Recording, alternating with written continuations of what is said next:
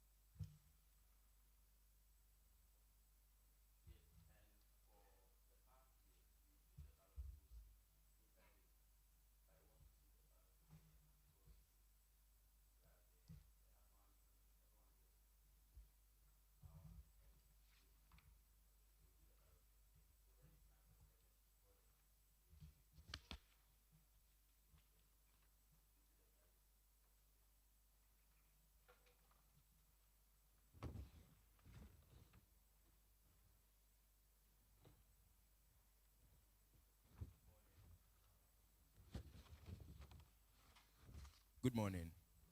Yes, so as you all know me, my name is Dennis Kekeli Koshitoku, the Electoral Commissioner. So we would have to ballot. So for the presidential candidate, please, if you are here, please come out so that we start that.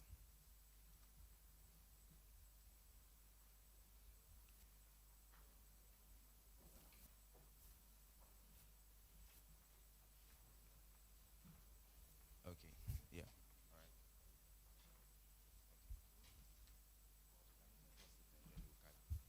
All right, so when you pick it, you check and then I'll let you mention it. Come and stand here for us.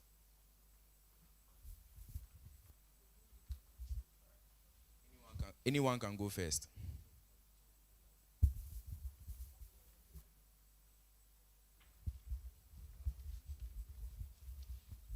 So what you do, mention your name and then you mention the position you are going. Hi, Ishmael Bisa, an aspirant for the Mastercard College President. And my number is number 2 on the ballot screen.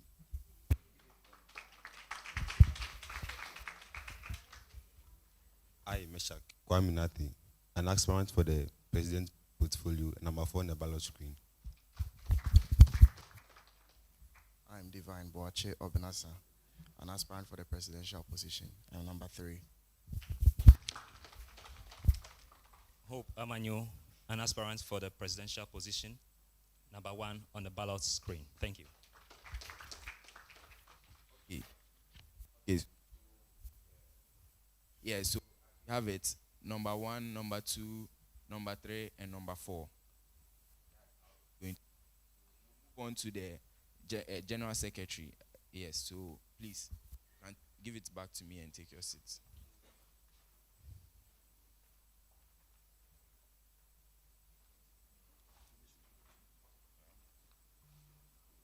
Yeah.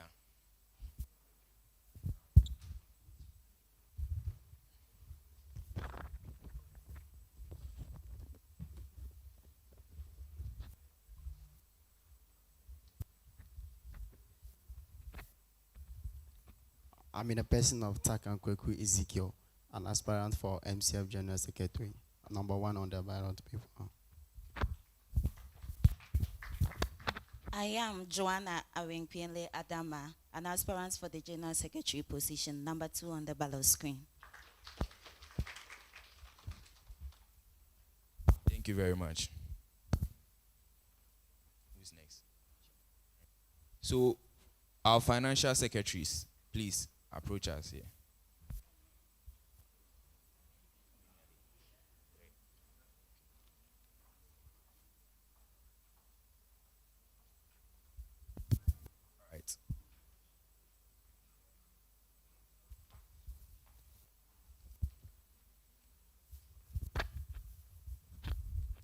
Elom Agoyevu, aspirant for the financial secretary. I'm number 3 on the ballot paper.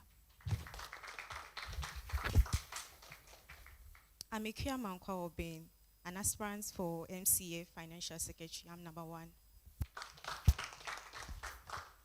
My name is Favor Onyechi Kichiku, an aspirant for the Financial Secretary role. I'm number 2 on the ballot screen. All right, you can take your seats. Yes. Last but not the least, the international student reps. International student reps.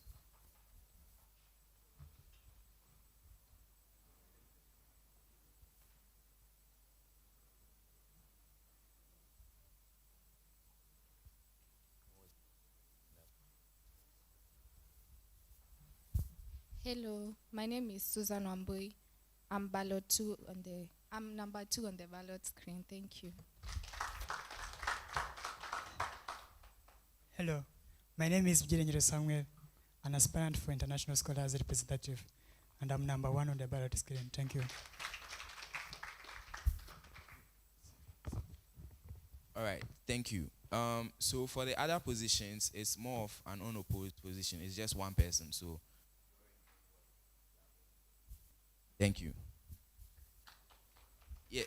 All right, so now we'll need all aspirants to move to the room over there, the isolation room over there. Men's, thank you. And as you do the years ago, so before you come, when you are coming, you use the other side. You don't come through here. Okay.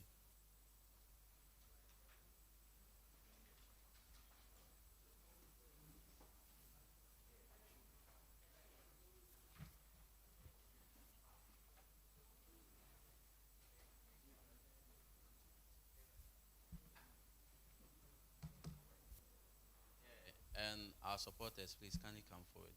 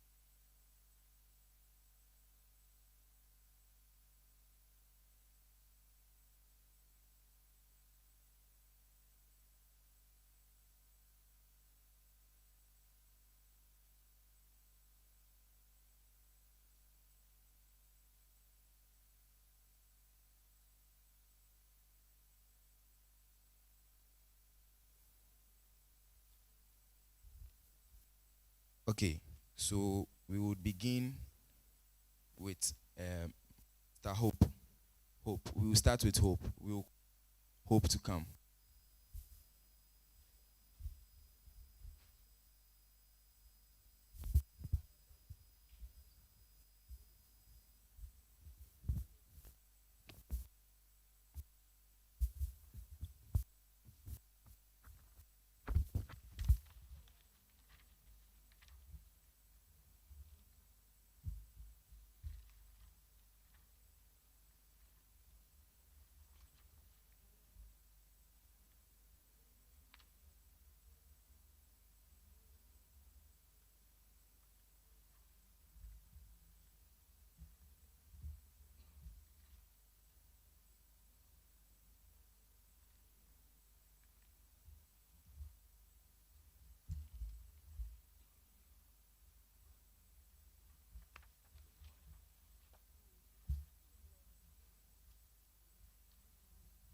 Morning. How are you guys doing? Okay. Introduce yourself to the scholars and carry your seat.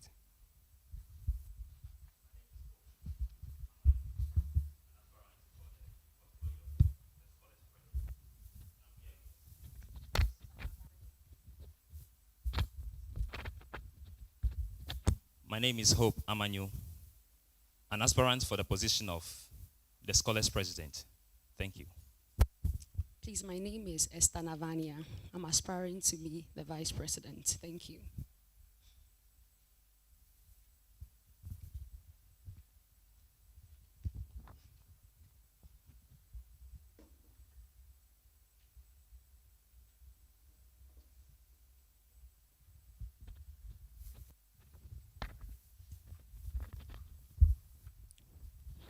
Okay. Why are you here this morning? All right, thank you. I'm here to be vetted for the portfolio of a Scholars President. Thank you. Okay. So what inspired you to aspire for the Scholars President? Thank you so much. One thing that has inspired me so much to aspire for the portfolio of a Scholars President is that God has created us to be leaders. And as a creature of God or a representative of God on earth, you have to take your position as a leader. And we are called to be servant leaders. So I have that kind of edge to pursue this portfolio and also be the Scholars President and serve my people. Thank you.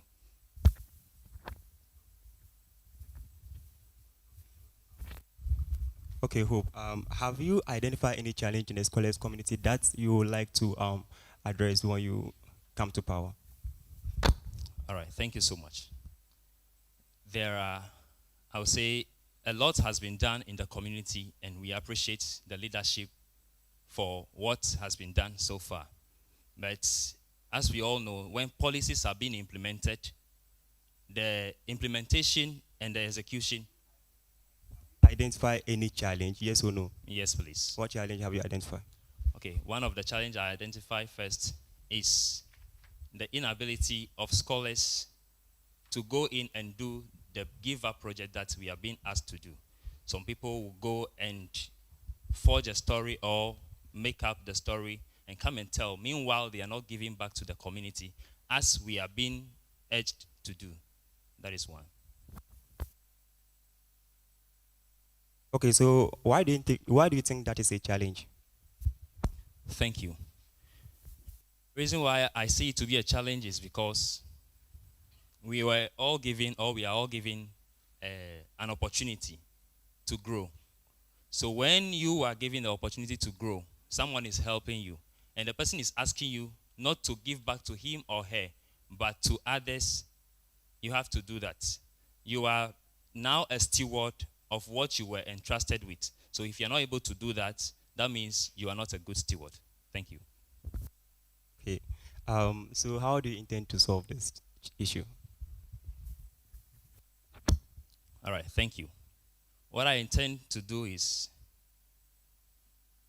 collaborating with the leadership, the secretariats, and also looking into it, that what measures can we put in place that if someone is not able to do the projects or the give back projects that we were asked to do, what can we do together to make it a success or to urge all of them to do it? So one of the things that I have in my plans is to work with the secretariats. As I said, put measures in place. I have some, but I have to relay to them. If it will work, then we execute. But I'm ready to learn from them too, because they are our leaders over here. So things that we can put in place that will help us, all as scholars, to give back and then see the Africa that someone has envisaged and then want to grow. We can all attain that success as Africans. Thank you. Hand over to your vice. Why did you agree to vice him? Okay, thank you very much.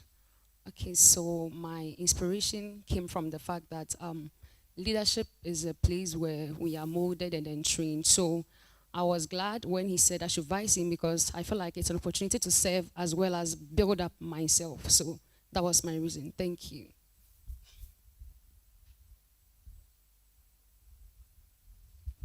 Okay, you have a skill of leadership and team coordination. Can you give us a situation that you have applied the skill before? Have you ever applied the skill in the past before? A skill.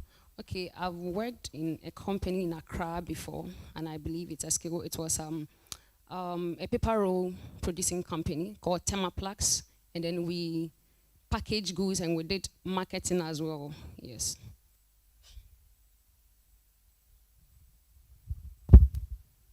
Hello. Hello. Can you rise up one more time? Yes, please. Okay. Please, you can sit down. Hope, right? That's your name. Where's your policy document? It's here, please.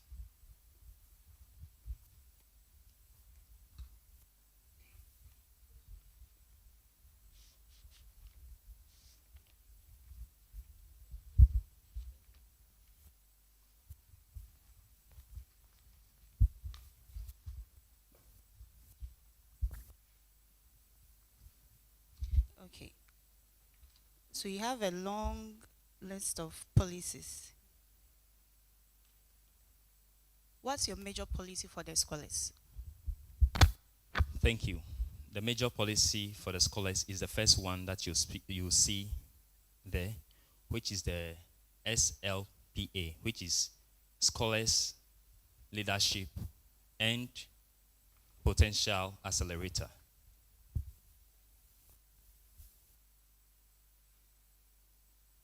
Can you come again? SLPA, Scholars Leadership and Potential Accelerator.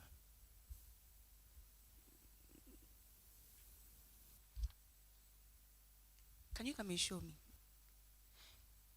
Madam Potential Vice President, what are some of his policies that you support?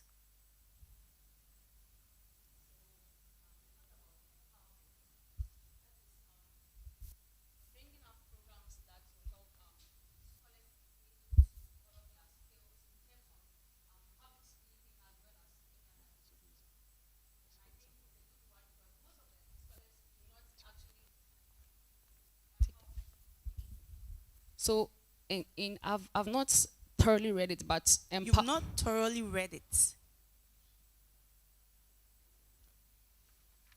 That's interesting. So you've not thoroughly read it. What exactly are you doing here?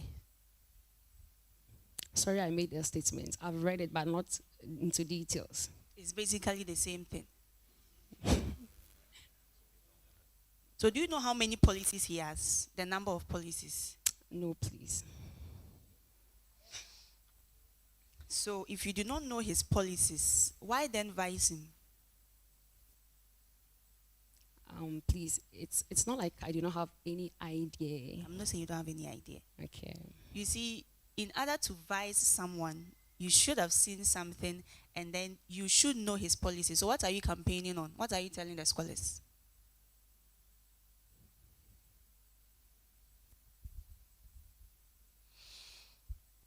Okay. According to the Constitution, which article can your office be found? 24. And your president? Sorry, I have no idea. Mr. President, it seems she doesn't believe in you. Because after her, no, you even come before her.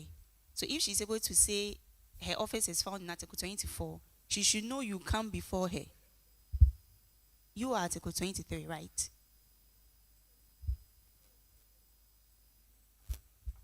Okay. So just explain two of your policies so that your vice will understand and then she can explain it to others as well. All right, thank you. As I stated earlier, the flagship policy over there, which is the SLPA I made mention of, is an initiative that I want to bring on board to help us all as scholars grow together.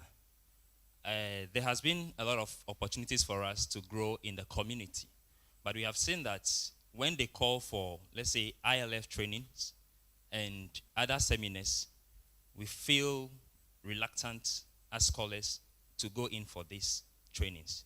And this is making the scholars community become what is supposed not to be.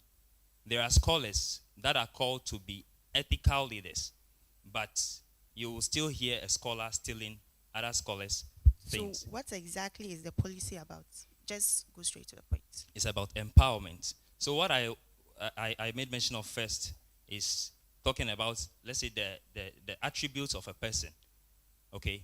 So when we come to empowerment, what we want to do over there is learning new skills, such as we are now in an AI era. And I have people in my network who is a doctor who teaches or lectures in one of the polytechnical universities in Ghana. Let's move to the second policy. What's your second policy? The second policy Keep it is brief. is Very brief. CV and LinkedIn optimization. Thank you. What did you say? CV and I think what you have here is career innovation and employability. Yes, and it please. falls under it. Yes, please. Are you sure you read your policies? Yes, please. Okay, so my final question.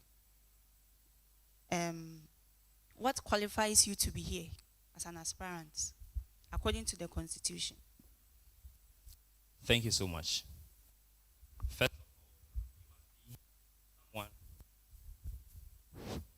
you must be a scholar in this scholars community.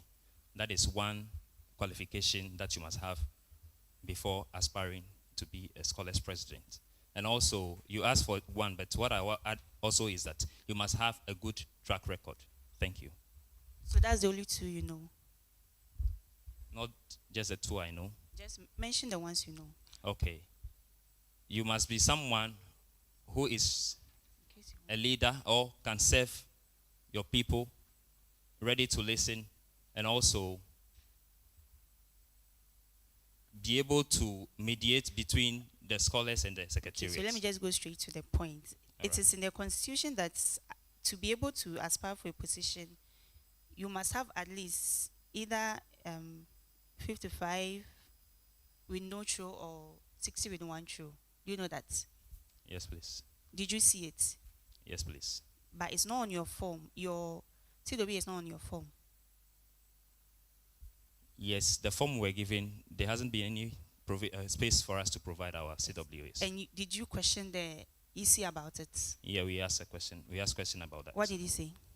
He said there has been a mistake, so they are rectifying it. And up to now, we couldn't hear because of the time that we were given to. They couldn't give us a different form to go in and then. Right now, I don't know if you're a student in good standing or not. So kindly do me a favor, write your CWA here, write hers here. I believe you know hers. Does he know? Yes, please. Okay.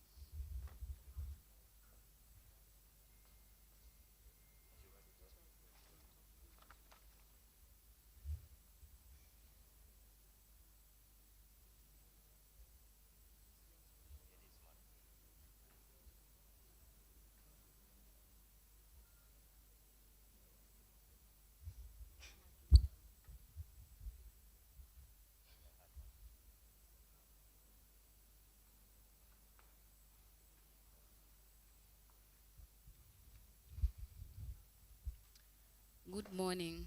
Good morning. How are you? Yes, I'm fine, thank you. How are you feeling? Good. Are you ready? Yes, please. From your presentation, I now came to wonder if you know your role as a vice president. Can you tell me your roles as the vice president? Okay, please. So, one of the major roles of the vice president is to take charge of the welfare of the scholars community in terms of physical well-being and emotional, and also the vice president becomes an ex-official member of all the other committees except the independent committees, and as well as supporting the the president. Thank you. So as a welfare chairman, welfare is beyond someone coming to report to you that they didn't get food, someone, you visiting someone at the hospital that they are sick, someone coming to tell you that she's not comfortable in their room, is beyond that. What gap have you seen in this term that is outgoing, and how are you going to implement it? And during the handing over, what are you going to use as your measure that you've succeeded with that? Okay, thank you very much. So, in the scholars community, I believe that in terms of welfare, there is a lot that has been done, and then scholars always have support. There is a counseling unit, and there are a lot of measures put in place to make sure that scholars are comfortable. But beyond that, we can also talk about academic-wise, when people might not meet the standards in their... I just want the gap. Just give me the gap you've seen and how you're going to fill it. Maybe most people not being able to perform well. Maybe. Thank you. President, the Constitution entails that when you're given the office, you have to address the General Assembly. I want you to give me a 60-minute impromptu, give me a 60-minute address to this panel as if you're opening the General Scholars Meeting of your administration. And your time starts now. 60 seconds, I mean. All right, thank you. Mr. Chair, invited guests, address ladies. The panel. Oh, the panel, rather.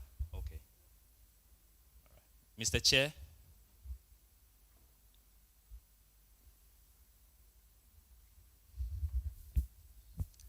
Mr. Chair, other dignitaries present, scholars, ladies and gentlemen, I am here this morning to welcome you all into this auditorium as we are here to celebrate the 60th anniversary of the scholars community or of this foundation.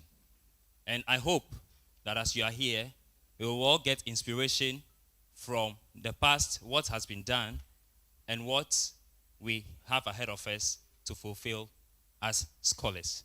Thank you. You are all welcome. Do have a wonderful program. Thank you. Mr. President, do you know what a first opening of the first general meeting of your administration is?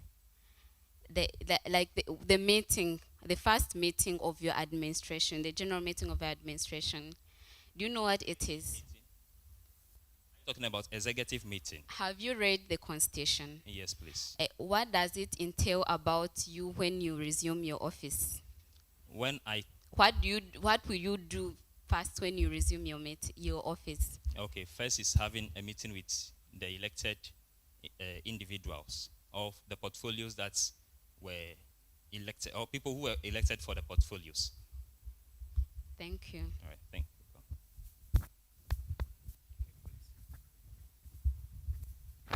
Hello. Hi. Are you tensed? Are you tensed? No, please. I'm fine. Thank you. So this question goes to the Vice President. I'll start with the Vice. How well can you compliment your President? Okay, so very well. I can say that he's fit to be the president. Yeah, that's what I can say about him. That's not what I mean. Like, how well do you compliment your president? Yeah. Okay.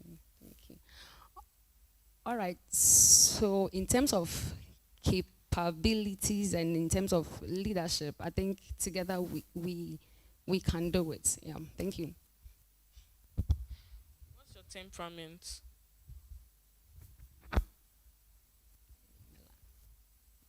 Sanguine. Okay.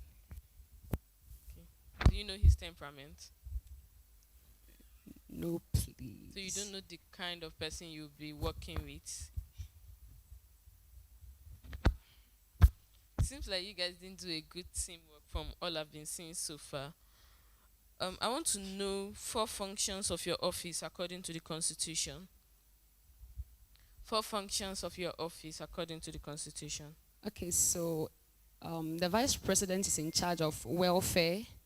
The vice president also supports the president in terms of activities, and it is stated that if there be any other activities, the vice president will be engaged.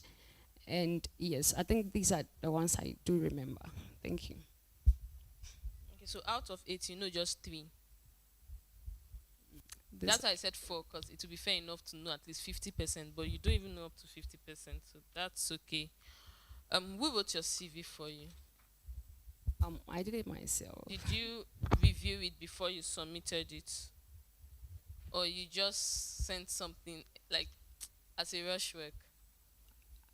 I did it long ago though, during the university year 1 when they told us to do it. That's when I did it. So. Exactly where I'm asking you, because your CV says you're a first year student. Are you in first year? Oh, please. So what is it doing here right now? That shows that you're not even prepared enough, because you can't just submit a CV from your first year without reviewing, because that's the first thing. You can't tell me that you didn't see it, because that's the first thing in the first sentence. First year biochemistry student. Thank you very much. On to Mr. President, please. Yes, so Mr. President, in your form that I have here, the part that talks about leadership, and it says, how well do you want to be a leader, briefly. And you talked about there are scholars with talents, but there is no opportunity to develop. I cannot witness and do anything about it. So what will you do about it? That's my question. All right. Thank you. Thank you. All right. What I have seen in the scholars community, as you stated, is that a lot of us have talents which we are not getting the platform. What will you do about it? We know people have talents and no platform. So when you come in, what will you do about it? Okay, thank you. What I will do about it is creating the platform for scholars to demonstrate their talents and also connect them to those who are already ahead of them doing what they are into, what their talents are. Hasn't that been done already in this administration? The talent show. Okay, this is my first time saying it. Was in my policy before I heard of the program, that which happened. Yeah, so that means it's nothing new, nothing different. Okay, it's not anything different, but it's something different to me. Why am I saying it's something different? There are people who are good at content creation, good at presentation. I myself, I would say I have worked before on the radio, and this has made me to see some talents. When people are speaking, I get to know that this person is good to be either a presenter or content creator. But the connection or the platform for them to develop or network with those who are already there to be mentored, they are not getting it. Thank you very much. That has already been done. And the question is saying why you want to be a leader. So my last question for you is that what impact have you made in the scholars community? Thank you so much. I've been privileged to serve in 2 administrations as the cohort representative for cohort 11. And impacts made are taking the concerns of my cohort members to the executive meetings and also taking them to the secretariat for them to be resolved. When I can vividly, or I could vividly recall, this year when we resumed school, there was an issue that some people are still in the house. They are not yet on campus. Because of that, our stipend was withheld. And I asked myself, how can those in the house enjoying themselves be enjoying, and we, those who are already in school, be starving because of them? Because of that, I went to the office and spoke with those in charge, and the second day, the stipend was released. That was in January. Thank you very much. Welcome. Give the mic to your vice. My last question for you. Can you rate this current administration on a scale of 1 to 10 and give me your reason? Please, sorry, come again. Can you rate the current administration on a scale of 1 to 10 and state your reason for that score? 1 to 10. Okay. I'll give them 8. Yeah. I'll say that they are doing well because from the president to the vice to the secretary, like everybody is playing their role, and then the scholars, me personally, I don't feel missed out. I get information on time, so I'm glad about that. So the remaining 2 points, what are you going to do to fill it to make it a 10 if you win? Sorry. You gave 8 out of 10. The Yes, remaining please. 2 marks or 2 points, what are you going to do to lift it up to a 10? Okay, so as I said, they've done a lot, but we'll just improve or do more, add more to what they've done by enforcing people to take leadership roles, bringing people on board to learn new skills and everything. Thank you.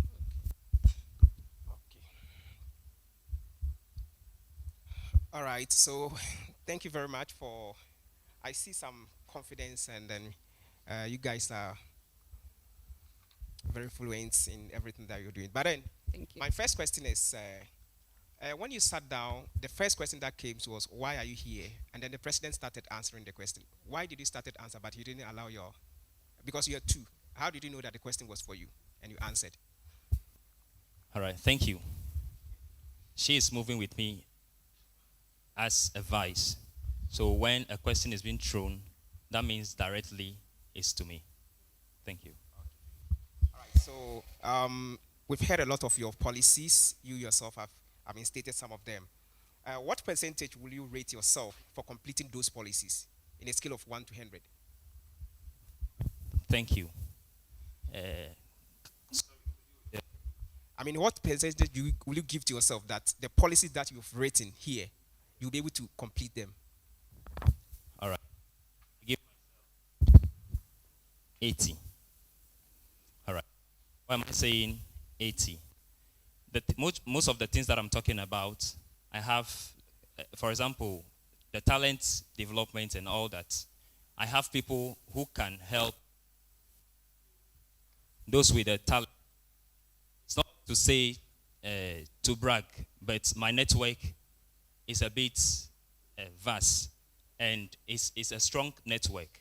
I have people who work on the TV, politicians as well, content creators. I'm not here to mention anyone's name, but I have people in my network that can help us all grow. Okay. Thank you. All right. So give us one example where you chose accountability over popularity. Thank you so much.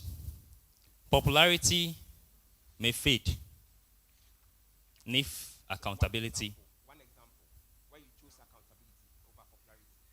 Give us one example. When I choose accountability over popularity. Okay. What I would say is that, I will not mention name, but in this country, there was someone who was assigned to an office to take charge of a responsibility, or to be responsible for a portfolio. But after that, when they were calling on him to come and account, he ran away from the country. So he has been popular, but his reputation has been damaged because he's not able to come and account. Okay. Thank you. So this question goes to your vice president. Give us two strengths, two of your strengths and then two of your weaknesses. How do you understand it? Using the SWOT analysis. Okay, so in terms of strength, I would say that I'm a good public speaker, and then Um, I am hardworking as well. In terms of weaknesses, I would say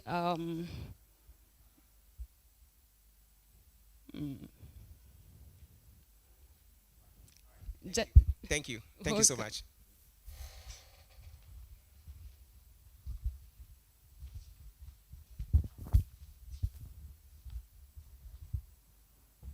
Okay, so I think we are done with you. You may go.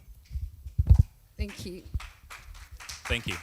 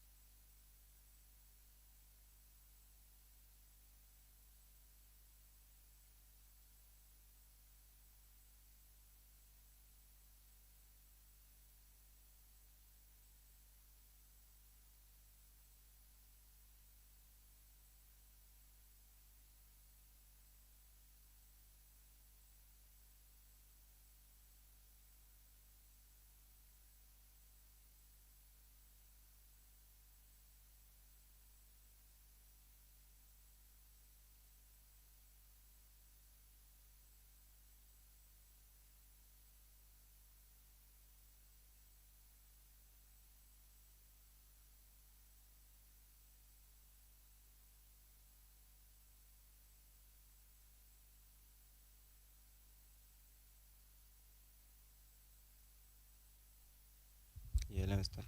How are you? We are good. Okay, so introduce yourself.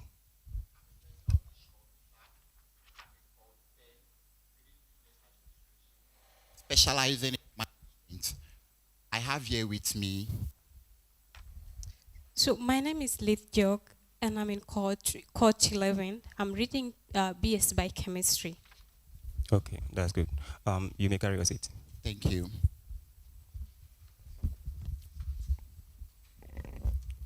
So Ishmael, tell us, what are you here for? Thank you very much, Mr. Chair.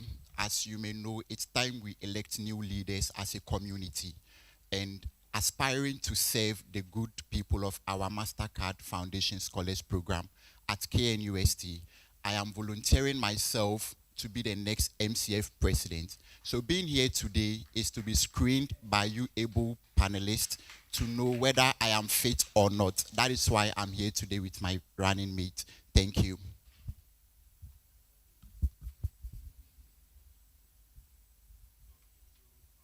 Ishmael, let's say you become the president for the scholars community tomorrow, and in the next day, you are no more the scholars president. What would you like to be remembered for?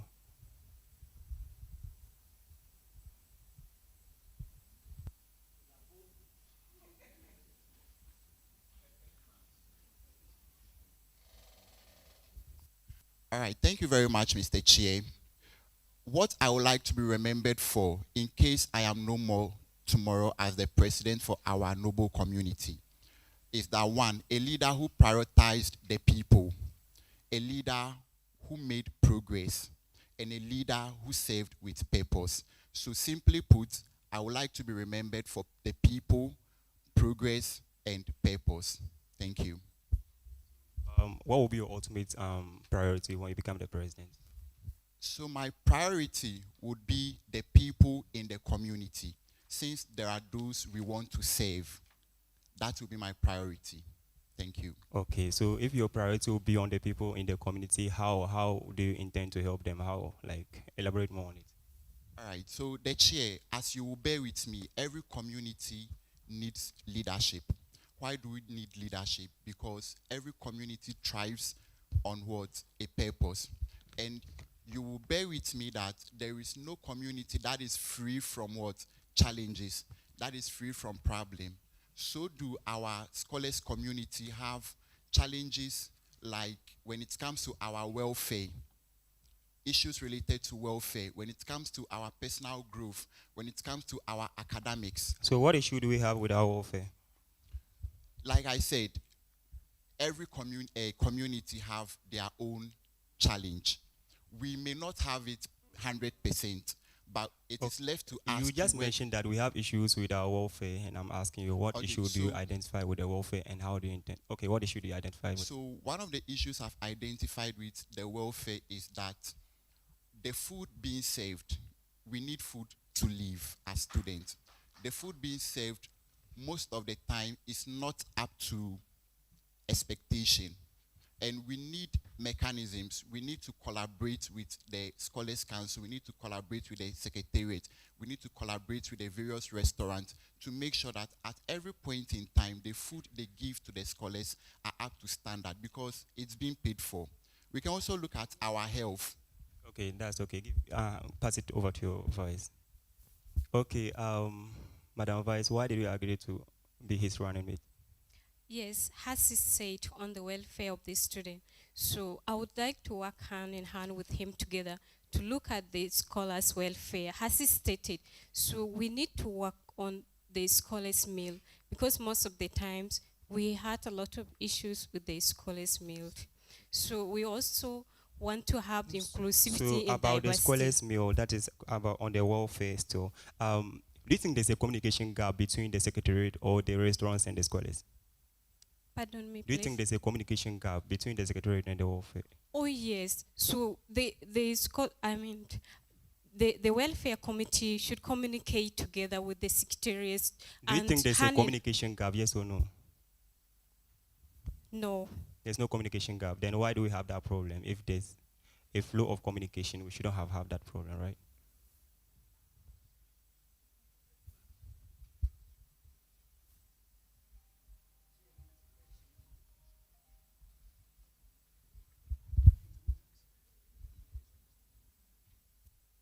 So on that note, some people are not doing their work, and if they are not doing their work, and this is why we have issues on that. Okay, so how do you intend to make? Okay, how do you intend to make them do their work? Since you have identified that they are not doing their work when you come to power, how do you intend to?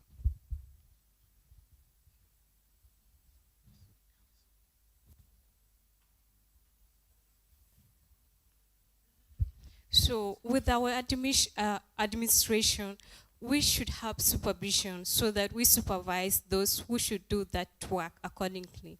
That's okay. Give it back to him. What's the difference between mission and vision? So mission have to do with what you want to achieve, and vision have to do with where you want to be, where you see yourself to be. So what's your mission? Briefly tell us your mission. So, like I said, mission have to do with what you want to achieve. I want to achieve, through my leadership, a community that the people are in focused. We have a purpose as a community, as well as we are making what? Progress. Every community needs to grow. That is my mission. My vision is to see that after I only ask for your mission. Thank you. Okay. Hello. Hi. To your vice president. Do you trust your president? Yes, please. Okay. So in the event that something happens when you win and you have to stand up against him, what will you do? Sorry? In the event that something happens, let's say you win, right? And something happens in your tenure of office and you have to stand up against him, what will you do?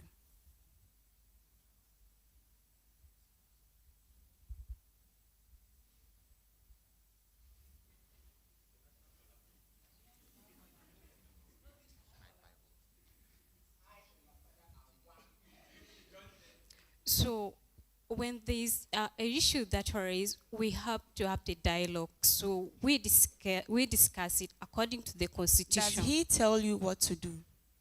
Yes, please. Oh. We discuss. No, no, no. Does he tell you what to do as a person?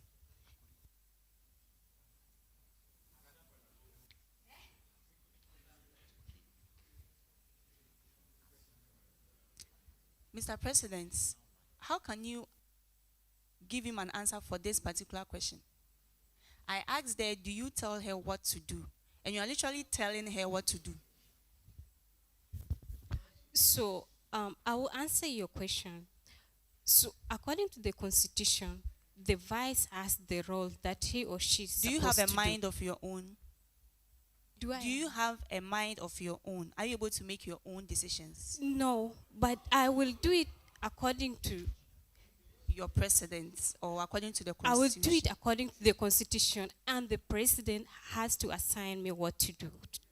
So that means when your president is failing or when your president is impeaching on the right of scholars as vice, you will not be able to defend us because you listen to your president. No, on the case that the president is impeached, so I have a right to host the student community.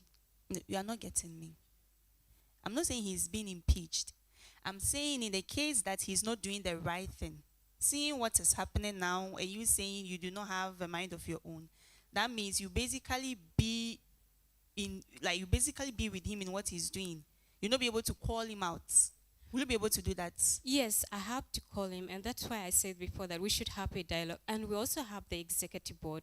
So if there is an issue, we have to sit down, and if he's not doing his role. So which in the Constitution, where can we find your office? The office of the president, we find it in chapter. I said your office. The vice president. We find in the executive board. Where? Which article? Article 24. Okay. And what about the president? 23. Okay. So how many bodies in the Scholars Council? How many bodies are the Scholars Council composed of? Or is the Scholars Council composed of? Mr. President, if you literally feed her every information, then you should be answering all the questions. Sweethearts, chef. The chair, please, pardon me, please. So, according to the Constitution, the Scholars Council is made up of, I don't even want to say the body, but how many bodies is the Scholars Council made up of? The Executive Council is composed of the various committee, and it has about 11 executive boards. How many bodies? Mr. President, you can answer if you know it. The Scholars Council is made up of two main bodies. That's the executive board as well as the committee and committee heads. Thank you. So it looks like you are more prepared than she is. So you'll be feeding her the information. So I believe we need to work together. We cannot have an administration that will fall apart. So in as much as we may have our own weaknesses, one strength. Did you bring your policy documents? Yes, please.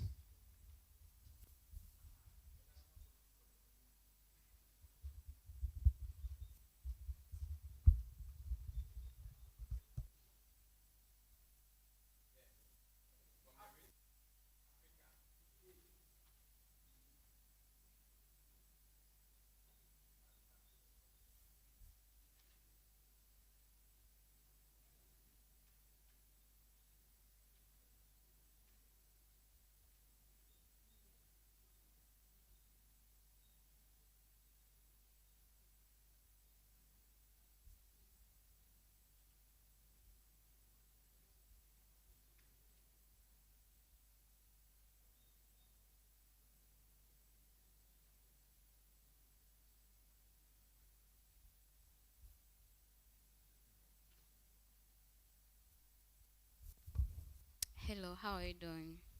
I'm doing well. How about you? I'm also good. Thank God. I want to know between the both of you who approached for to vice, or to I could approach you just to be your vice before you even come out to be your president because I see something in you, or you could approach me to be the vice because you see something in me. I want to know who approached who to be. Thank you very much, Mr. Chair. To answer your question, I approached her. Which means you did a good analysis of her before you approached her. I want you to make a SWOT analysis of her. That's of all the people you decided, oh, this is a good fit to be a vice for me. So SWOT analysis, what is the full meaning of SWOT analysis? The strength.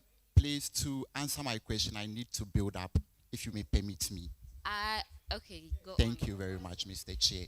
So SWOT analysis stands for the strength, weakness, opportunities, and threat. So knowing Late is one person who I believe she have the strength to live up to expectation, to take up responsibilities when the need arises. And that is what we need in our leaders. She have the strength to listen to people. She have the strength of sympathy, to feel for people. That is one thing I can say about her strength. Now, her weakness. Late is a lady, and naturally, we say ladies have soft spots, right? They have the heart of mothers. So sometimes, because of this nature of hers, she easily breaks down. She likes to cry sometimes, and you have to comfort her. Now, opportunities. With Late as an international student, and we're looking at the wider scope of our community. You know, we have Ghanaians, we have persons with special ability, as well as international students. We want to have that diversity and inclusivity, whereby when we are trying to do something, that will give us the opportunity to reach out to the large number of people. I want you to be on point. Like, just give me, okay. Because of trait. With the traits, to be sincere, I don't really see anything as a trait. Maybe aside the fact that what we want to achieve, we would achieve it, and that is a trait to our goals. Thank you. I pass the mic to her. Can you give me one of the major roles as a vice president, apart from you, like, being the vice of?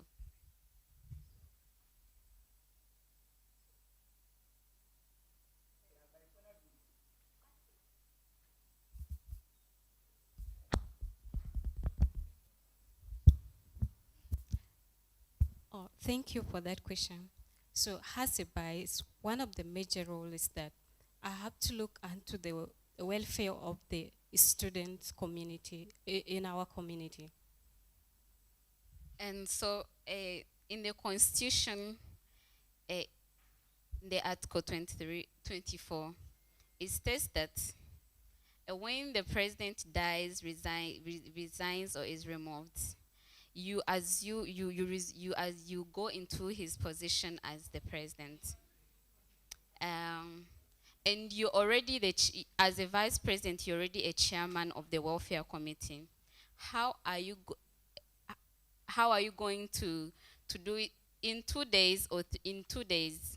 You need to have found a vice president so that they can chair for the welfare committee. If you can't find the person fit for the welfare committee, and you still need to exactly resume the position of the president, how are you going to do about it?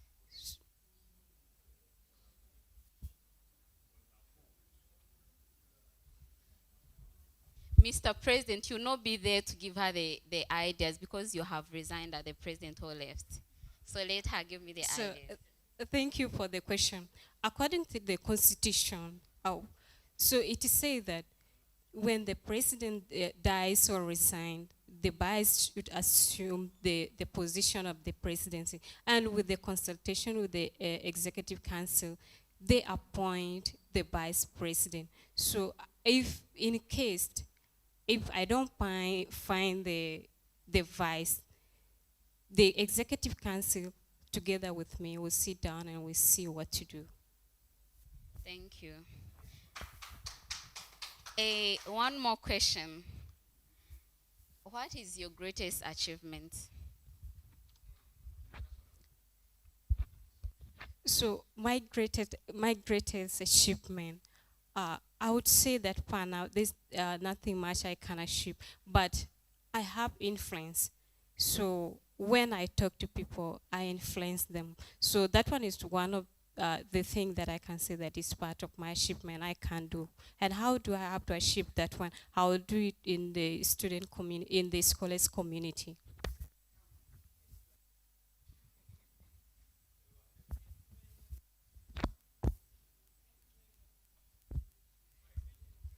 You can pass the microphone to your president.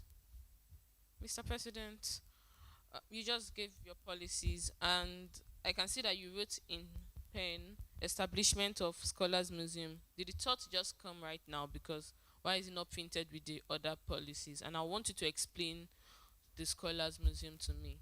All right. Thank you very much, the chairperson. I asked 2 questions. All right. So why is it written in pen? I think we are humans, and at every least opportunity, we get to learn. We compiled this upon the request, which was yesterday, and it's not a manifesto, it's a policy. That's why it's been highlighted. Like I said, we learn or we make So changes. when did you write it? That is just this morning when we were in the private room. So it came up as a result of a discussion we're having, and we're like, oh, this can be cool. Let's add it to it. So briefly explain it.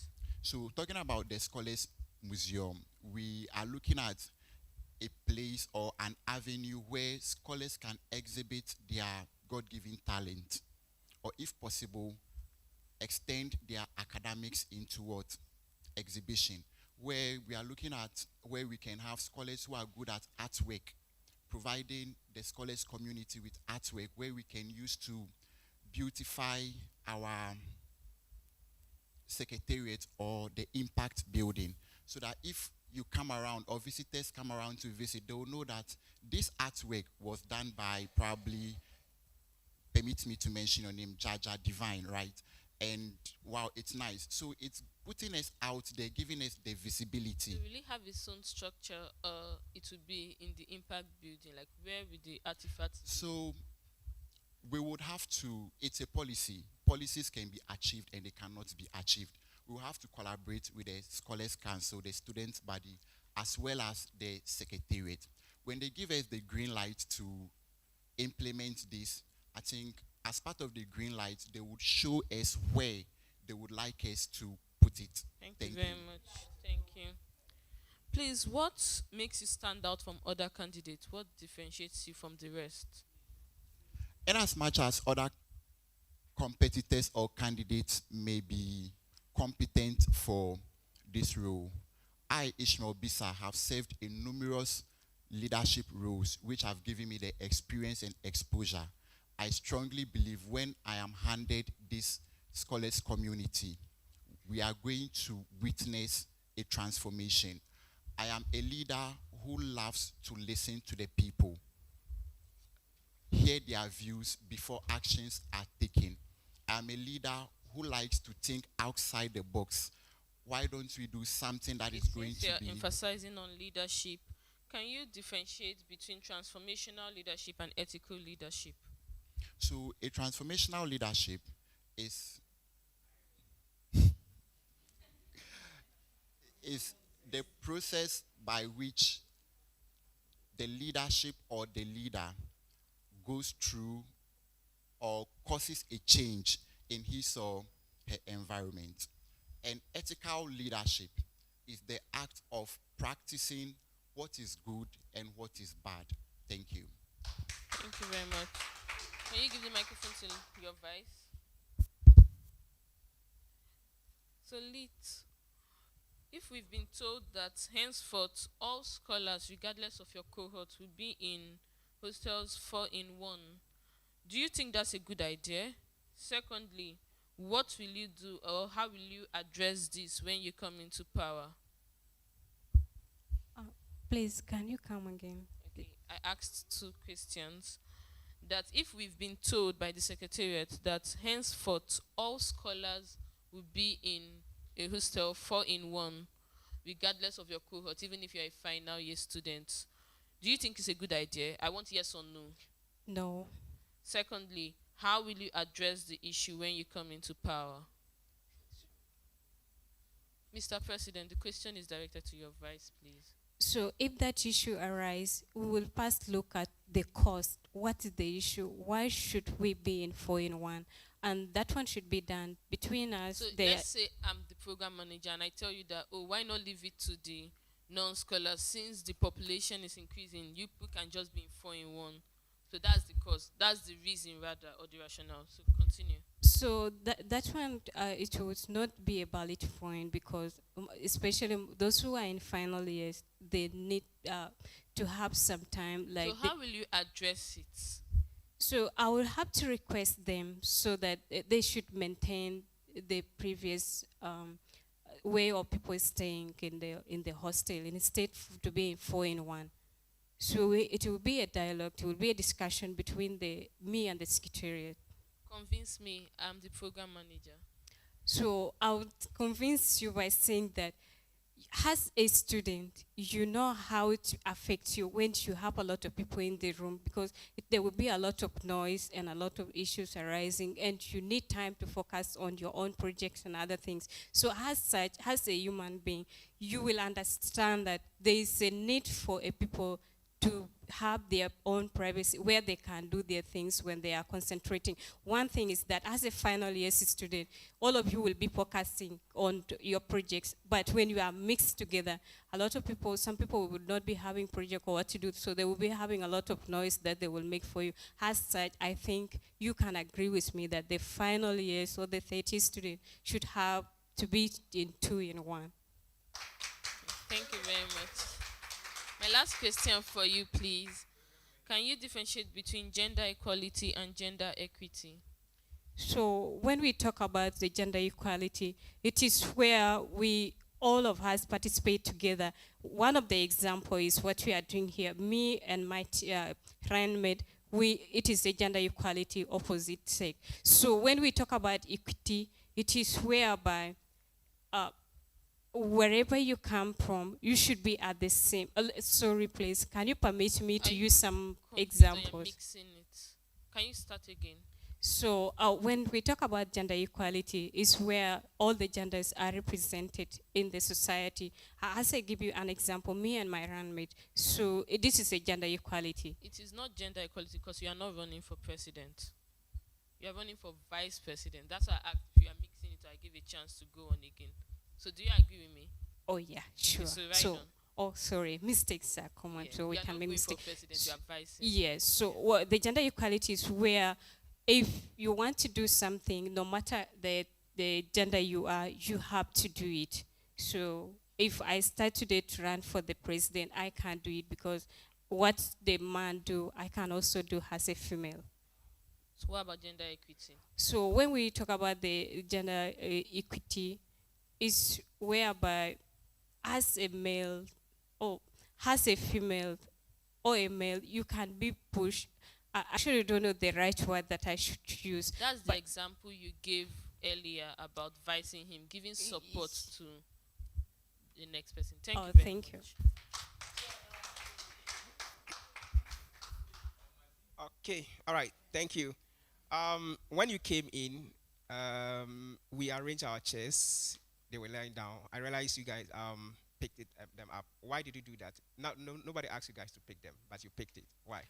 So we did that one because we know why we are here. We came here for meeting. And as we saw the chairs, we have to sit to face you because we are talking to you. That was the reason why we have to arrange the chairs in the direct way that they should be, because this chair should face this side. Do you think we should have asked you people to pick it before you do, or you can just do it without asking you? As human beings, you know what is good and what is not good. So we know that the chair should face this direction. So it is that the sense that we have is what made us to do it. Can you be a leader without a title? Yes, please. Me, myself, because if I lead myself, I'm a leader.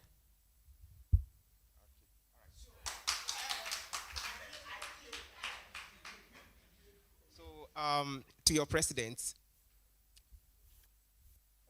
So, Mr. President, why do you Chair. think we should vote for you?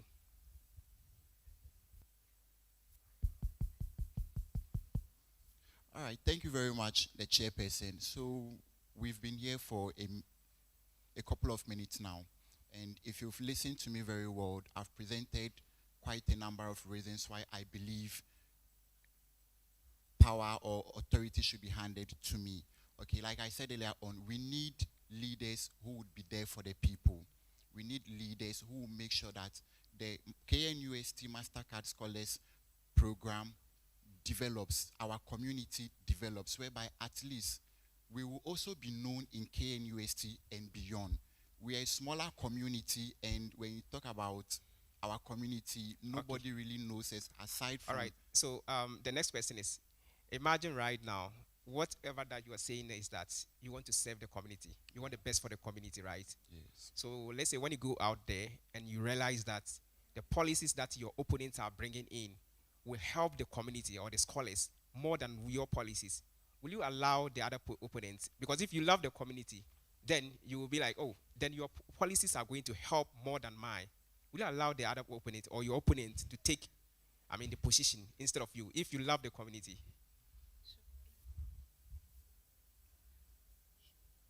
So just for fun, will my opponent also allow me to serve if my policies are better than theirs? So back to your question, I feel we are all looking for the best of our community.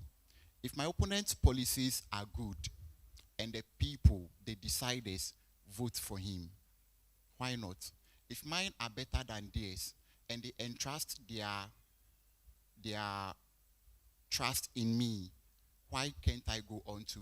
Okay, so do you think if your policies are better, it means you can still, it means you can fulfill them, and so we should vote for you? Because your policies can be very good, but we can vote for you, and at the end of the day, you are not able to, execute everything. So what do you have to say about that one? Thank you, the chairperson. So we know, we follow the Ghanaian politics, and I just want to make a reference to that to answer your question. The ultimate power resides in who? The electorate.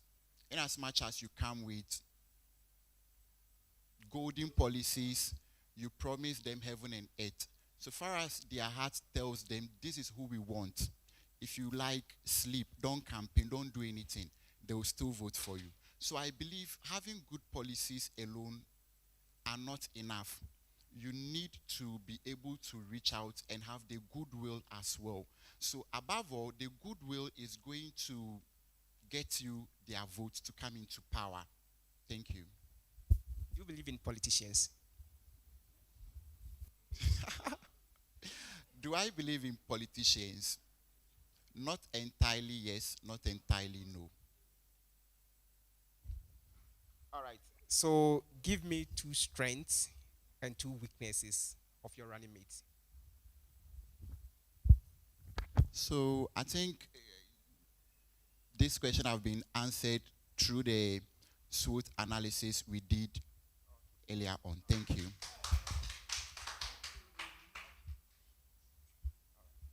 Okay. So thank you very much. Thank you. Thank you.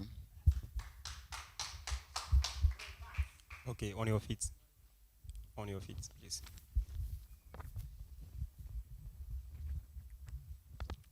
Face the scholars.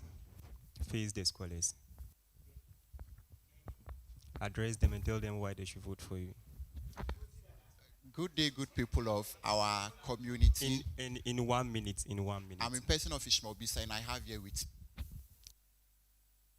I've presented ourselves to serve you. After being vetted, I think you've seen reasons why you should entrust us with your vote. We need leaders who are going to have you at heart. We need leaders who are going to have a purpose for our community. We need leaders who will drive the progress we need so that the name Mastercard Foundation program in KNUST will go far and beyond. Thank you.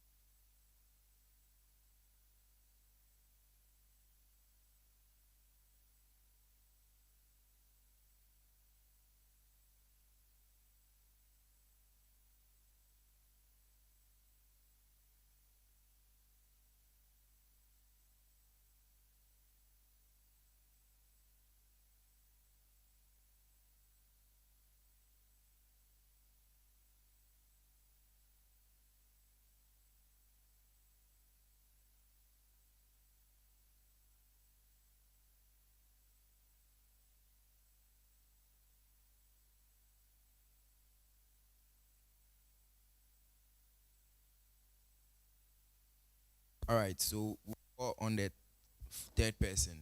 That's Divine.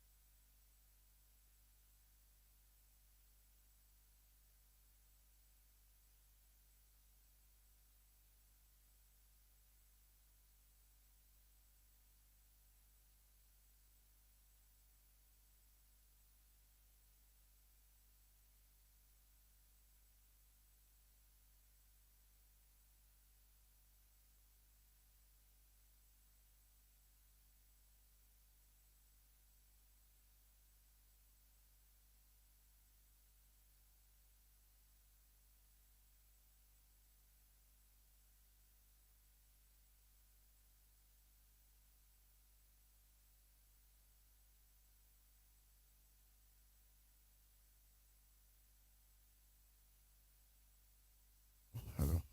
Good morning, panelists.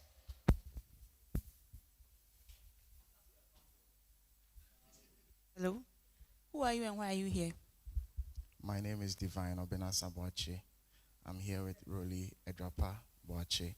We are here to be vetted for the position of the presidency and then the vice president, respectfully. So because of time, ensure that you keep my questions to a minimum. When you're answering them, just go straight to the point. Sure. You can take your seats. Thank you.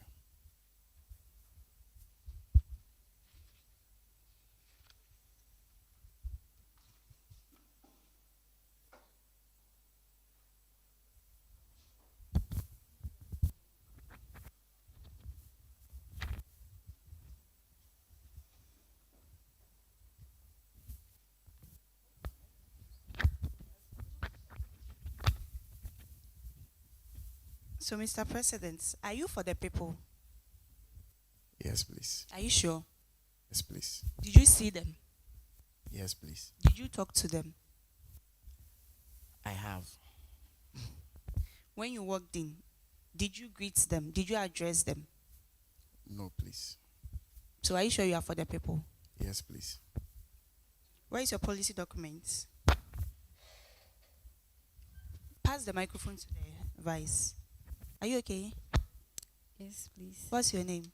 Ejafaroli Efiabuach. Why are you here? I'm here to be vetted for the position of the vice president. Why did you decide to be his vice? Let's keep it. I decided to be his vice because we share similar goals and aspirations for What goals do you share?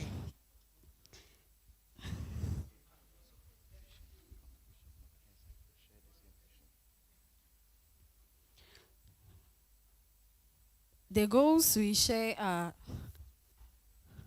our policies. To build a responsive administration. Yes. Are you sure it's part of your policy?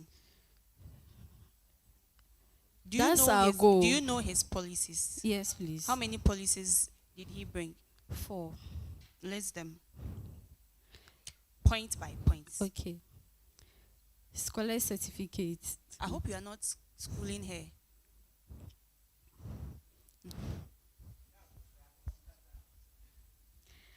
Number 1, scholar certificate. 2, scholars inside and outside. 3,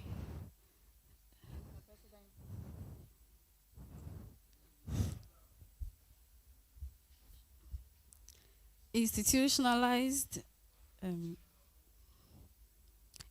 institutionalized talents, and 4,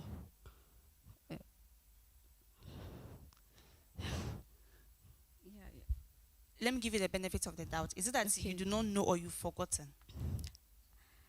Mr. President. I Just know. be, you know. Yeah. So I'm waiting. The last one. 5, 4, 3, 2, 1. Okay. So, in which part of the Constitution, which article can we find your office? In the Scholars Constitution. Just go straight to the point. Article 24, yeah. And your president? 23. Do you believe in women empowerment? Yes, please. What is your take on it?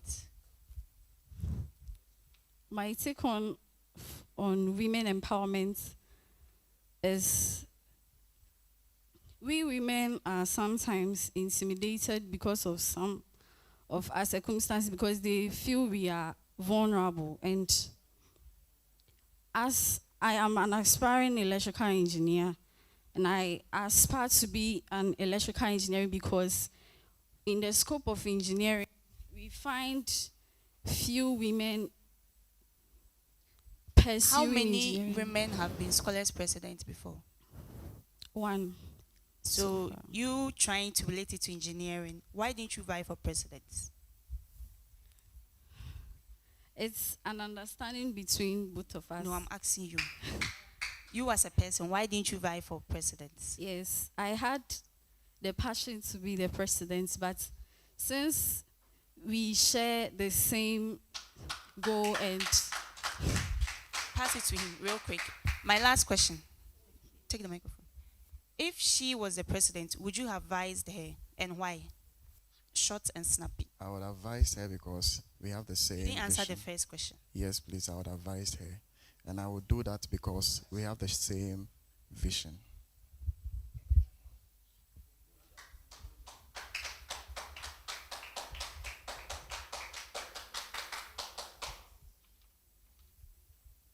Hello. Hello. Hi, How are you doing? I'm doing good. From this document, it indicates that among the statements in your vision, one is to implement initiatives that will benefit all members. I don't know which members you're talking about, but I want to know which members are you talking about, and give me one initiative that you think will benefit everyone here as a scholar. The members we were talking about are the scholars community at large. And then one of the things we plan to do to benefit all scholars is the scholar certificate. The scholars what? Scholar certificate. What's that? It's an initiative we would want to bring on board if we are being elected into power, where when every scholar is graduating, the scholar will leave with a certificate that shows he or she was a beneficiary of the Mastercard Foundation Scholars Program. Yes. Pass the mic to.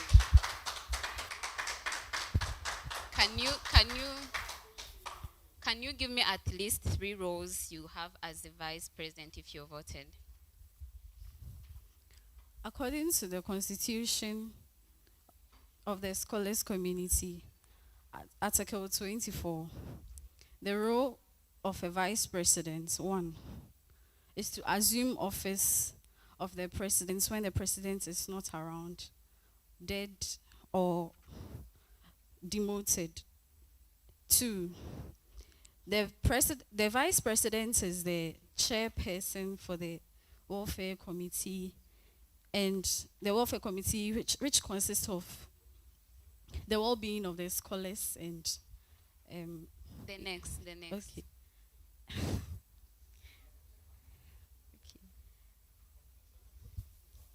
It's okay. So, as a vice president, your president is not around, but you had planned a meeting. You've done everything. You've put out flyers. You've walked up to people, told them why you need it's maybe an orientation session for scholars, but it was supposed to be at 7:38. No one is available. Not even the committee members, the executive members. What will you do as a vice president? Please, can you come again? Can you come again, please? I said your president is not around, so don't let him not give you anything as an idea. you had you planned a meeting, and you've done everything you need to do as a vice president so that the meeting can go on. You've put out the flyers, you've talked to people, told them about the meeting, everything was done good. But on the day of the meeting, on the time of the meeting, it's like 30 minutes, 1 hour past, no one is coming for that meeting you've planned. What are you going to do?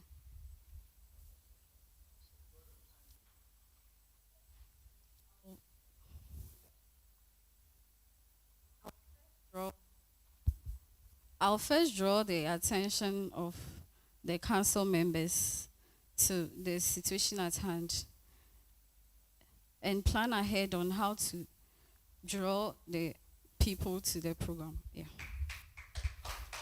Pass the mic to the president.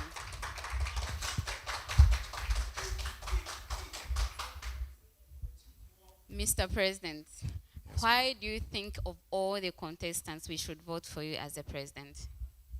I think they should vote for me. Voters should vote for me because my policies are feasible and it will be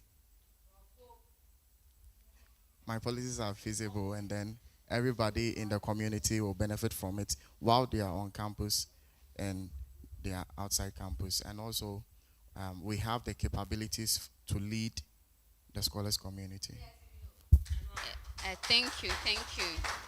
And I want to ask one more question.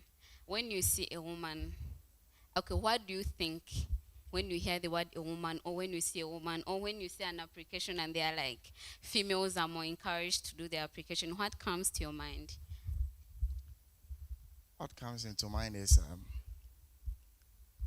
it's good women are also partaking in leadership roles, because from my experience in an African homes, males take most of the positions and portfolios, but if women are being pushed to do the same, it makes me happy. Thank you.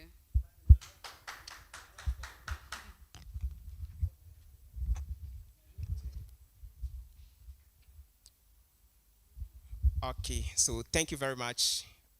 Please, can you mention your name again? Let me see. My name is Divine Obina Sabuachi. Okay. In your CV here, you have Obenasa Divine Boachi. Yes. Why Please. do you call your name? You start with Divine, but here start with Obenasa.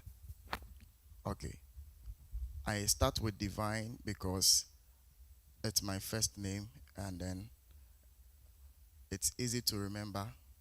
And then on the CV, I start with the surname because that is the official way to do it.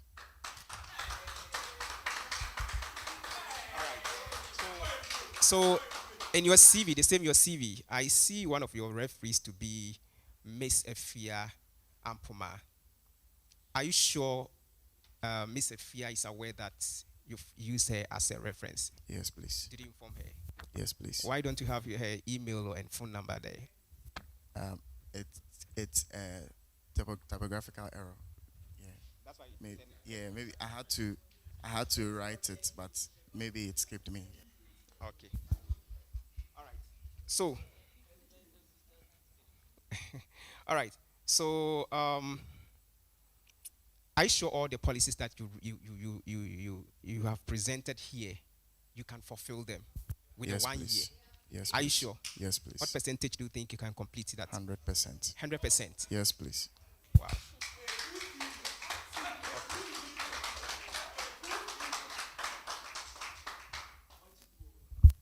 So, give us one example where you chose accountability over popularity. I'm a music director at my local church, and then I chose to work on my music and the music of the church rather than go in for popularity.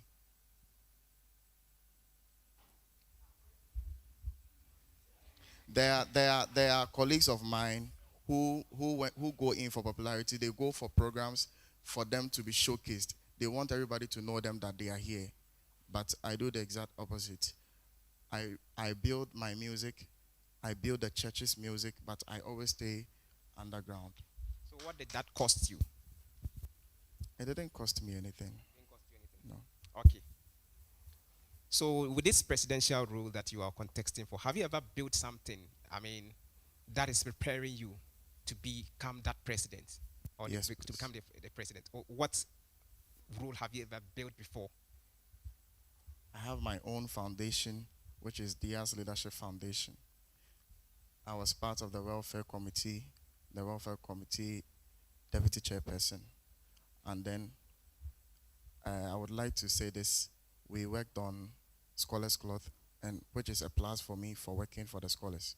And it's also prepared me for this position. Okay, so please kindly give it to your vice president. So please, can you give me 2 strengths and 2 weaknesses of your president?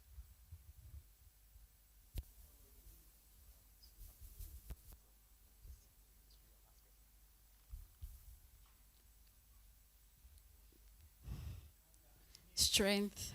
I'll start with strength. For strength, the first one is effective communication. And then the second one is humbleness. And then with the weakness, so far, so good.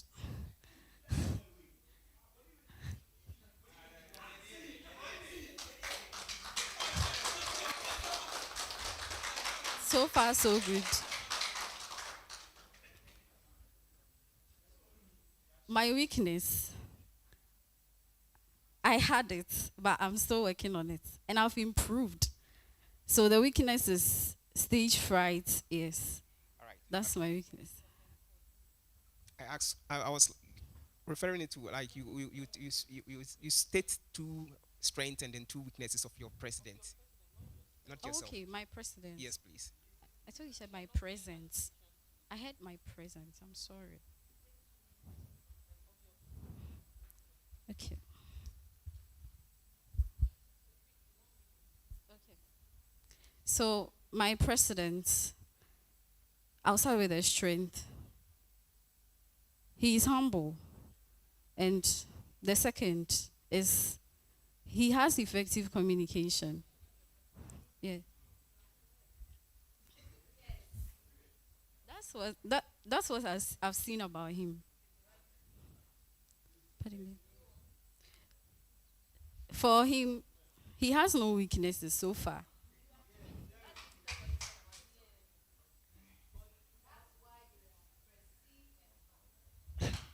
That's why we are collaborating. All right. Thank you. Thank you so much. You can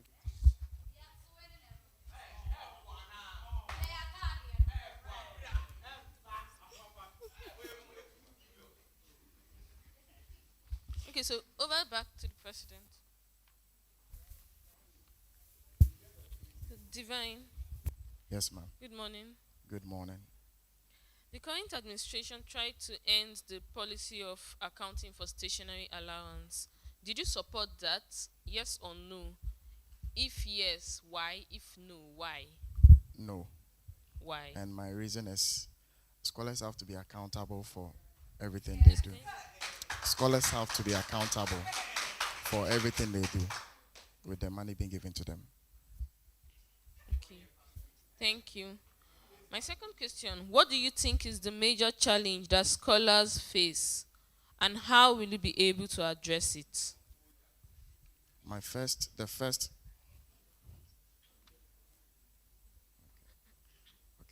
From our observation, the first is when you don't know the major challenge that scholars are facing. I know. I just have to structure it well. Okay. Yeah. So first one, scholars outside. I talked to some scholars who have completed, and they told me they face sometimes it's not easy to find jobs.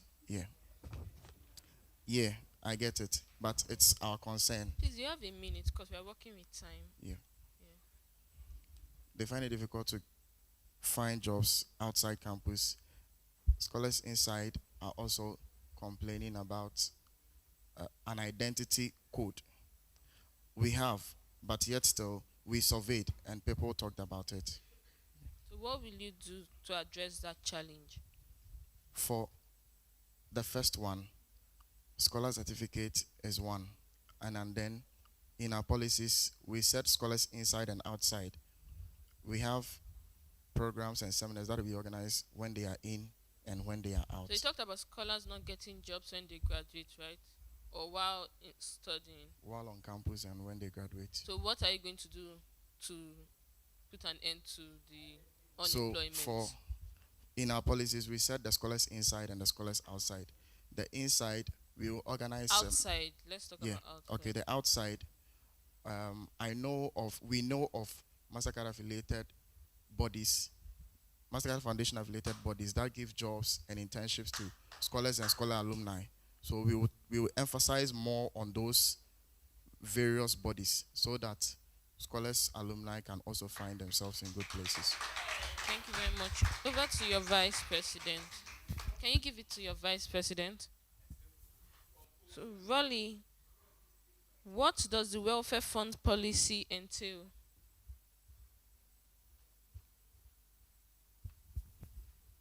Do you know you'll be the chairperson for welfare? Yes, please. So what does the welfare fund policy entail? According to the Constitution, the welfare supports a bereaved scholar with 1,000 Ghana cedis when he or she's parents or guardians, either mom or dad, is dead. And also, the welfare body supports a scholar who is getting married with 1,000 Ghana cedis. That is what. So where is it found in the Constitution, the welfare for a bereaved scholar?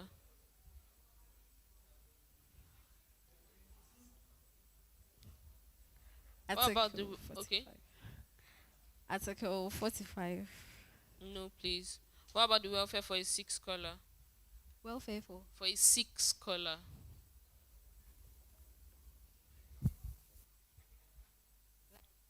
The article or? Yeah, the article. Article for the welfare for others. Please article for the welfare for others. I've asked for the bereaved, the sick, and for others. Do you know where they fall under in the Constitution? The elders or the others? Yeah. Oh, okay. Did you read the Constitution? Yes, please. I read it. Especially your aspect. Yes. So why don't you know where any of them falls under? Thank you very much. Yeah. So how will you respond to a call of a sick scholar? Let's say in the midnight, I'm very sick, I call you. What are you going to do?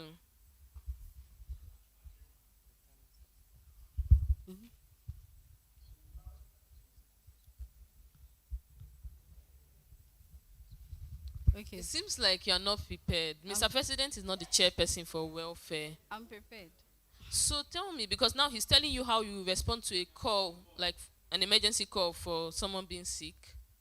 Anybody can answer that if the person is really passionate about welfare. Okay. So do you believe you are fit for this position of Vice President? Yes, please. So please tell me in a minute, please. My time is up. Okay. I'll first ask the scholar if his or her roommates are around. And if yes, I would talk to any of his roommates to first take him or she to the hospital if it's a very severe case. But if they are not around or if any of them is not available for that position, I would talk to my... Okay. Okay. Thank you. I'll step in. It's okay. Thank you. Give him the mic. Okay, so Divine, your policies, which of them is most important to you? Which of the policies is very important? They are all important to me. All the policies are important to you. Yes. So the scholar certificate, what does it mean? So the scholar certificate will be given to every scholar when they are leaving campus, and it will be a proof that they were scholars, Mastercard Foundation scholars. How is it important? Since other certificates are important, it is also important that the scholar has the scholar certificate to prove that he or she was a beneficiary of the scholars program.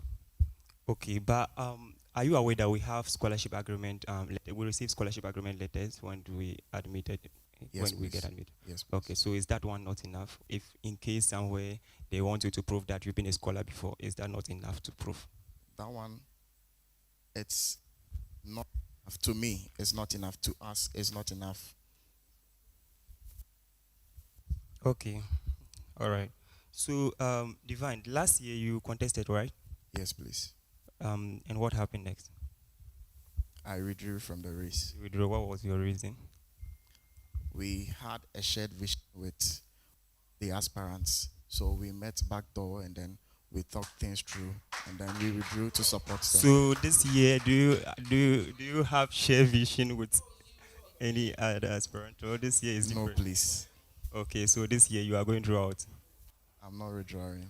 Okay, please give her the mic. Madam Vice, if we give you the opportunity to lead the scholars community, would you be able to lead them? Yes, please. As the president of the scholars community, you will be able to function. Yes, please. Okay, so why didn't you aspire for the president and decide to vice him? It's a communication and an understanding between both of us. Communication and understanding. I don't get it. Give me a reason. What did you see in him? We are both capable, and we have a shared vision. What was the shared vision?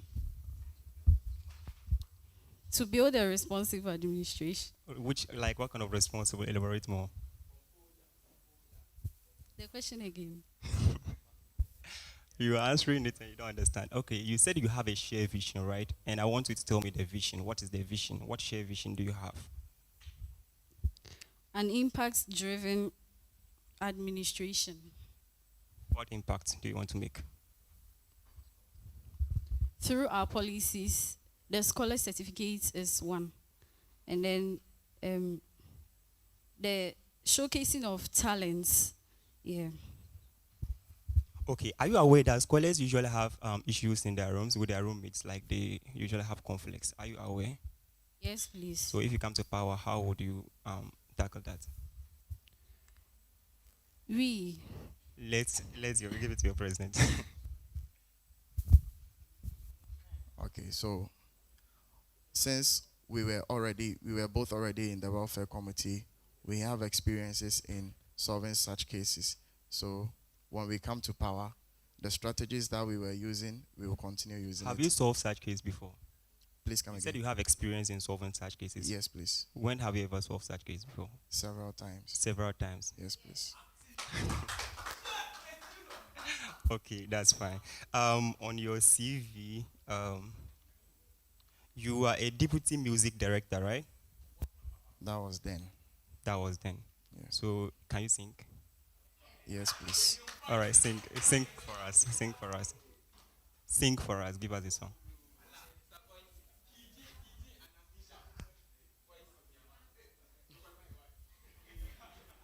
Okay. My maker and my king, to thee my all I owe. Thy sovereign That's nice. That's very good. is the spring whence all my blessings flow. Thy sovereign. Thank you. You are a beginner in French, right? You are a beginner in French. Please come. You are a beginner in French. Yes, please. So tell me to vote for you in French. Please, I've not reached that level yet. Okay, so what do you understand in French? What can you say in French? So I can introduce myself to somebody. Introduce in yourself. French. Je m'appelle Divine Obena Saboache. J'habite à Kumasi. Okay, on your feet, please. Okay. Thank you. So face the scholars and then tell them to vote for you. Both of you. Good morning, fellow scholars. I'm Divine Obena Sabuachi.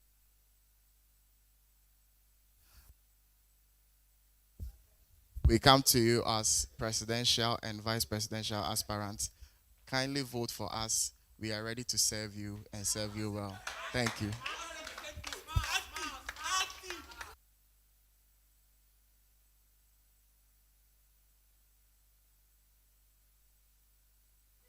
Okay, if you want.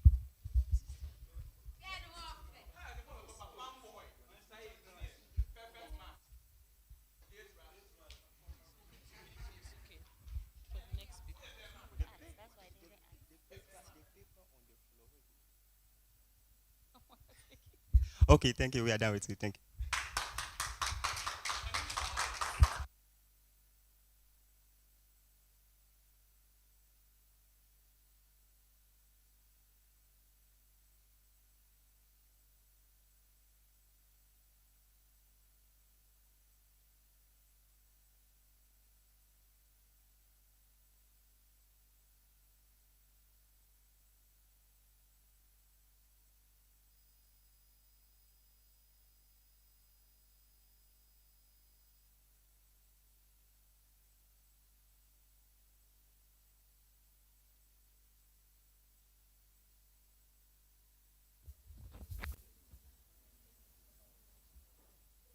Yeah, so the next presidential aspirants will come.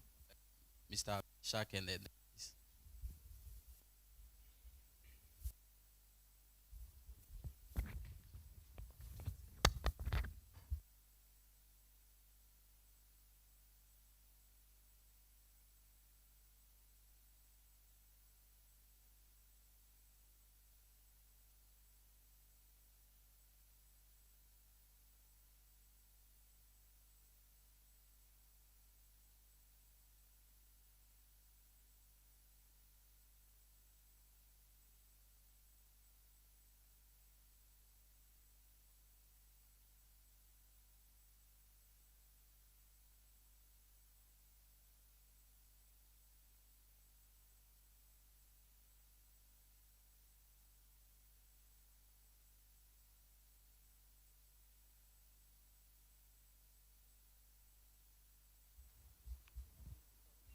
Come forward. Come forward.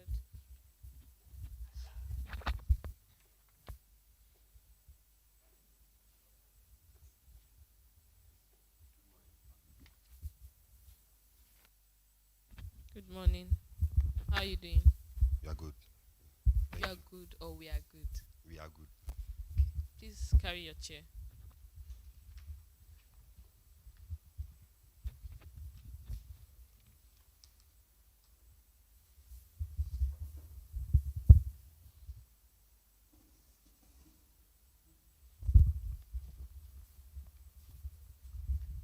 You asked that we carried our chair, but then.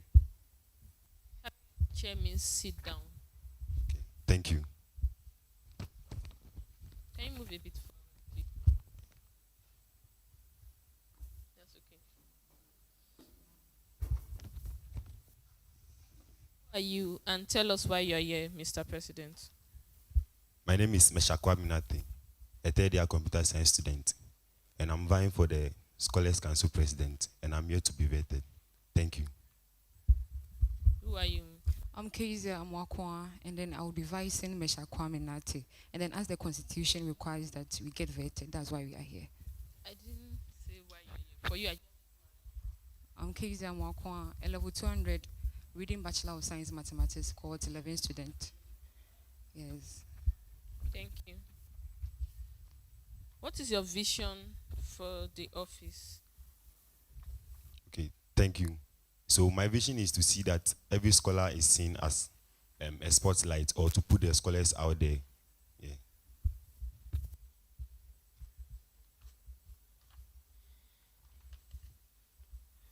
Your advice. How well can you compliment your president?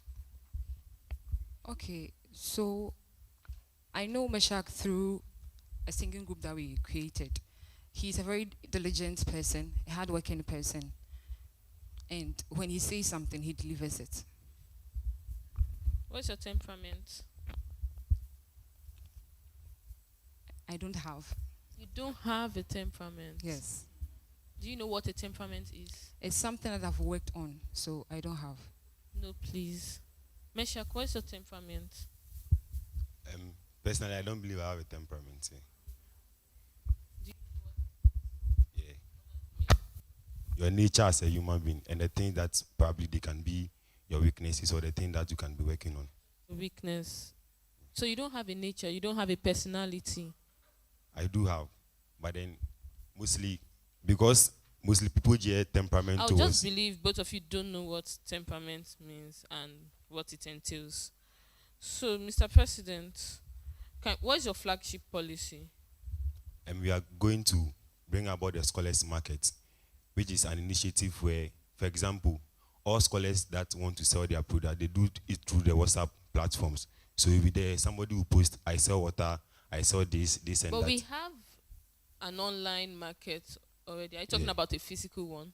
No, this one is going to be like a website. Can we have the policy document, please?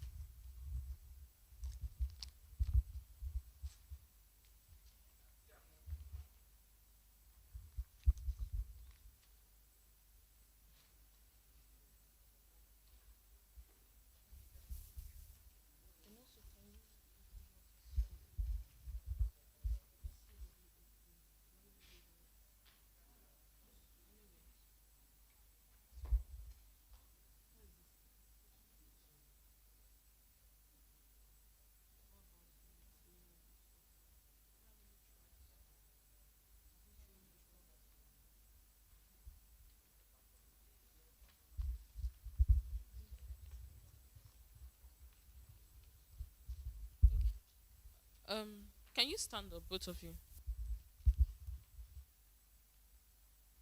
Audience. Around.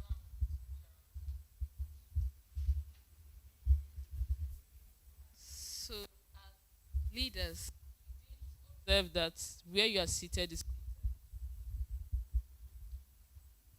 or you saw it and chose to ignore it. Okay, so when we came, I actually saw it here. So why did you pick it up? Sorry on our side. Sorry? Sorry on our side. What about you, Madam Vice? I didn't notice it. If I had, I would have done That means you're something not about a it. good observer. It's quite tiny. It's not invisible. Thank you very much.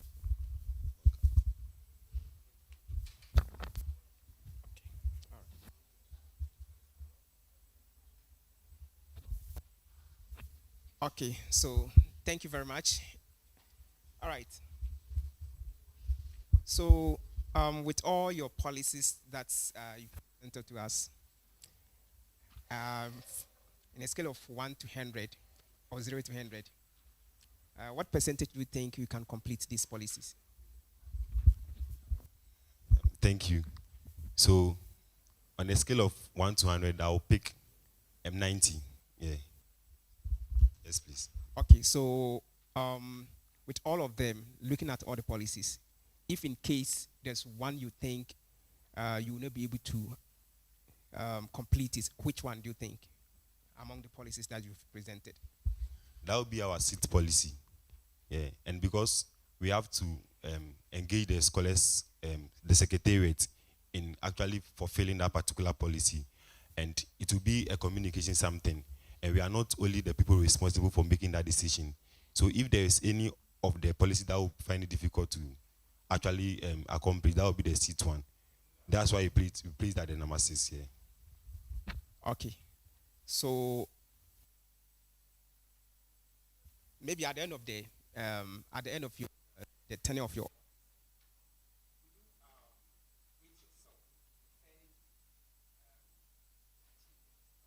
how they allowed. So based on the policies we are presenting, the scholars are the ones who will be able to judge whether we did what we said we are going to do. So they have the privilege, or they have that power, because we are the ones doing it. But looking afar at what we are doing, they can decide whether, yes, they said they are going to do this and that, and they were able to achieve it. Yes. Okay. So what is your understanding So I understand the welfare is for the scholars. For example, I lost my dad, that was 2025, and as part of the welfare fund, I was supposed to be given an amount of money to help with the funeral. So a portion of that amount is to help the scholars.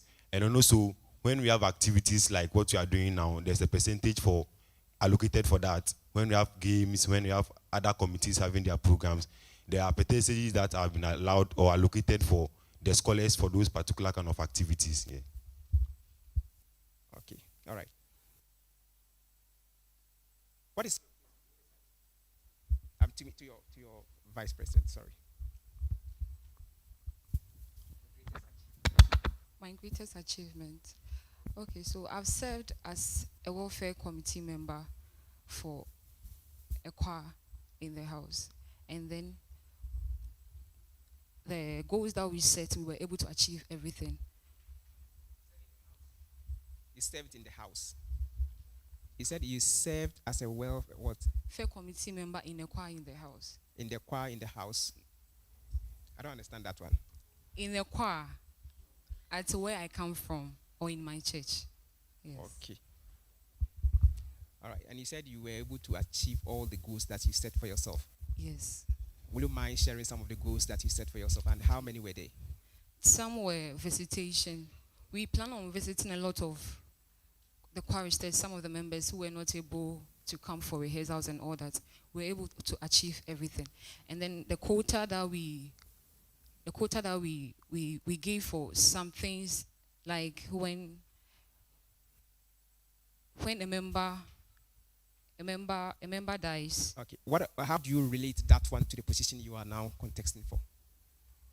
Okay, so in the Constitution, it states that the vice president is supposed to be shall be the chairman for the welfare committee. And then gaining knowledge in all this, I believe that I'll be able to deliver. Okay.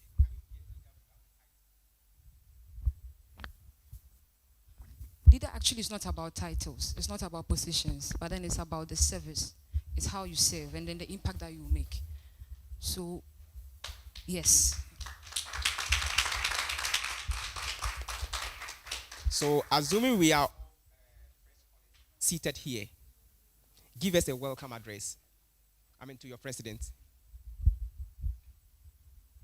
Okay, thank you. So will you mind standing, or how are you going to do? You are all welcome to the Scholars Program at KNUST.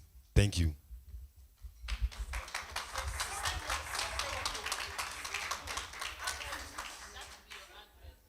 So that will be the opening, and then if I'm to give further clarification about the program, I don't go ahead to give it. So give us a welcome. Okay.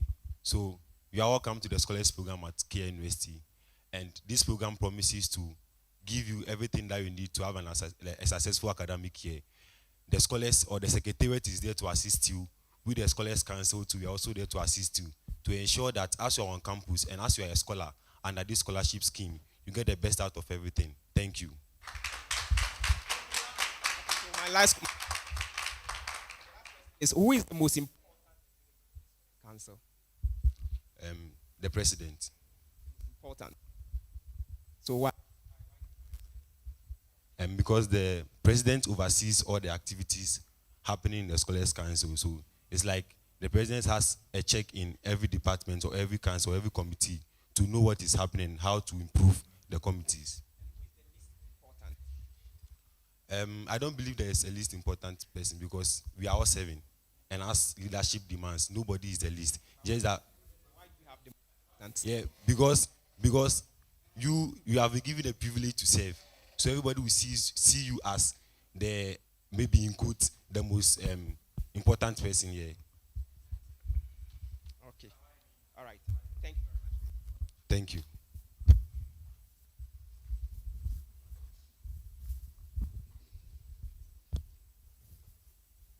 Good morning. Good morning. How are you doing? We are good. Assuming in the course of this vetting something happens and it does not go on, then we decide to appoint you as the president. Will you agree to be the president? And if not, why? If yes, why? Can you take the question again? Assuming something happens and because of this vetting stops, like it does not go on, so we decide to appoint you as the president. Will you accept the position? If yes, why? If not, why? So I believe the vetting is what shows that you as the aspirant, you are capable of handling the office. So if in case something happens right now and the vetting does not go to a successful end, I don't think I will accept the portfolio to become the president because the scholars might not know what I'm able to offer them, right? So the vetting will serve as the platform where I can showcase that I can actually serve them or I can talk about what I can give to them. So if it does not happen, I don't think I have the full platform to serve them, so I'm not going to accept the role. So is this vetting going to give you the qualities of a good leader, or you're already a leader, a good leader? I am a leader, but this platform will let people know what I can talk about, or like I'm showcasing what is within me. So you think if you don't tell them what you're going to do for them, you can't still do it as a president? I can still do it, but then from the question that you asked was like, if the vetting does not go to a successful So end. what is the thing? Like, just give me one statement giving the we're here. Okay, so we are here because the Constitution demands that we come and then we are vetted for that role. Thank you. Welcome. In your visions, in your vision, there's a statement that says you're going to bridge the gap between the real market and the skills of the scholars. How are you going to do it? So I think we are going to implement that. You think? Like we are going to implement that by our career launchpad, which is our third policy. And so what we are going to do is that there are people who are talented. There are people who are very brilliant in doing certain things. But how to put them out there is an issue. So our career launchpad will be like a platform where we are connecting scholars, alumni to opportunities out there. What was your number? Number 3. Number 3 is not correct, but go on. So that policy is going to serve as a gap between, or bridging the gap between the scholars, their skills, and then the real market. What we are going to do is to bring opportunities to the scholars, make publicity about it, those who are interested, to guide them through the process so that they can also put themselves out there. Then I have a concern.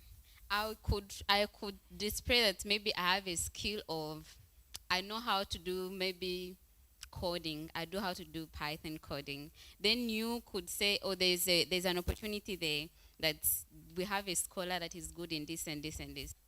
And you send me there. How are you going to be sure that you find the right scholar? Because if she goes or he goes there and displays a bad image of what you said, it means everything will be like you've done nothing. It means if they won't believe anyone else that you take there. So how are you going to be sure that? Thank you. Yeah, so there is always proof of work. For example, I was having an interview with someone from the US, and the only thing that he wanted to know was what I've done so far. Because I said I'm a computer science student. He wanted to know the proof of what I'm saying. And I showed the person Shuttle Smart, just that one alone, shows what I've been able to do. So we are not just going to pick scholars. We are going to give you an evidence that this scholar has done this in this particular area, and then they are able to fit into that particular position that you have. And so when you hire them, you are not wasting your money. So, how are you going to handle those who don't have? It looks like your concern is only those with the skills already, and those of us that come without anything, like we are empty-minded on what we want to be, what we want to do. We have no skill. How are you going to be concerned about it? Thank you for that question. I think that will be our fourth policy or the third policy, if I'm right. So we are bringing on board, for example, especially we are taking the females into consideration. And so we are bringing people who can help them get into the IT world. So maybe somebody is reading French, but the person is interested in the IT world. We are having scholars who volunteer to help them, teach them these skills. So that even though you are doing something that is not technical, by the end of the day, you have something that is like a technical, so like an adapt. Thank you, thank you. Pass the mic to the vice. Please, Miss Vice President. Hello. Why do you think you can't be the president? Okay, so I just want a small statement, yes or no. I can. Why did you decide to be the vice? Okay, so I see the vice presidency not to be just a secondary role, but then it's a very distinct and then a very profound role which needs a competent person to lead and also someone with humility to support as well. So I'm ever ready to step in as the presidency whenever the situation demands, and then sake of the vision that he saw in me, the potential that he saw in me, I'm ready to use it to support him to succeed as well. Thank you. What's the difference between gender equity and gender equality? I want just one statement to differentiate the two. Gender equality and gender equity.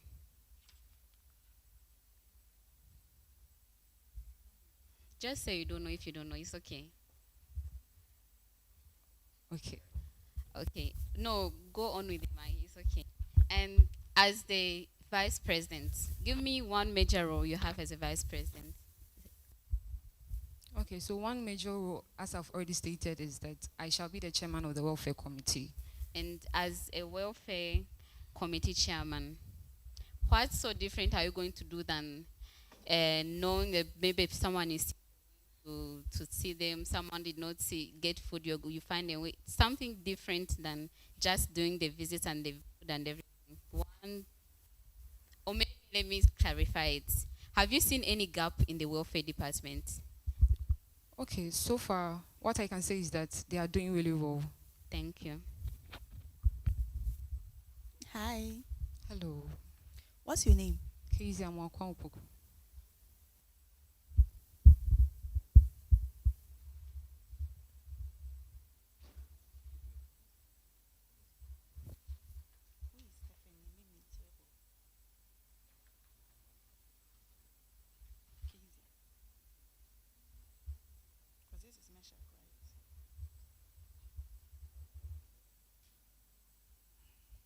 So Kezia, your CV,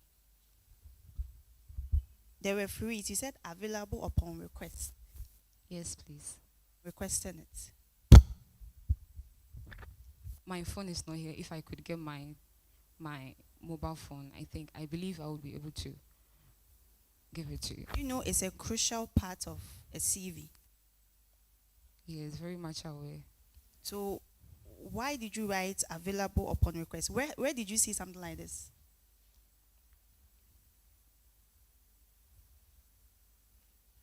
You said available upon request. Yes, I've requested and you cannot give it to me. Who reviewed your CV?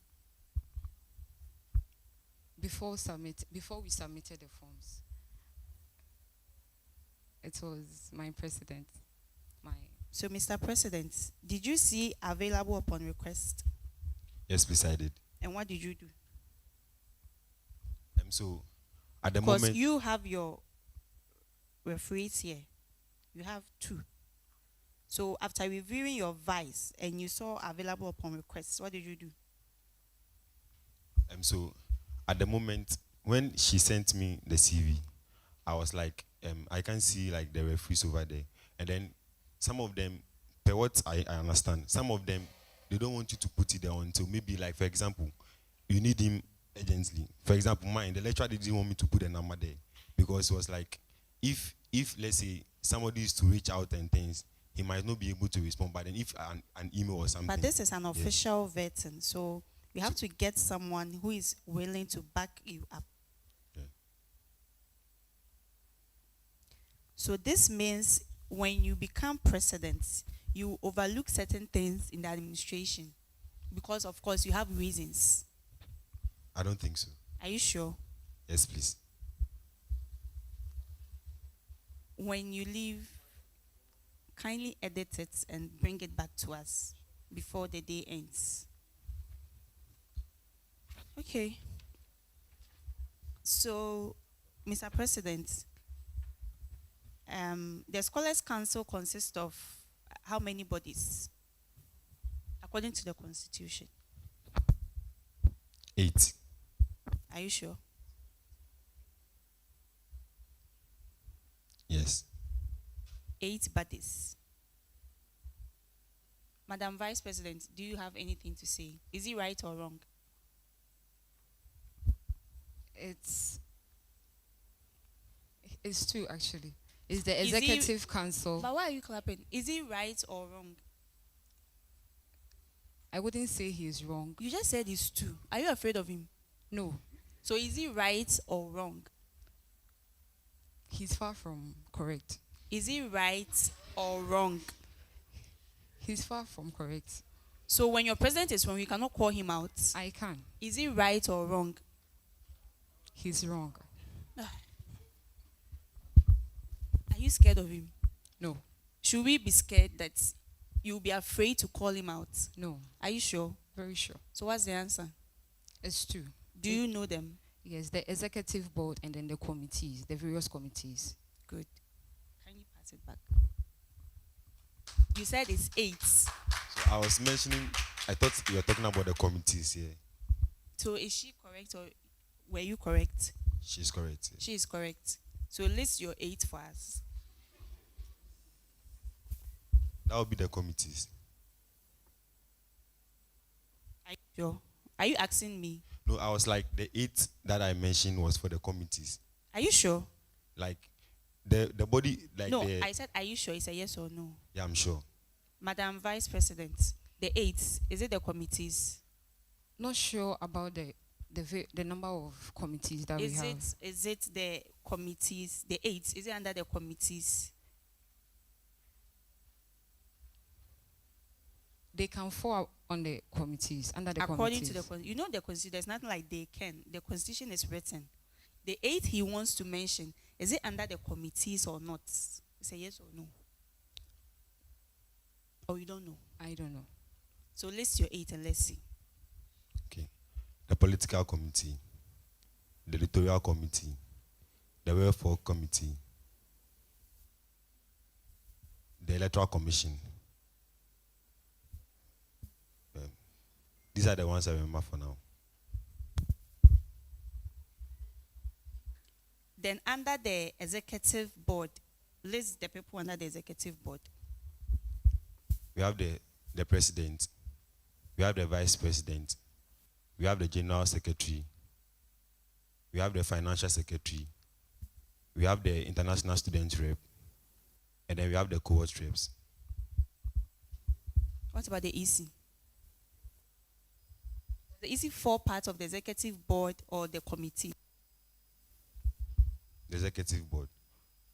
So why did you add him to the committees? Do you know you did? Yeah, I did. Did you really read the constitution? Yes. List 2 functions of your office according to the constitution. So I oversee the Scholars Council, and also I serve as the intermediate between the scholars and then the secretariat. And you are not sure of the people that make up your executive board. There is a very crucial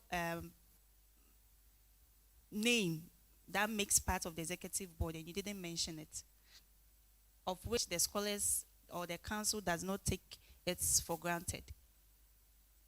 Even the school in general. Under your executive board. Let's go by it last time. Let's them again. Is it the executives? Are you listening to me? I was asking, is it the committees or the executive that I Just mentioned said the earlier on? executive board, your executive board. Okay. The president, the vice president, the general secretary, the cohort reps, the international students reps, the electoral committee, financial secretary, the project coordinator, and activities coordinator. Is that all? You are still missing crucial aspects.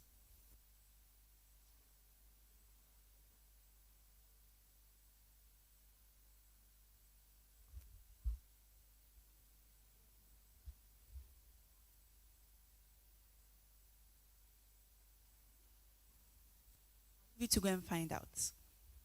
Yes, please. Okay, Meshach, when you become the president, you'll be representing the scholars at the secretariat, right?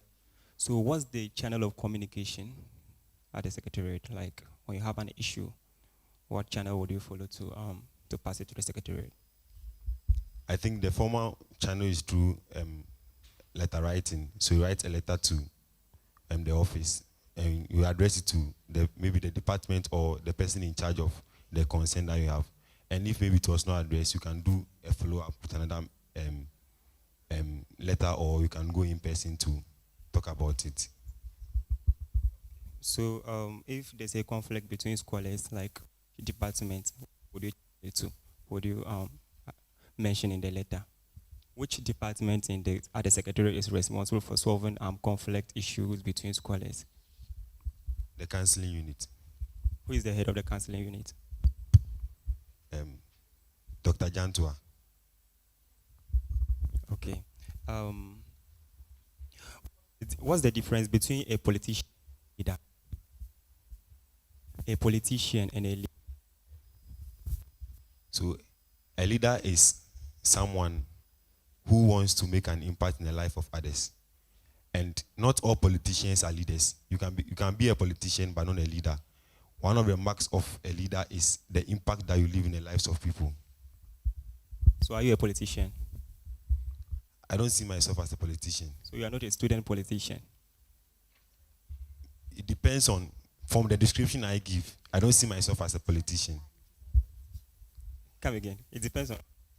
From the description I give, I don't see myself as a student politician, but I see myself as somebody who wants to make an impact in the lives of others. Okay, pass the mic to your vice. Have you led before? Do you have leadership experience? Yes, please. What is it? I was assistant chaplain for my school in SHS. Okay, apart from that, do you have another one? And then I GAMSU secretary as well. I was head nominational secretary as well. Okay, have you done something for the scholars community before, like volunteer to do something for the scholars community?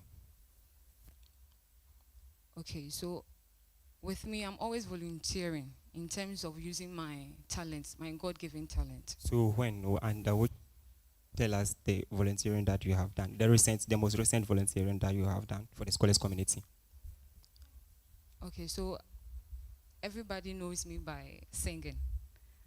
If they need someone to come and do a performance, I'm always there. So recent one, I think it's not, you are not specific. It's too hypothetical. Like the most recent volunteering work that you've done for the scholars community. During the anniversary. During the anniversary, what did you do? I was part of the MCFSP choir. So you sing? Yes. So sing to us.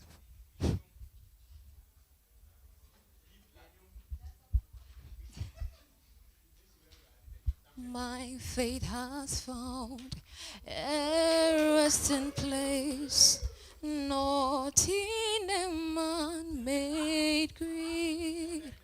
I trust the ever. Okay, thank you. Thank you. I give it to him.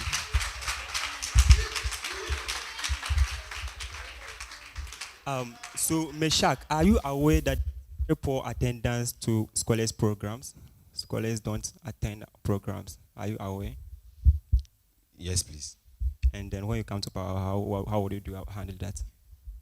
Okay, I think from last year, one of the things that I said was that sometimes, for example, sometimes as executives or as the scholars council, sometimes we must partially take the blame. Because I think from the constitution, it says that if there should be an event, there should be a 7 days notice for the scholars to be aware. Sometimes you make it impromptu. And here lies the case, some people have made arrangements for certain things. So it becomes very difficult for them to show up for those programs. But if you have to follow the timeline where, for example, if the program is on maybe a Friday, you start announcing a week before, I think that one will make people prepare very well. Okay, I get you. Mostly, they inform us very early, like a week to the program. Okay, let me give you this example. Assuming you become the president and then there's an ILF program and you go back to the hostel maybe to do something and realize that some of the scholars are there, will you report them to the secretariat?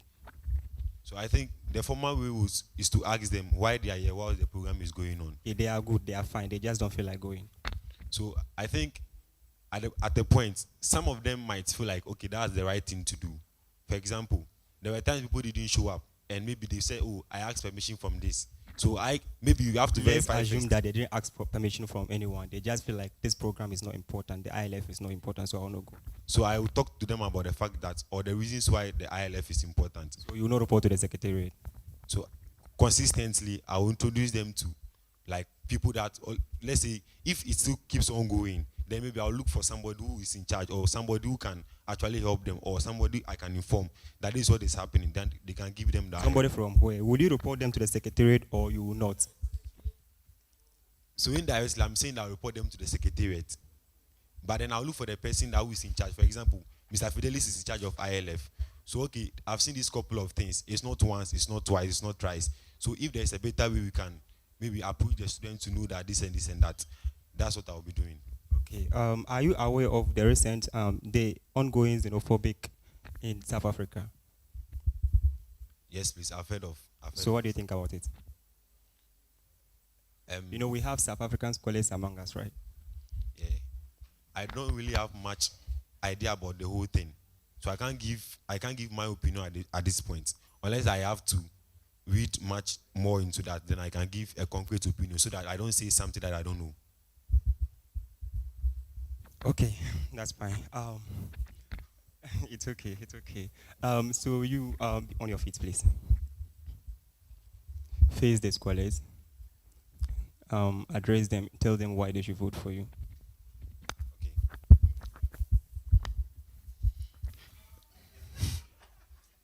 All right. Good afternoon, fellow scholars. My name is Meshakwa Minati, and this year too, I'm running again for the office of the Scholars President. Last year I came but I couldn't win, but this year you are coming with a bigger vision. And if you look at Shuttle Smart, what you are doing for the whole university, it's a sign that we can take the scholars community somewhere. So vote for Meshakwa Minati and vote for Impact. Thank you. Okay, Mesha, we are done with you. Thank you for the opportunity.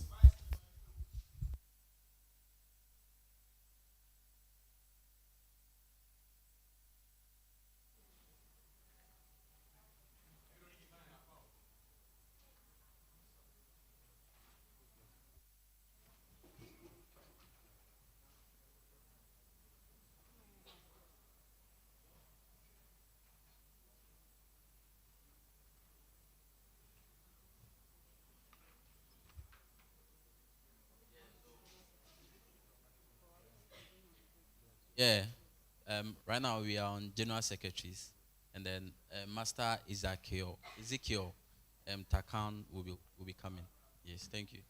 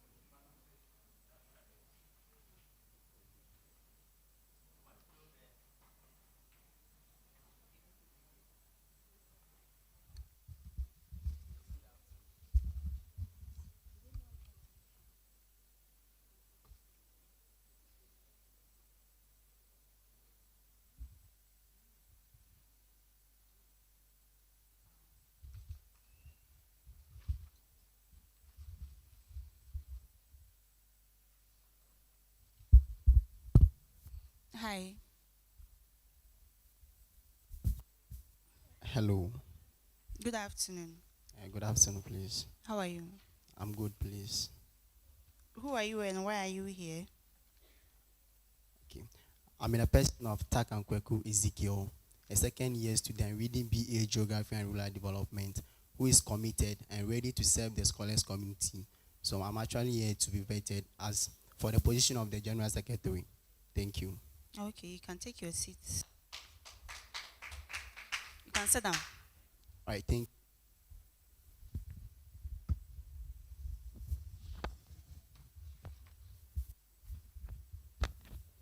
Can you come forward? Come and sit a bit somewhere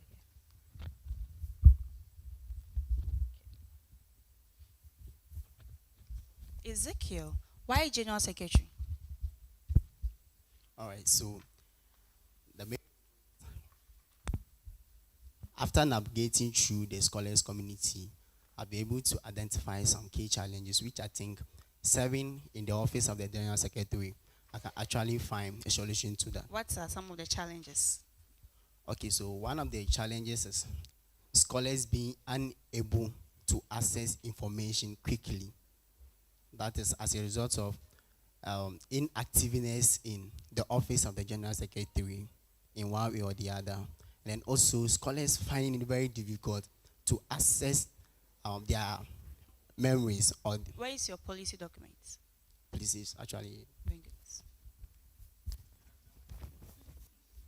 Let's be fast about it. Okay. You can sit down.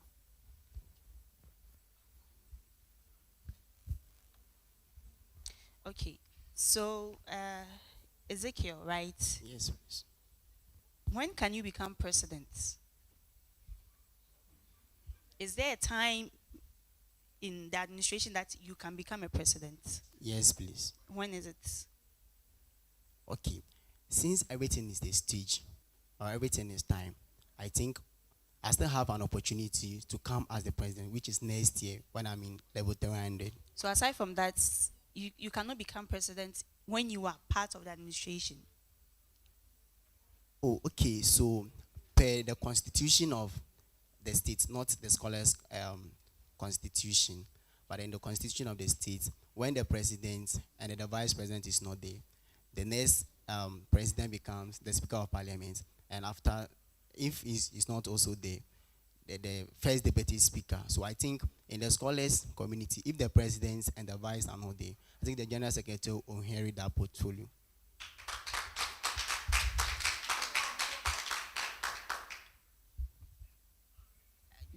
Explain two of your policies to us. All right, so one of my policies is connecting alumni with current scholars. So this, when I'm elected in the office of the general secretary, I'm going to make sure that the scholars are more connected to their alumni, such that the scholars, we have a channel, scholars WhatsApp channel, which of late I've realized that that channel is not active. The channel comprises of Next policy. Next policy. Okay, we also have transparent and secretarial hub. Okay, that one has to do with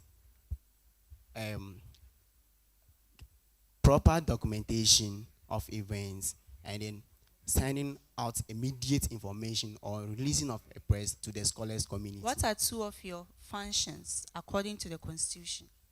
All right, so according to the scholar constitution, one of the functions of the general secretary is to keep minutes during meetings, and also to keep the event or the programs documentation or records. So which article can this be found? Where can it be found in the constitution? If you don't know, just say you don't know. Yeah, I don't have any idea. Thank you. What's your name again? I'm in a person of Ezekiel Kwekutakan. Please, can you come and sign this for me, this paper for me? Come and sign it for me.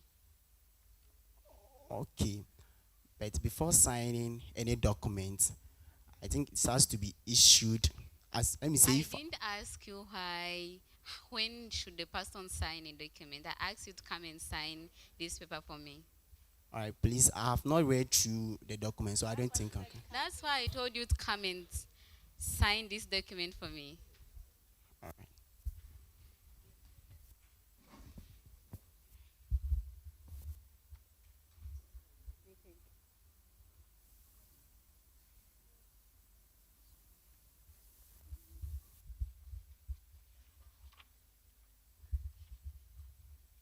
Are you going to sign or not? Please, what I've just read, I don't have any understanding about it, so I Thank you. don't Go think I back can to sign. your seat.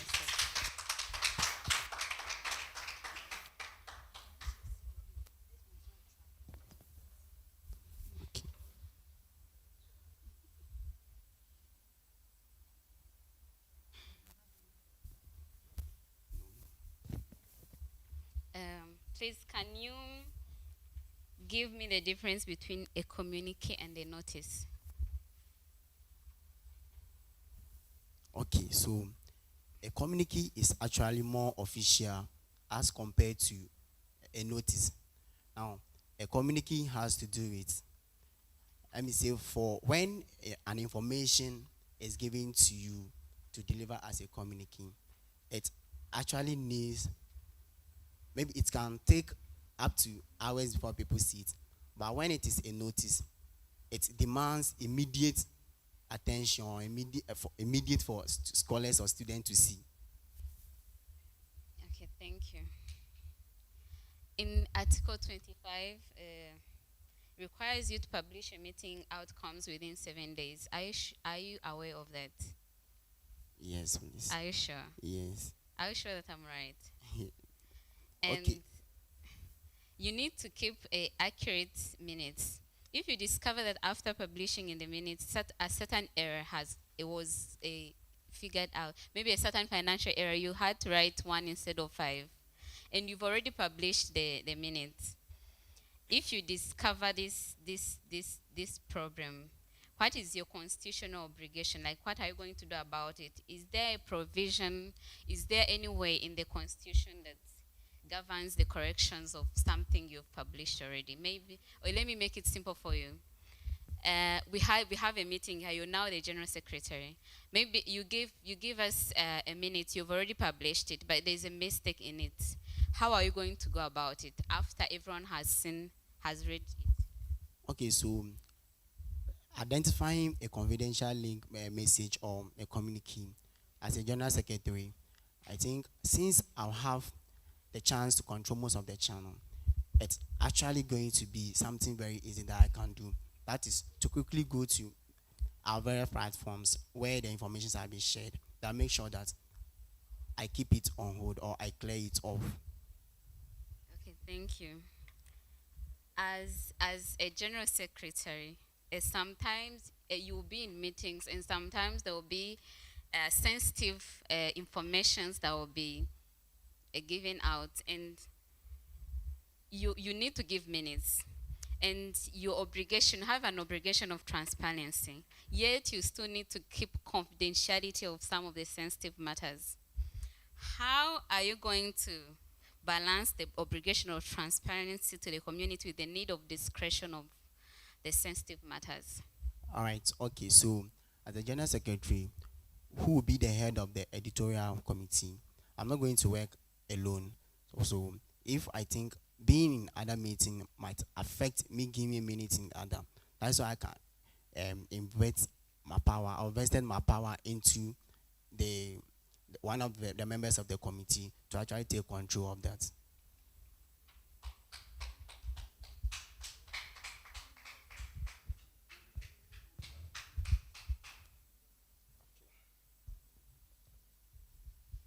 Okay, so Mr. Ezekiel, you're welcome. Thank you.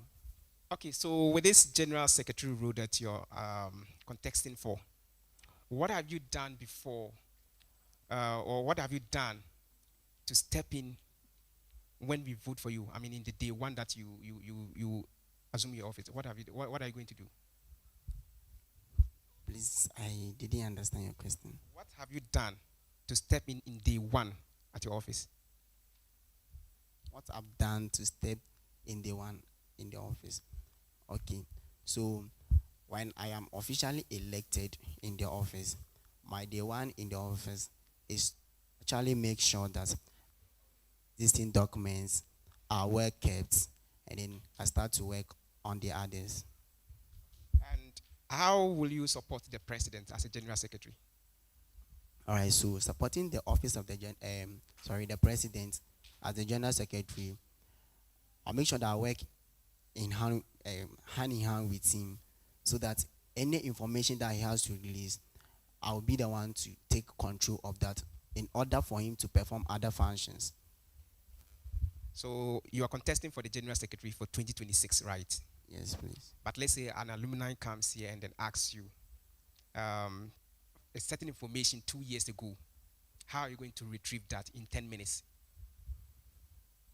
Okay, so by doing that, I'll contact the immediate past General Secretary, that is Richard Ogwaden, so that I can know the roots of it, how the information was actually publicized. Then I'll find the solutions to that. So let's say you ask and then he's not able to give you concrete information. I'm talking about 2 years ago, but you said the immediate. That means the immediate will be there last year's one, right? So the 2 years one. And if, let's say, the immediate past is not able to give you the right information, how are you going to still get it? And okay. They need it. Okay, so with that, I think we'll have to track the information through the system. So we actually have a tracker which we can track the information and then reverse it. Okay. So apart from using WhatsApp as a channel to send information to the scholars community, how will you make information reach the students, the scholars community, without using the WhatsApp? Okay, so we also have a platform such as Telegram.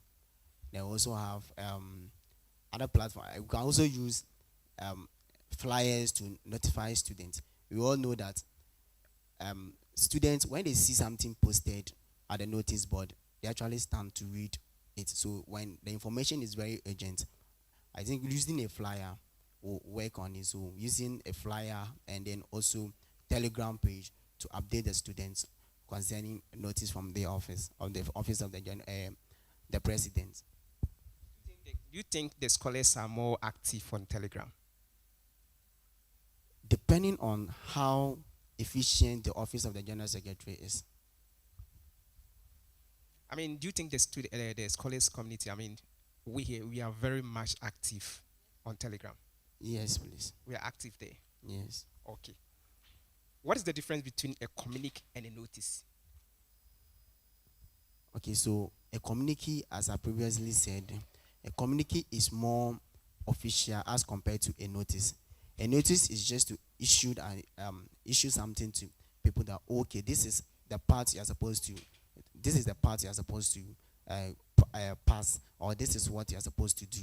And then a communique comprises of maybe activities and other details that might be channeled to you. Okay, so to my last question. What is the channel of communication to the Secretariat?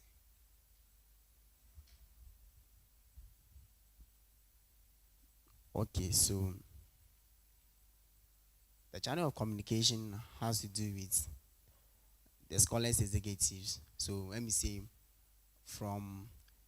if a letter is from, or maybe you want to communicate something from a committee, let me say a welfare committee, and then the head has issued a letter to the first deputy, which is the vice president. The person will look at it, put an answer to it, and the person will now give it to the president. Then the president will now channel it to the office.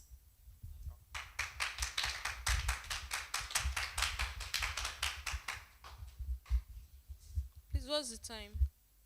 What is the time? Well, actually, my watch is not actually working. So what's the function of the watch you're wearing? What's the purpose of the watch you're wearing? What is the purpose of the wristwatch you're wearing? Oh, it just got damaged just 3 days ago. So. And you couldn't source from anywhere else to just borrow? Oh, I actually see that. As a general secretary, wristwatch is very efficient and effective. Oh, I know there are watches that are efficient, but just because the time was due and so you get a new wristwatch. Financial issues. So if you I couldn't purchase the new one. Thank you. Why do you think that you deserve this position better than your opponent? Okay, I respect whoever comes in to contest against me for the position of the General Secretary. But the reason why I think I'm more ahead of my colleague contestants is I've studied the office of the General Secretary. I've identified and ready to ready to serve the office of the General Secretary and the entire scholars community. Oh, please let me hear him. So I said, I've studied the office of the General Secretary. I've noticed that coming in there, I am ready to serve, committed, and ever ready to navigate through the scholars community to figure out their problems Thank and you very challenges. much. Please, can you state 5 responsibilities of the General Secretary according to the Constitution? So one of the functions has to do with, our responsibility has to do with keeping of minutes during meetings. Another one has to do with proper documentation, immediate release or channel of information to the community.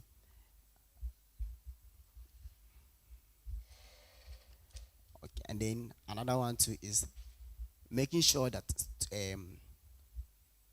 scholars or students get access to informations. Do you know that you'll be an executive delegation to conferences? Will you be a delegation to conferences as the General Secretary? Yes or no? Yes, please. Okay, thank you. Can you conduct a SWOT analysis about yourself? So, a short analysis about myself. SWOT, not short. SWOT analysis. Yes, I don't get it. You don't know what SWOT analysis is? As someone vying for the position of the Vice General Secretary, rather.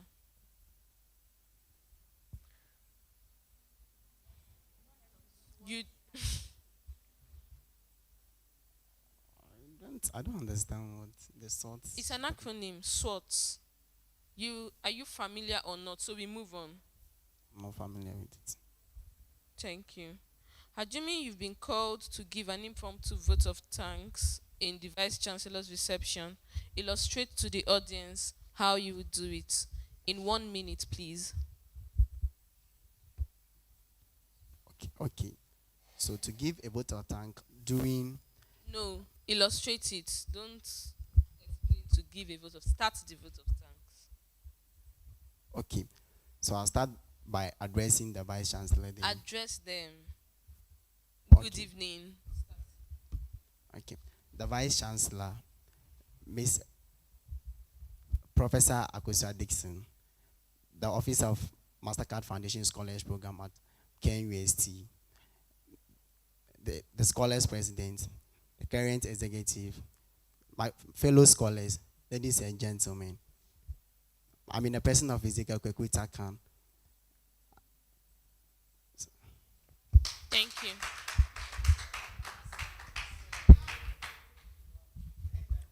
Okay, Ezekiel. Yes. Are you nervous? Yes. Are you nervous? Oh, not really. Not really. Okay. You mentioned that you have studied the office of the General Secretary already, right? Yes, please. And have you been able to identify gaps like challenges? Yes. What challenge? One main challenge that you have identified?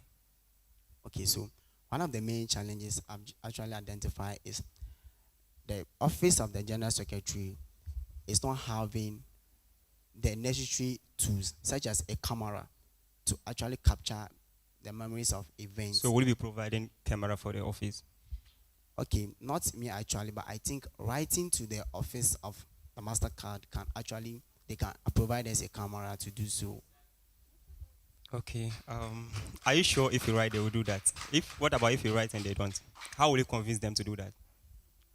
Okay, so I have to convince them in the sense that they know that as the office of the General Secretary, you are supposed to keep the memories of events. So I will try to convince them based on that point. How will you convince them? Okay, I'll convince them by saying that I need the camera in order to keep proper documentation.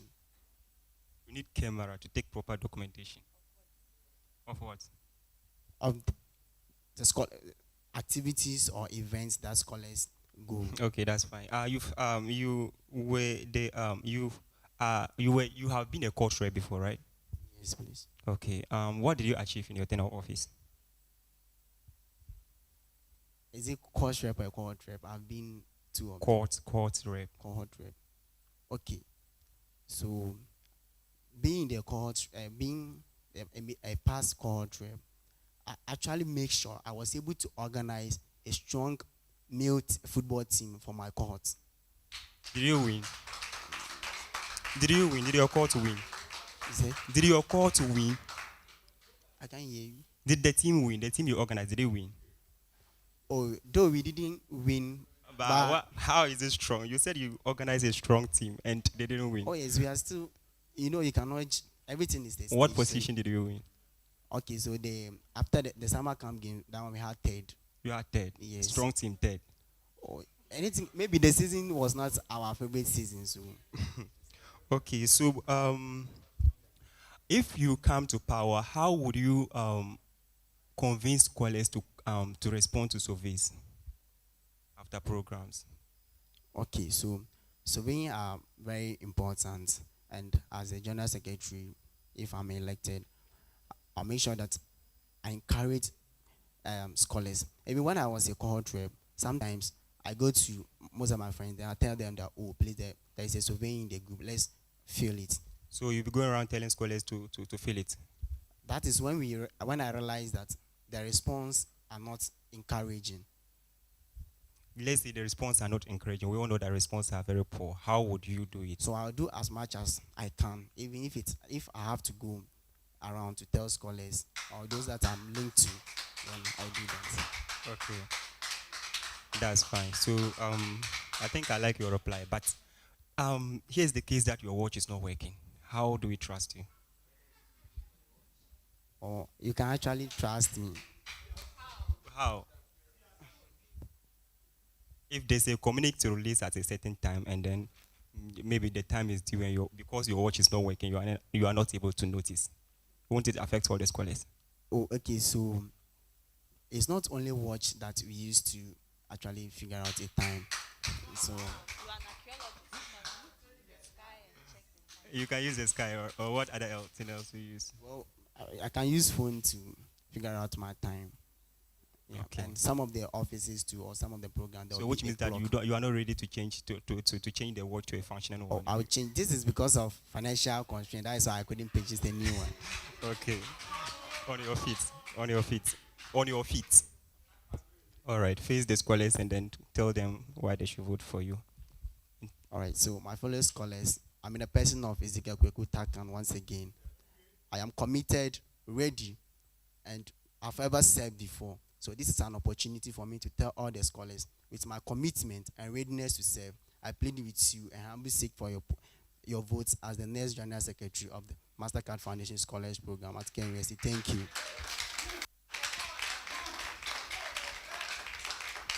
We are done with. Thank you. Thank you very much. We are done with. Thank you too.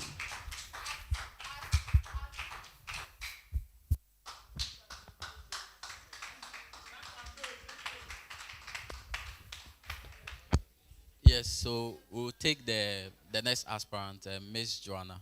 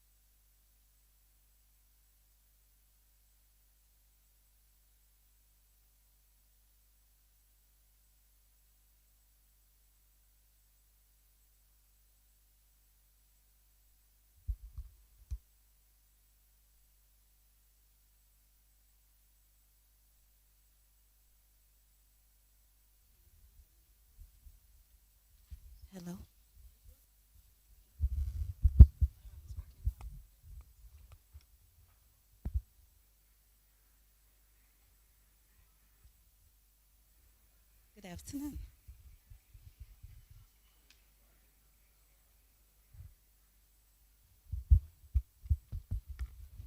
Good afternoon. Good afternoon. How are you doing? I'm fine. When you enter in a room, in a setting, and you see something is not right, what do you do? I correct it. And when you look around, look around and see if there's something wrong and help us correct it. It's facing the opposite Yeah, way. put it to the right position. Okay.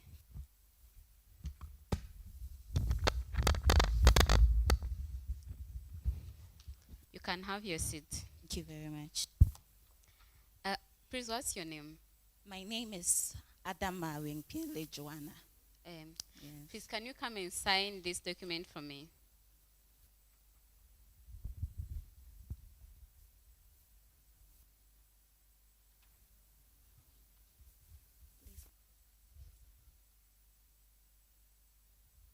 Use your microphone. Can I ask what it is about? Okay, thank you. You can go back to your seats. Thank you.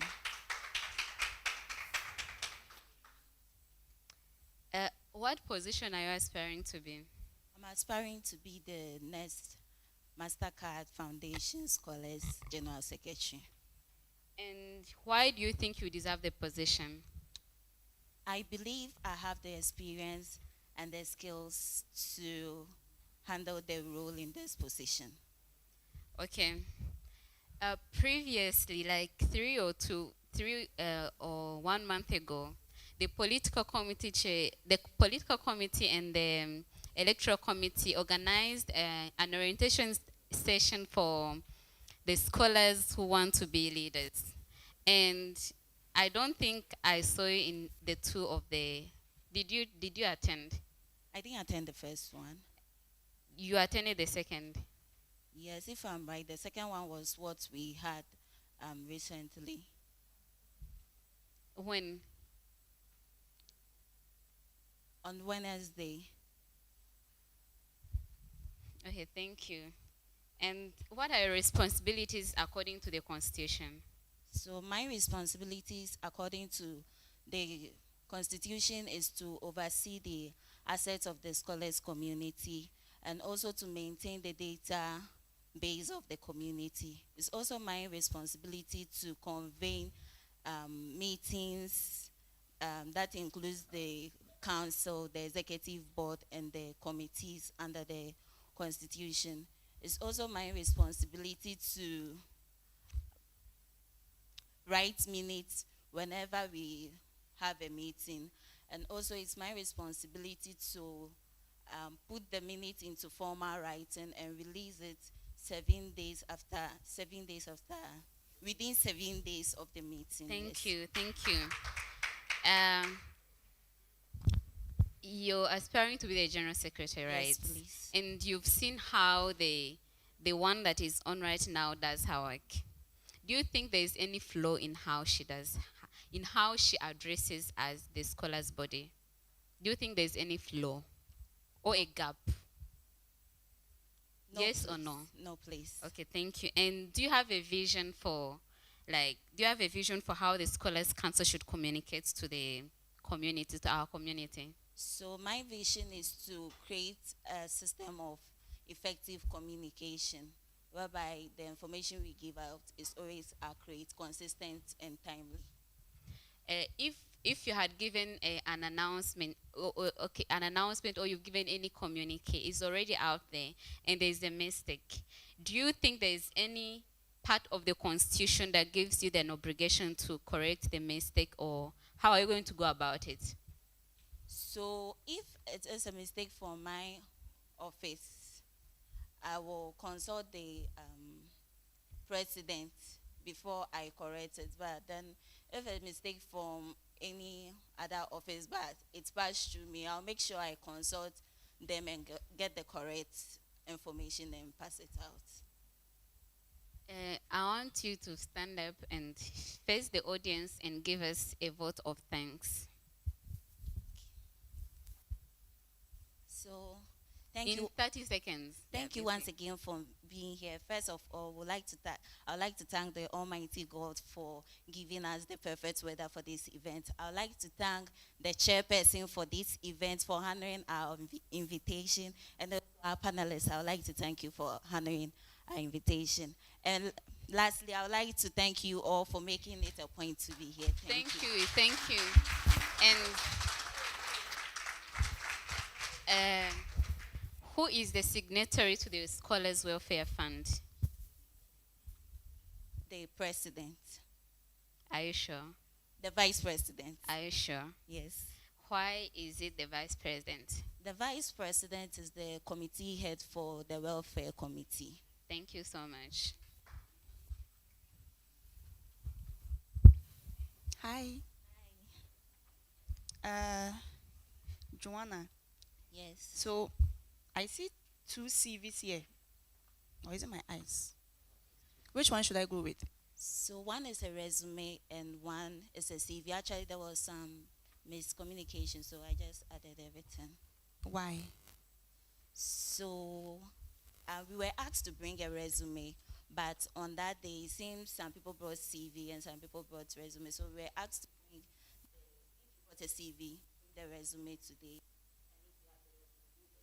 So I had it all that time, so I just decided to. So why didn't you just ask for the actual one and submit it? We did, but there was no, they didn't give us concrete answer. You are the only one with 2, you have a CV and a resume. Yes. So it means the others listened and, so which one should I pick? The CV.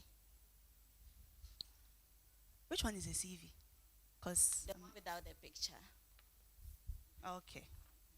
So I should go with that one. Yes, please. So Joanna, where in the Constitution can your functions be found? Article 25. Article 25. Yes, Are please. you sure? Yes, please. Which chapter? Chapter 3. Is that a yes or no?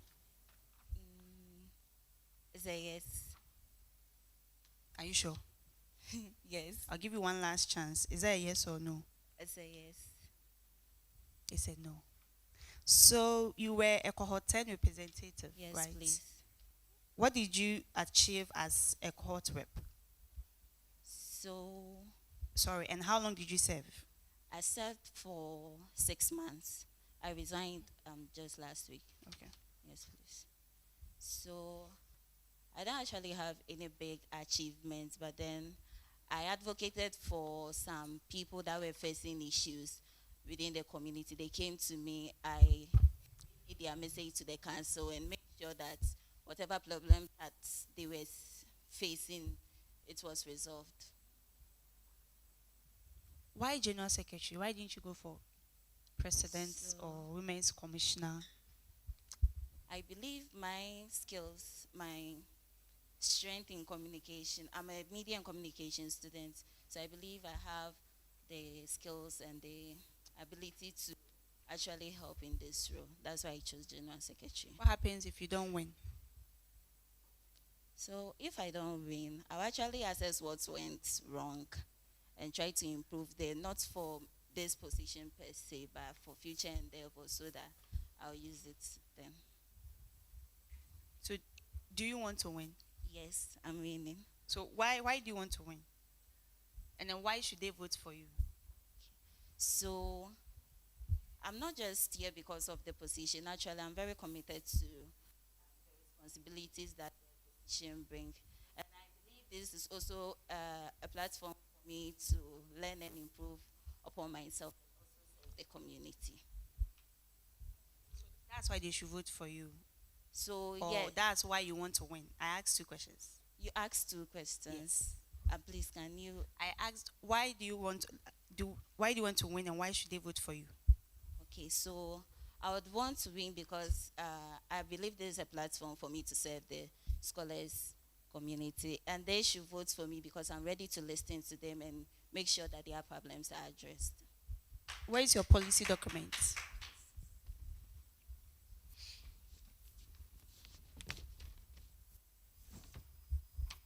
So real quick, just list 3 of them and tell us about it in summary. Okay, so one of my policy is the MCF Spotlight.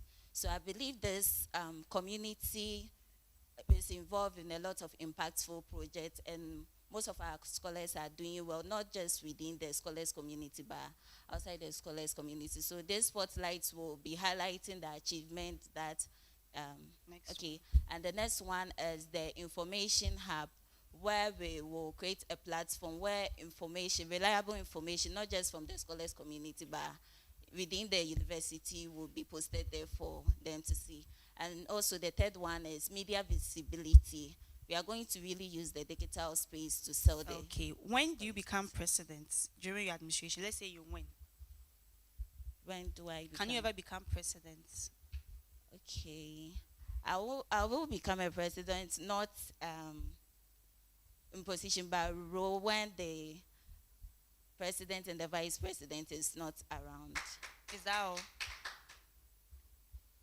Yes, that's what I have. Only when they are not around. That's what I have for now. When they are impeached too, who becomes the president? Okay, me. No, the general secretary. And what are you aspiring for? General secretary. So me. Any other events? So when they are not around for events, I'm not getting it right. I'm asking when you can become president, and you said when they are not around, right? And I added that when they've been impeached. So I'm asking if there is any other points you would want to add. Please, no. So that's the only 2 chances you have to become a president. When they travel out of the country. It's the same as when they are not around. Okay, yes. I think that's all. That's all. Yes. What if, excuse me to say, they die? What happens? Yes. It's part of not being around. Are you sure? Yes. Okay. Thank you.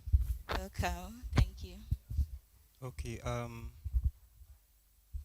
Joanna, do you consider the position you are applying for the most important one?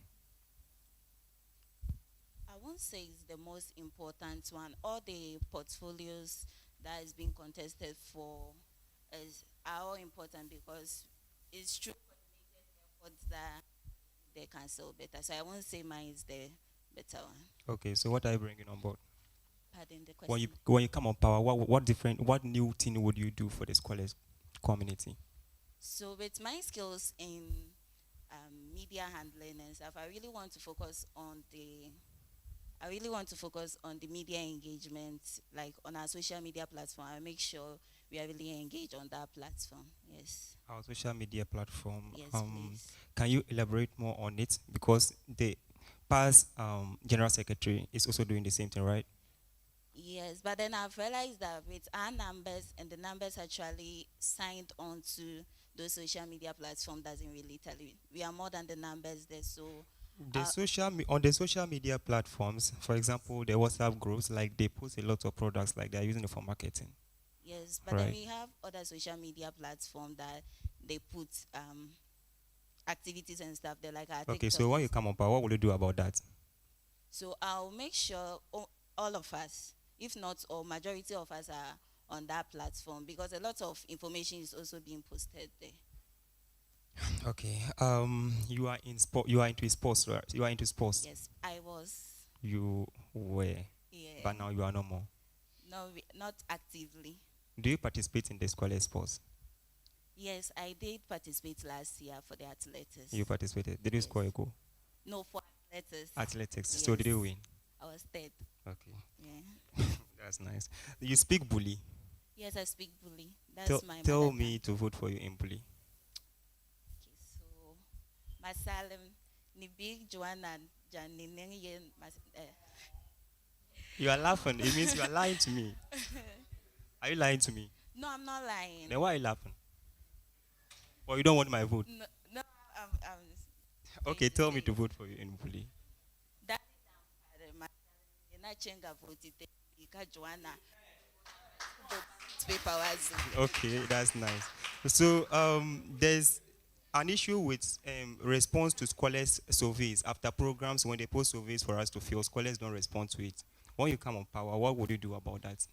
So with these surveys, I'm going to engage with the cohort reps to always be on their people to do the surveys. So you won't do, you only engage the course reps. You personally won't. Yes, I will, but then I'll delegate it through them because I can't get access to everyone. But I believe if I delegate it through them, I'll get to them faster than just me talking to them. Okay. What's your temperament? Pardon? What's your temperament? Temperament. Please, can you give You a don't- synonym for? You don't know temperament. Do you know temperament? I'm actually. Yes or no? Temperament. Please, I don't know. Oh, that's fine. That's fine. Okay. Hello. Hi. Can you give me the full meaning of memo? Pardon? Can you tell me the full meaning of memo? Yeah. Memo. Memorandum. Yes. So what does it mean? So a memo is an official letter that is used for communication with an organization. It's used to give announcements, information, and also to make people take action for something. Is it brief or not? Pardon? Is it brief or not? It's brief and concise. Thank you. What is your vision for your office? So my vision is to have a scholars council where there's effective communication and the council is reliable and transparent. Thank you. What are minutes? So a minute is an official written records of what goes on during a meeting. So it includes the attendees of the meeting, what was discussed, the decision that agreed on. What motivated you to run for the position of General Secretary? So I would say this position aligns with my career path that I would like to take, and also my strength in communication. And I also believe it's a platform for me to build upon myself and also serve the scholars community. Okay, I'll need you to spell 3 words for me. Consider that you're General Secretary and you'll be doing a lot of writing. And I can see in your CV you're very proficient in writing and public speaking. I want you to spell consensus.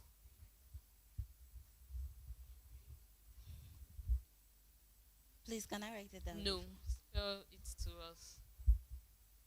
Okay, so CON SEN CIOUS. That's wrong. I want you to spell bureaucracy. Bureaucracy. BUREAUCY. That's wrong. I want you to spell inauguration. Inauguration. To inaugurate someone. INAUGRATE. That's wrong. So you failed the 3 spellings I gave you. That means you're not proficient in writing at all. You lied to us in your CV. These are not even difficult words. So you have more work to do because you'll be dealing with a lot of writing of letters and all that. Or you're planning to just use ChatGPT throughout. Planning to learn. Because it's not everywhere you have the opportunity to use AI on the spot. And if your spellings are not accurate, you're not in place, it looks like you're not competent enough for the position. Okay, so if you are given a short notice for a meeting, how do you respond to it? So if I'm available at that moment to do it, I'll go ahead and... If it's very urgent and you are not available, let's say you are busy. I'll delegate it to my community members because I'll be working with some people and I'm sure all of us... It's very urgent. It needs you, the General Secretary. The General Secretary. It needs you as the GS to be there. To be there. I'll prioritize that particular information over what I'm doing. Thank you very much. Okay. All right. Thank you. I wanted to ask you a question in bully, but you've already demonstrated that you're good in that. But then one question is that I've seen your destiny here. your passport picture here. Looking at what were you wearing when you took that picture? Is it a vest or a nightwear or something? I mean, what name is it? My passport. It was a dress. It was a Yes. dress. Yes, it was a dress. Okay, I'm seeing it to be like a nightwear or vest No, or something. it was a top. Okay, all right. Yeah, looking at the way it's looking. You understand? Yes. Yeah, please. because I'll do better. the way I see it, maybe some people might also see it the same way, like a singlet, yeah, something like I'll that. do better next That's fine. time. All right. So let's say, what is the most important trait of a general secretary? Please, just one. The most. Okay. The most important trait of a general secretary, I believe, is communication, and also the ability to listen, not just hear, but actually listen to what the people are saying. Then, how will you support the president when you are elected into office? So,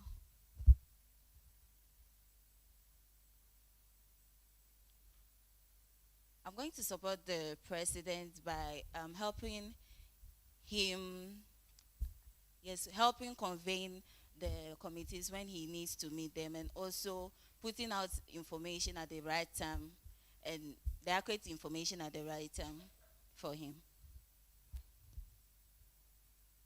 Come again. So I said I'm going to help him by making sure I convene the committees or the people that he's supposed to meet at a particular time, at the right time. And also when I'm supposed to give out information for him, I'll do it at the right time too. Okay. All right. And then why do you think you deserve this position better than your opponent? So I believe I have the skills for the position. I believe I have the skills for the position. Yes, please. Yes, But the skills. your opponents also have the skills. Okay, let me come again. And please, the question again. Sorry. Why do you think you deserve this position better than your opponents? Okay, so I think I deserve this position because I'm not just here for the position. I'm actually here to serve. I'm going to really be committed to doing that. Okay, so my last question, what process will you follow to fund a scholar's activity? To fund a scholars. So one day, list or the process of what they want to do is being brought to me, I'll make sure I send it to the council, we discuss it, then we bring it to the appropriate person to give out Is the that what is being brought to you? Is that if something is being brought when to you? activities are being done, mostly it's either by the activities coordinator or a certain committee that is doing the activity. So when they write to me, I'll discuss it with the president because after he has to see it, and then it will come to the appropriate people that is supposed to come at the office. Who are the appropriate people? The financial office. They are the appropriate people. For funds. Yes, I think so. Okay. All right, so what is the channel of communication to the secretariat? From the scholars, the channel of information to the secretary communication. Yes, please. Yes, is from their cohort rep. Then from the cohort rep to the, depending on where the information, what the information is about, to either the secretary or the WOFCOM or the president. Then from the president to the office. Okay. All right. So thank you very much. Thank you very much. Okay, thank you very much. Joanna, on your feet, please. Pardon? On your feet, stand up. Address the scholars. Tell them why they should vote for you. In 1 minute. So, my name, good evening, scholars, good evening, community. Sorry, good afternoon, scholars. My name is Joanna Awenkwele Adama, a cohort 10 rep, and today I stand before you to solicit for your votes for the upcoming election. I'm here I'm not just here for the position, but I'm here to serve and hear and lead you people for a better Scholars Council. Thank you. Vote Joanna, number 2 on the ballot paper. Thank you.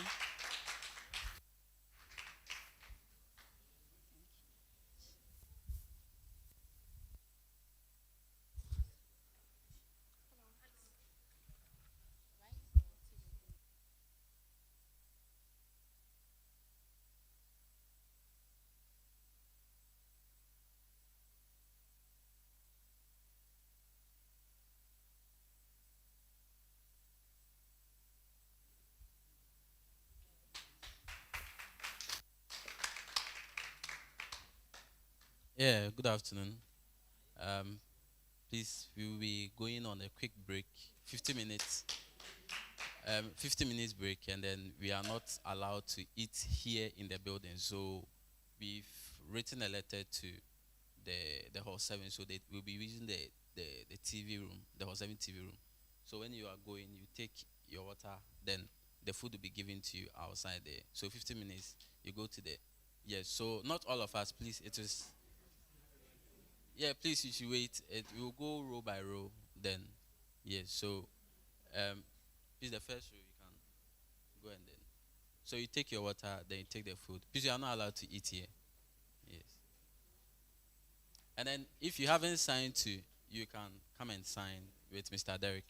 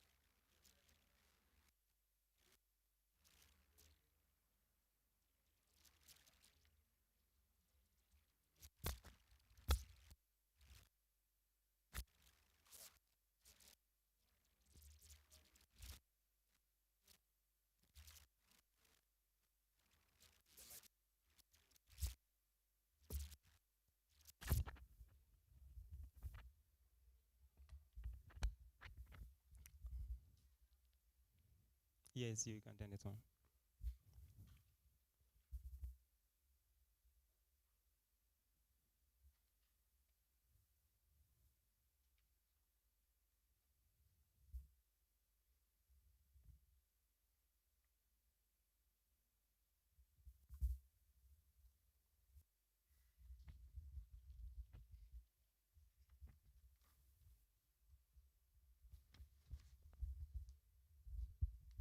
How are you? I'm fine. Good. Introduce yourself to us. Okay, so my name is Eke Amankwa Obin, a second year business administration student specializing in human resource management. And Oh. I also love to read as well. It's okay. All right, you can carry your seat. So tell us, why are you here? Please, I'm here to be vetted for the position of MCA Financial Secretary. Who are for the vetting? Who called you for the vetting? Okay, so according to the Constitution, after filling the forms, a candidate is required to be vetted. That's why I'm here. Okay, that's all right. So you are applying for financial secretary. What inspired you to apply for the position of financial secretary? Okay, growing up, I always wanted to be in the finance sector because I love working around money. I love calculating. And that has informed my decision, even with the courses I chose at SHS and even in university. I'm doing business administration. And also, I am good working around money. Let me say, yes. Okay. Which program are you reading? Which Bus- program are you reading?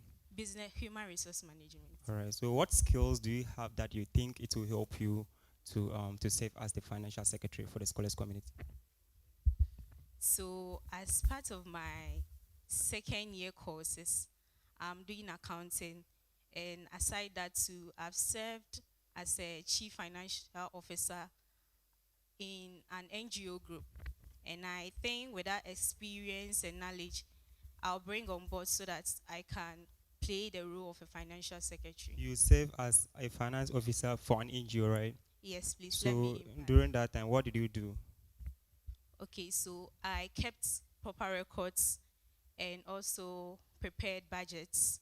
When we are going for outreaches, I prepared budgets and made sure that we adhered to the plan. Yes. Okay, that's fine. What's the difference between financial secretary and a treasurer? Please come again. What's the difference between a financial secretary and a treasurer?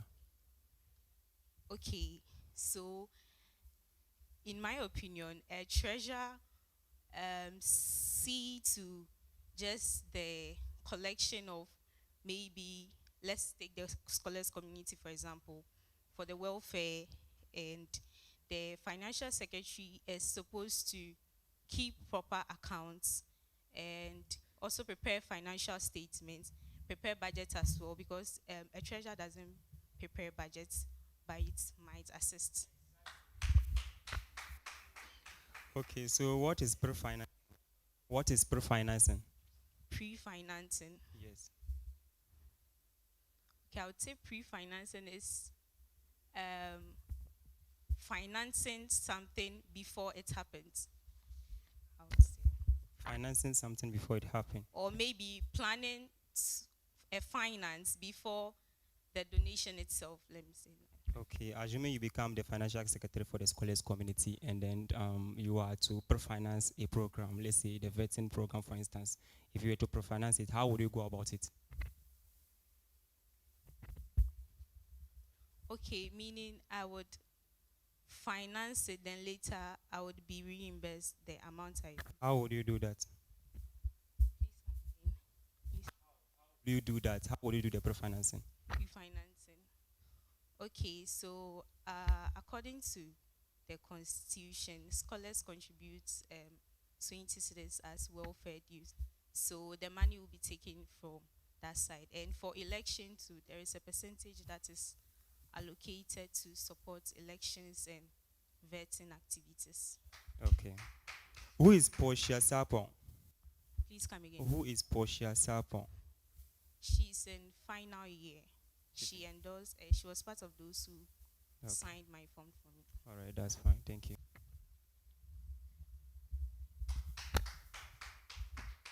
Hello. Hello. Please, can I know what motivated you to run for this position? Okay, so please, as I said earlier, it has been my passion since childhood to be around finance. Let me say that. So that's also my motivation, and the current general secretary also motivated me. The fact that she was bold to step up for that position also inspired me as well. Okay.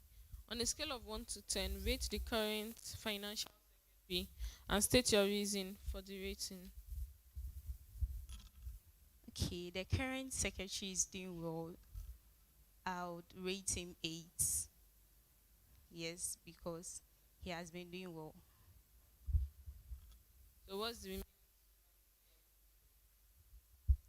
So, per my conversation with him, he said his major challenge is that when people submit their welfare letters, it takes a longer period of time before they get it due to the bureaucracy system, I would say. So I think maybe that will be the gap for the 2%. So what would you do when you're elected? Okay, so when I come into power, I know he's doing his best, but I would push in more efforts. And when the letter is submitted, I'll make sure to check in. So he's not putting in any effort. Why an 8? He's putting in effort. He's putting effort. So what effort will you put? Okay, so I asked him that when people come with welfare issues, like maybe a death of a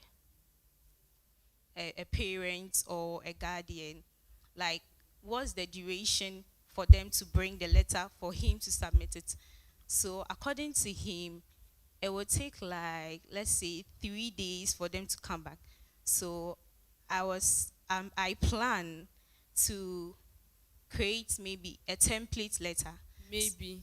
To create a template letter so that all those who come for welfare issues, they would go by that system so that it wouldn't delay, to cut the time. Thank you very much.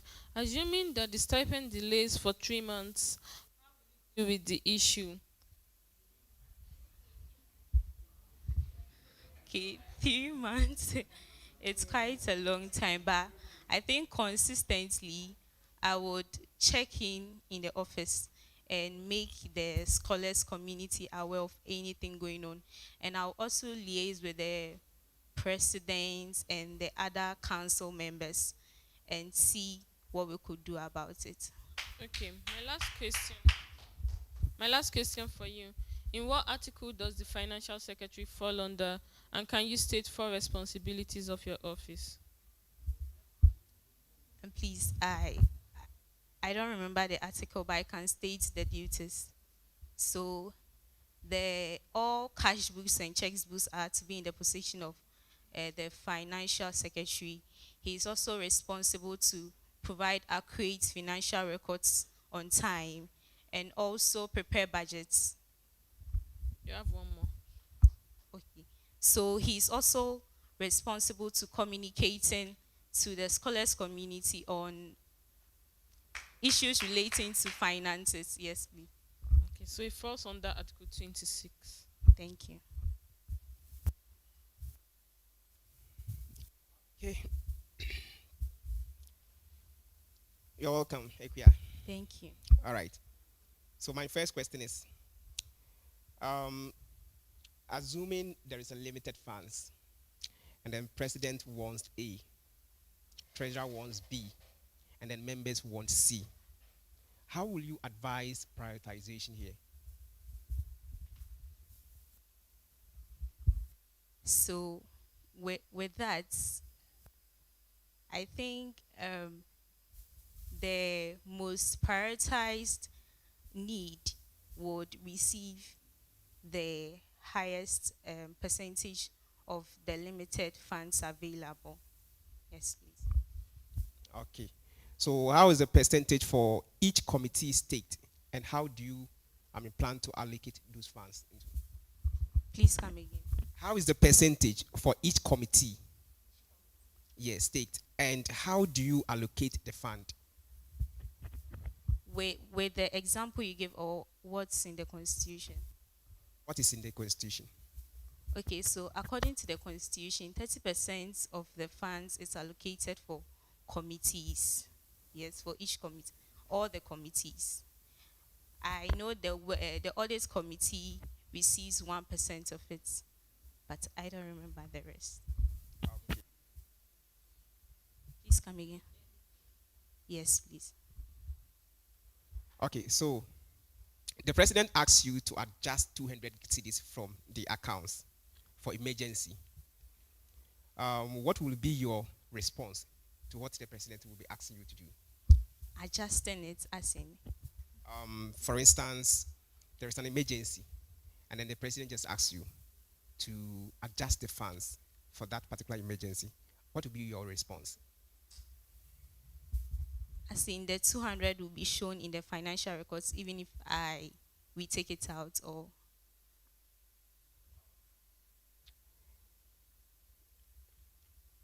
Yes. Okay, it will still be in the records then.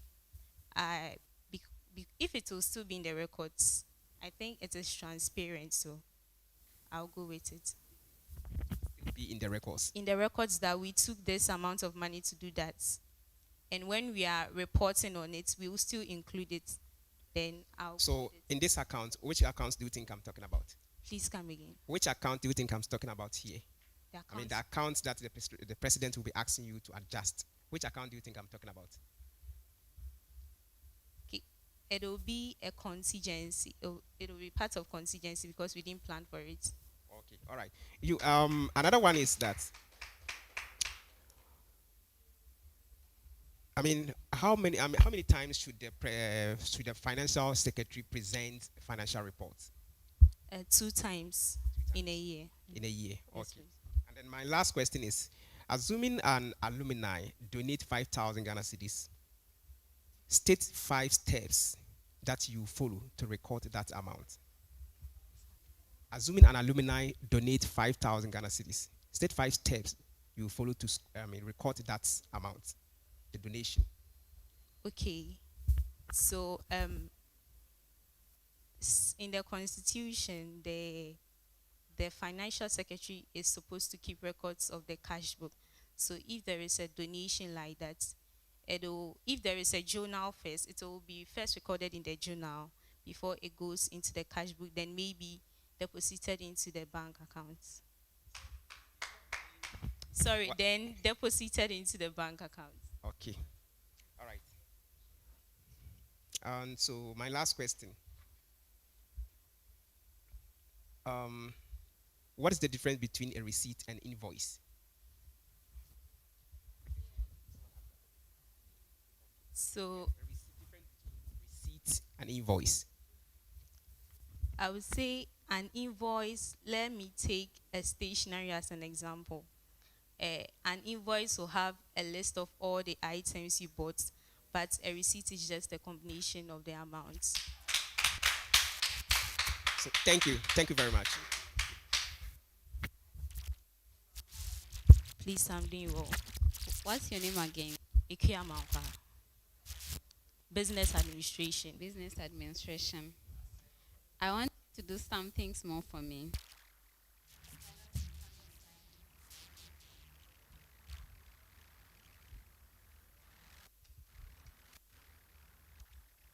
Please, he said I should sign.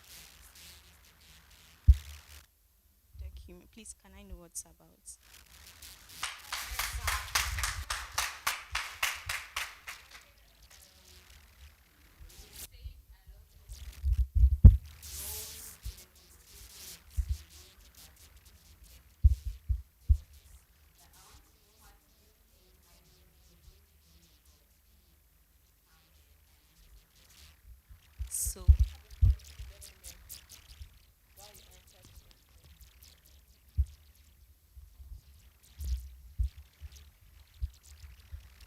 So I plan to promote financial management among scholars. Most of the times, scholars don't know, not even scholars alone, most of us don't know which investments to take, where we should save our money, which policy is good for us. So it is part of my initiative that when I come into office or when I'm given the opportunity, I would educate scholars on financial management.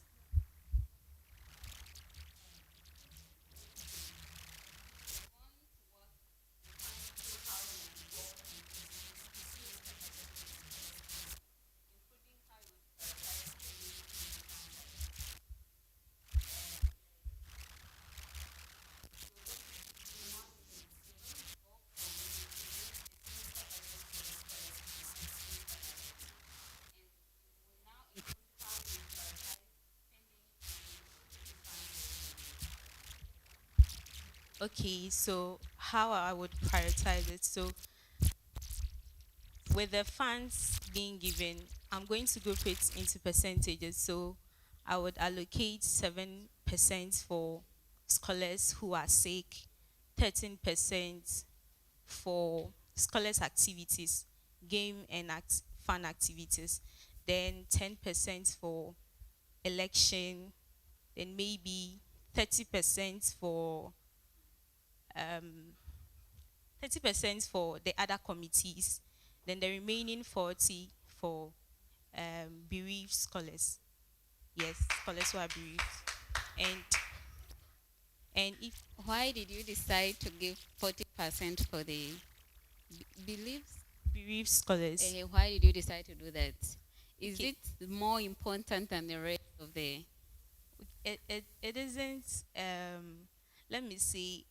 When you take the scholars funds or when you go into our coffers, most of the contributions is from our welfare, and I think the scholars are contributing to their welfare, so that would it's much of a priority to be given a lot of percentage. Thank you. And you're going to handle real money. You're going to handle real money, and you sign checks, and you present the financial reports to the scholars and to the secretariat. How does the way you present yourself in meetings, in written reports, and in person affect scholars' trust in the financial reports you're going to give? The way you represent yourself, either physically, either the way you write, is going to affect how we trust you when you give us your reports. Okay, so in accounting, we prioritize transparency.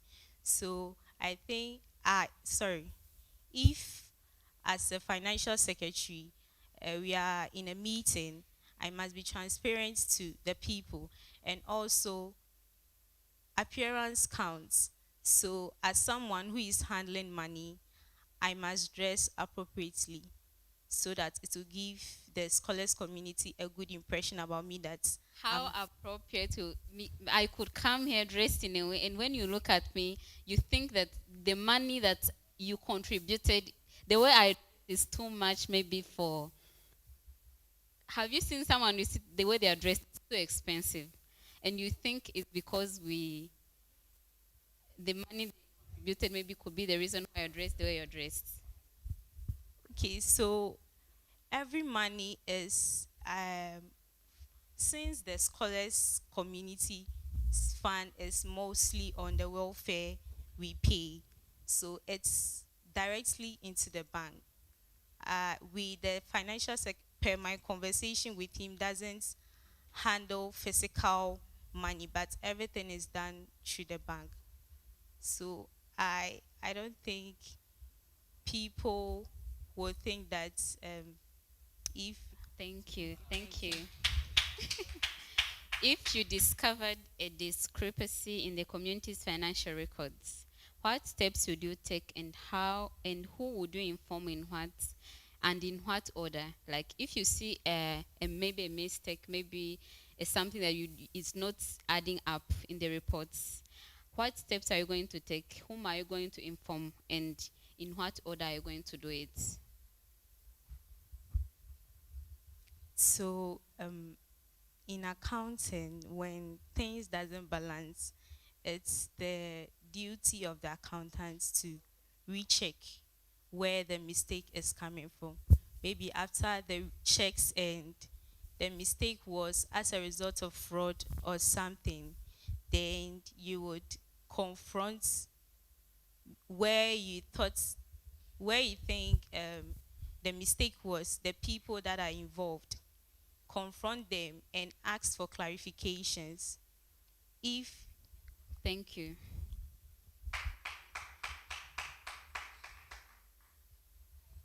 hello.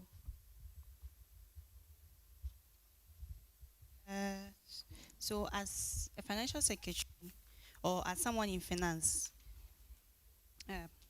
what do you do when someone makes a mistake on a document that you cannot replace?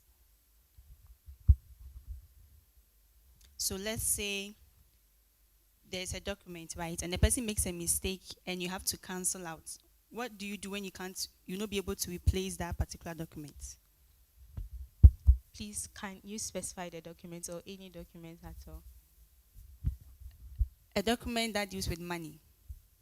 Like a check? Yeah. Okay, so when there is a mistake on a check, the writer is allowed to cancel and sign with the signature of the signatories in the bank system. Yes, please. No, come again. You're allowed to cancel it and sign in the middle to show that it was a mistake. So that means that you are saying the particular person is the one signing, right? No, please, the signatories. Are you sure? Yes, please. I'll ask you again. Are you sure? Yes, please. So assuming I have a check, right? I'm going to deposit a check. And then I'm depositing it into your account. And you are the signatory to that account, right? And I make a mistake on it. And I have to cancel. That means I have to call you to come and sign on where I made the mistake. No, please, but I was answering that in respect to the scholars, like the financial secretary and the I'm scholars. asking you a general financial question. Okay. So then the drawer is allowed to sign when he or she makes a mistake. Explain it to a layman. Take it again. Okay, so the person who wrote the check, the person who wrote the check is allowed to cancel and sign. The person what if I wasn't the one who wrote the check? I'm just depositing it and I made a mistake. It's like you have the answer, but we are not coming clear. You are depositing the check. Please, did you write the check? Or it doesn't matter. Actually, for the answer, it doesn't matter who wrote the check. I am depositing the check. I've made a mistake, right? And I canceled it. Now, who signs on it? Is it me or who wrote the check or you that I'm coming to deposit the money into your account? Please, can you come again with the questions? I said, I'm going to deposit an account. I'm going to deposit a check into an account, right? Okay. Yes, I've been sent to do that. Let's say I'm depositing it into the chairperson's account. But then you wrote the check, but I am the one going to deposit it. So when I got there, I made a mistake on the check or on the sheet, and then I have to cancel. So who signs on it to show that? Please, let me come. He said, I wrote the check for you to go and deposit. And you said you made a mistake. But at the bank, I went to the bank. You've wasted my time on one question. So please, I think the person wrote the check for you. There will be no need for you to do anything on it against you. So there wouldn't be you will not do anything on it. You just give it to the bank and deposit your money.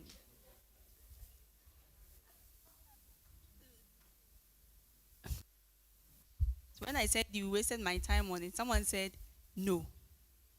I heard someone in the audience say, so that means to them you were answering the question. So are you going with your last answer or you are going with the previous one, saying that someone has to sign? Which one are you picking? Okay, per the later scenario, I would go with the last one. So you agree with me that it wasn't a waste of time?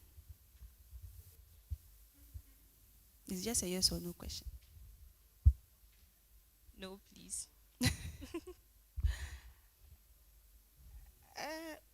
Last question. Who is the current financial secretary for KNUST SRC?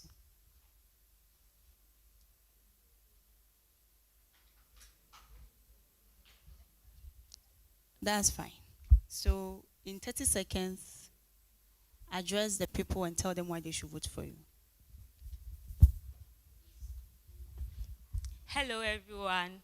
Please, I'm in the person of Ekia Mankwa Obin, a second-year business administration student specializing in human resource management. I'm pleading with you to support me when the time is up for us to vote. A vote for Ekia is a vote for transparency. A vote for Ekia is a vote for accountability. And a vote for Ekia is a vote of service. Thank you.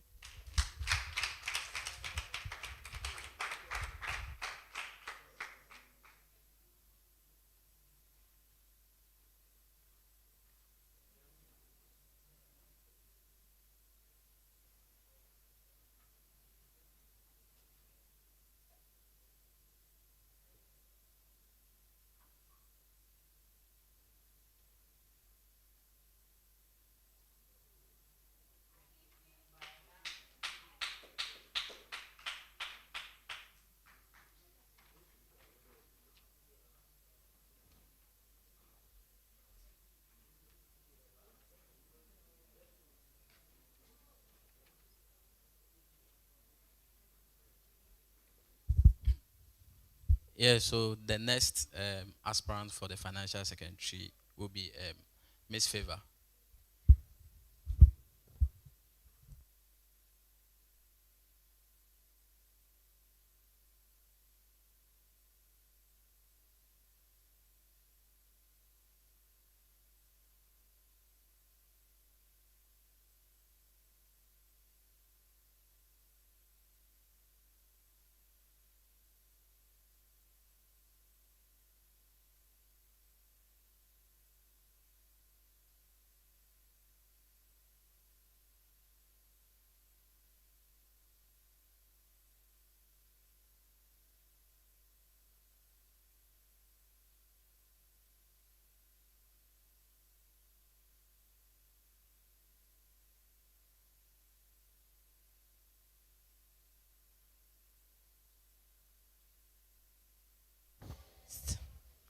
Good afternoon, everyone.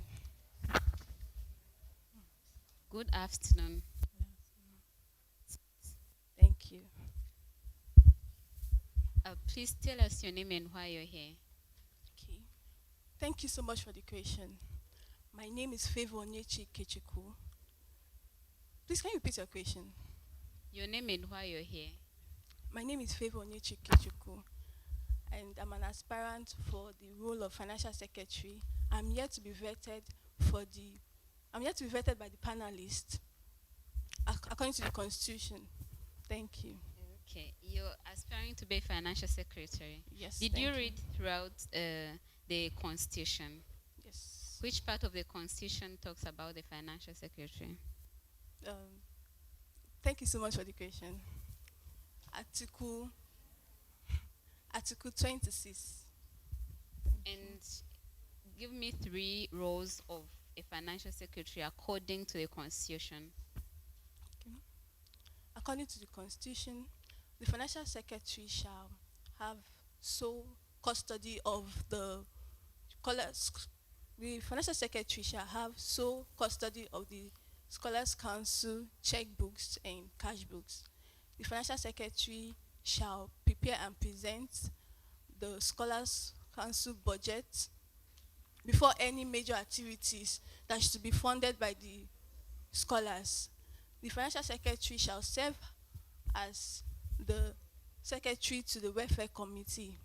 Thank you. And why do you think we should vote for you? Okay. Give me one reason, one major reason, and it should be convincing. Thank you so much for the question. I believe my experiences and my values made me the best for this role. Thank you. Your experiences, like. Okay. I'm an individual that is so passionate about service. I make sure that wherever I go, I make sure to impact in my society. This has led me to joining the committees, various committees like the financial secretary, like the finance committee for the International Student Association and the Mastercard audit committee. I've gained a lot of experience from that. Thank you. Thank you. So, if if I was given a check, I write and then make a mistake on the check. I submit it to you. Maybe I'm the political head committee. I have a check. I did a mistake on it, but I cancelled and wrote the right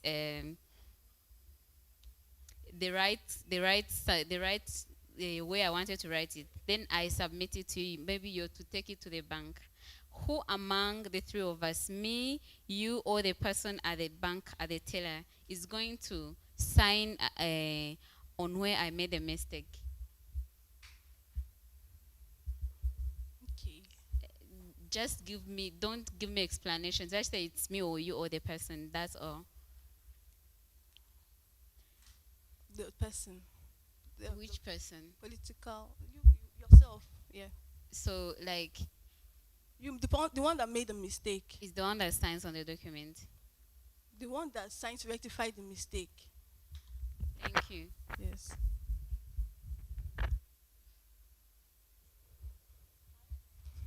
Hi. Good afternoon.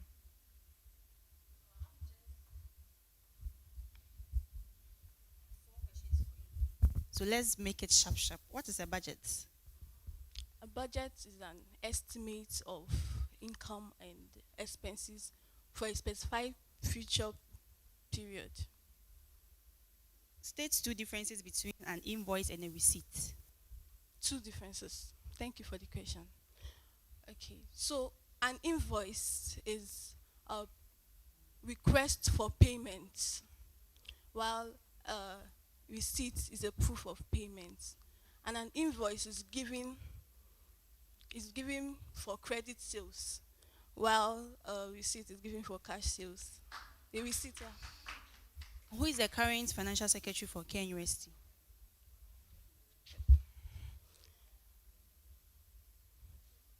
Thank you for the question. If you don't know, just say you don't know. I know it. Master Ezekiah. Master Ezekiah. That's all you can recall, right? No, I don't know how to pronounce his surname. Ah, okay, that's fine. Draw a budget for this vetting. Okay, I need a paper. Just Draw say it. it. I should say it. So, Draw it in your head and tell us. okay.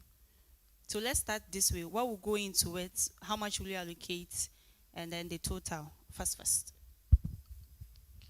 What will go into it? I'll need the title of the budget, what the budget is about. I'll need the dates of the budget.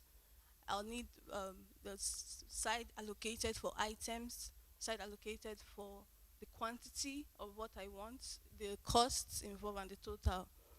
Thank you. And who will sign on that budget after you are done? Okay. So per the Constitution, it was the president, Scholars Council president, and the finance officer, program finance officer who sign on the budget. So if you are to win, that's you and the president. I won't sign. I don't have any right to sign on the budget. No, okay. It's my time up. Thank you.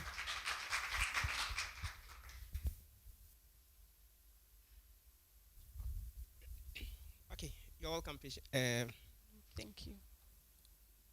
Your name again? My name is Favor. Favor, okay, so you're welcome. All right, so in 60 seconds, give us your monthly reports. In 60 seconds. My monthly report about my personal monthly report. No, imagine, let's say you are, and you want to give us a monthly report about finances or any other thing that conspired through the scholars community. You record it and you are now giving us the report. Just give us in 60 seconds for 1 month. Okay. Thank you, everyone. Today, we are going to read the budget for so event.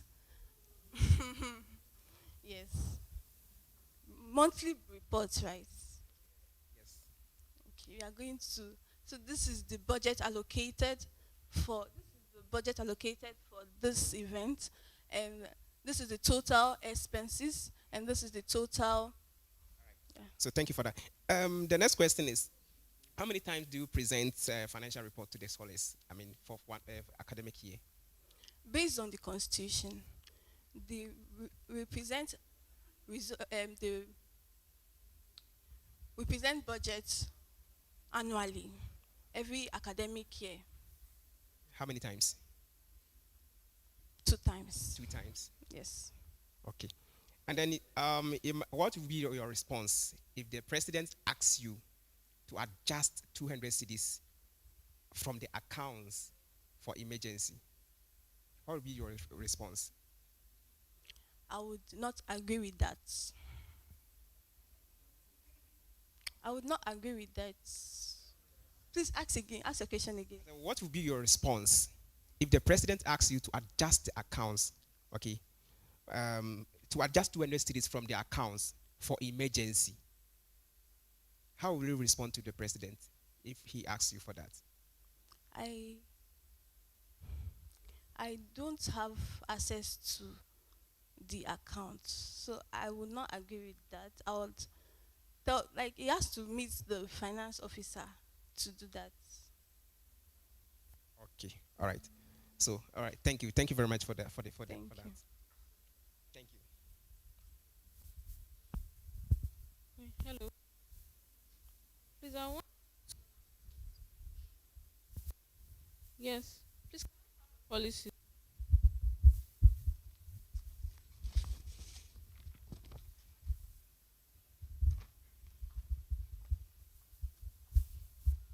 Also.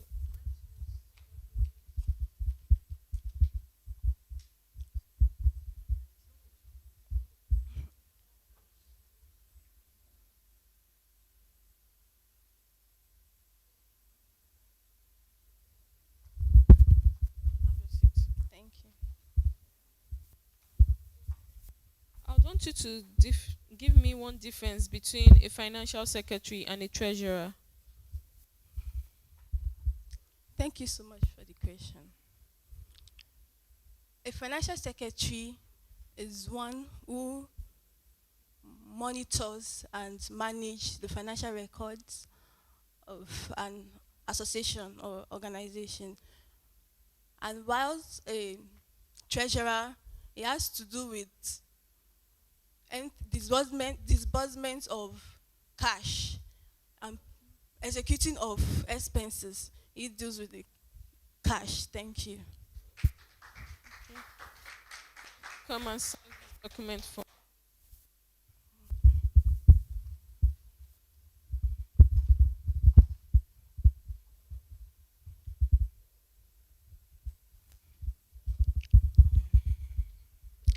Please, I can't sign. Why? Because I have to sign carries a lot of legal weight, and I don't know what. Thank you very much. Thank you.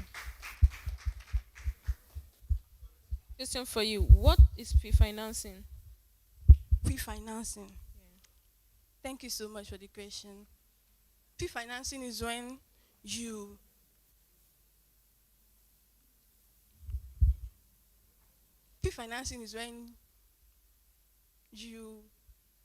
in what context, please? In a general context. Okay. Pre-financing is when you try to use your funds to finance a project without a. Yeah, that's it. Thank you. Without just finish. Without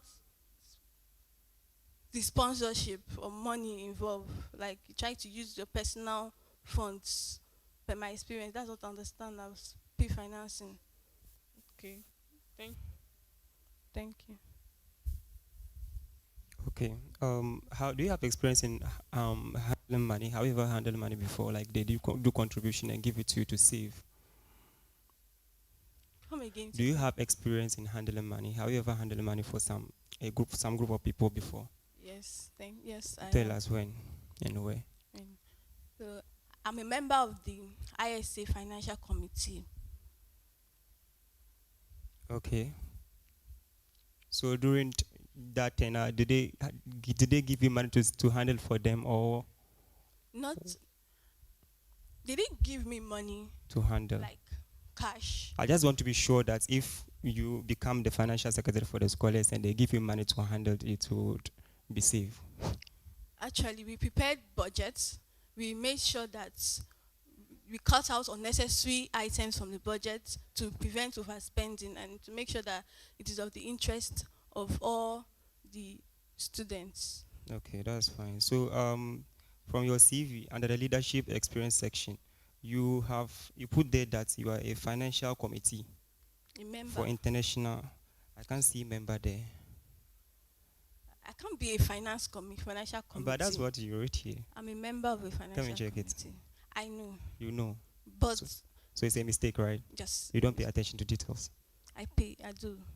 So if you make the same mistake with our money, I will save. I mean, finance committee is like, it's logical. I can't be a finance committee. It's But like that's you have what to you be a wrote member here. of a finance committee. So why didn't you put the member?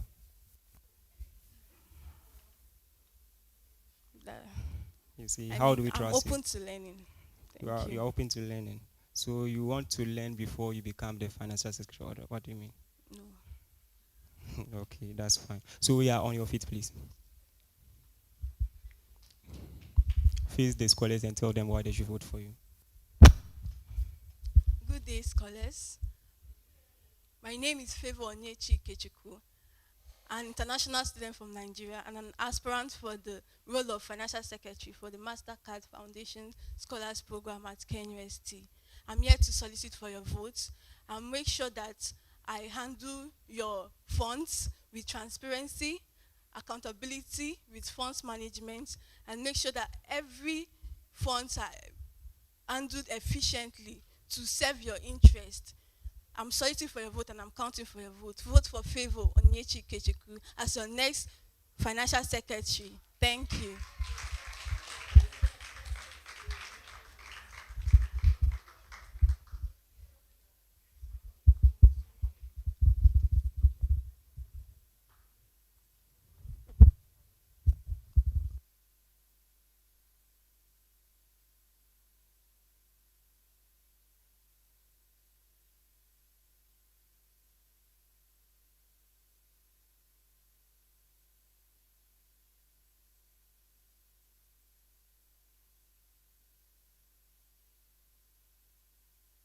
The next person will be Miss Elom. Yes, next aspirant for financial secretary.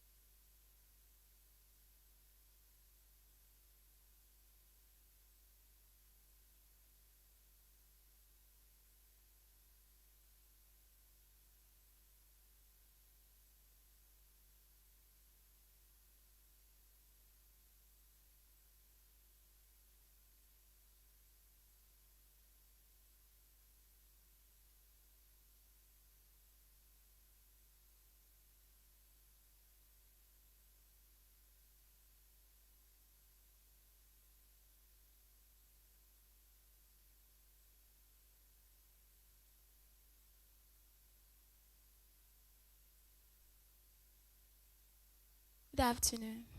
Please, I'm fine. Elom Agoyevu. Yes, please. There's a mistake there, right? Where's the financial secretary?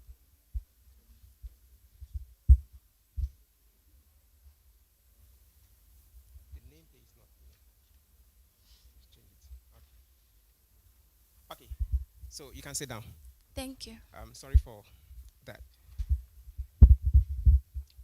So my first question is, how do you understand about voucher when you say voucher? Voucher. Please, I have no idea. You have no idea.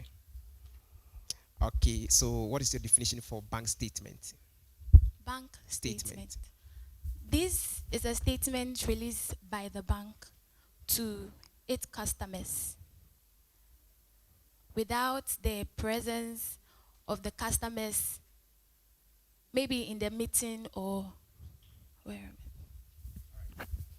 And imagine the president asks you to adjust 200 cedis from the scholar's account for an emergency. How will your response be to the president? Please, the question again. The president asks you to adjust 200 cedis from scholar's account for an emergency. What would be your response?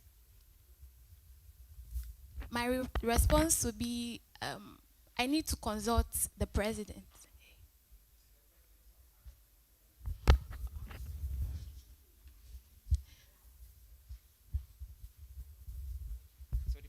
So the president have asked you to adjust.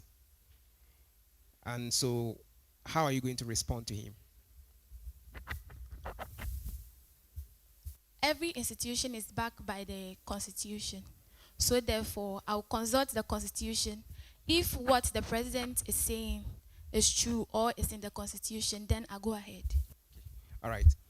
And then my last question here is, how many times is the financial report is presented to the scholars community? Once every end of the academic year. Okay. Academic year? Yes, please. Okay. So in 60 seconds, give us your monthly report. In 60. Hello, fellow scholars. This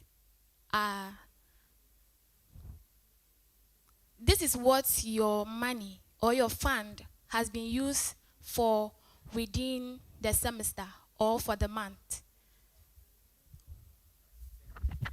Thank you. You're welcome. Hello. Hello. Please, what for your office? My vision.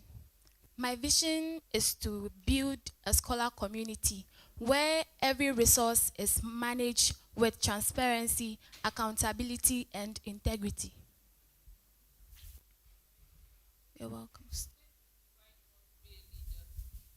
I want to be a leader because I have the passion and the zeal. I have all it takes to be a leader, and I want to make impact and to serve my people or the scholars community with integrity. Thank you. Conduct a SWOT analysis for yourself. My name is Elom. I am a dedicated and SWOT analysis. I didn't say introduce yourself. it's about my strength, my weakness, my opportunities, and then my temperament. Format, strength, say it, weakness. I say it, am 'cause a of very time. resilient lady who is ready to learn and who is very calm when it comes weakness. Weakness. my weakness is not being able to make decisions Wow. rapidly. I take my time to For this position. yes. I take my time to make analysis and to know the reason why I should take a step. Opportunities and threats. My opportunities. For the office of the financial secretary, I can become the financial minister one day. Finish of threats. Please, I'm done. Threats. Thank you. Who's signatory to the Scholars Welfare Fund? Who is the signatory to the Scholars Scholars Welfare Fund? The vice president and then the financial secretary. Okay, my last question. Can you differentiate between it and an invoice? Okay, an invoice is a receipt is a proof of payment in the bank or any business. No. It's a proof of payment. And an invoice is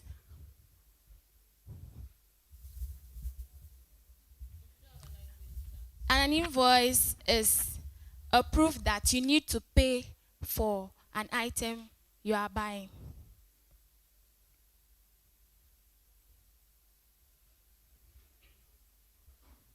Good afternoon. Good afternoon. How are you doing? Please, I'm good.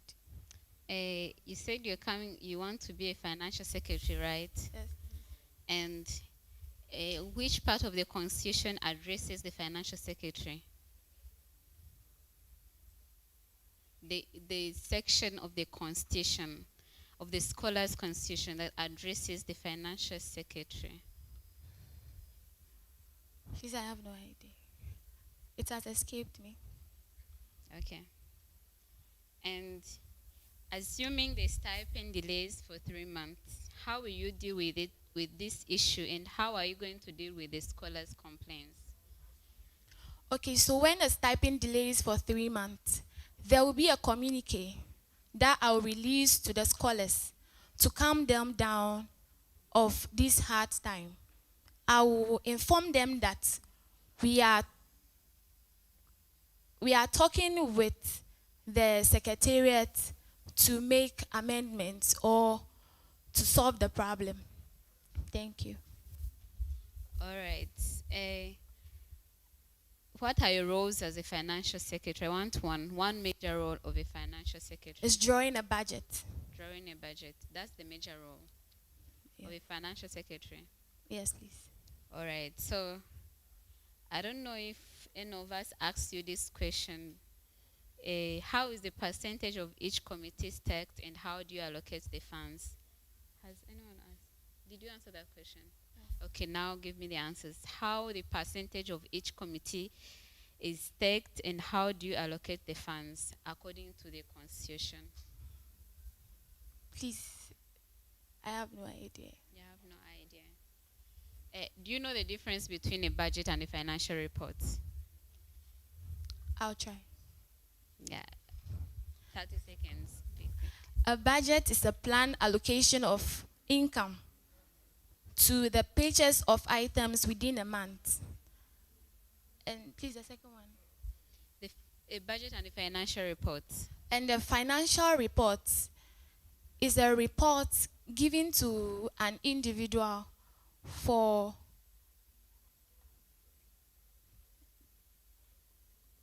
the purchase of items within a month. Okay, thank you. One last question. It looks like you didn't go through the Constitution, which means you don't even know what you're coming to do other than being a financial secretary as a title. Convince us to vote for you. Like, give us a reason, one reason that we should vote for you. Thank you. One. Okay. I am capable of being the financial secretary because I have my own business where I manage my own finances. And then I have the ability to manage the resources the scholars community hands over to me. Thank you.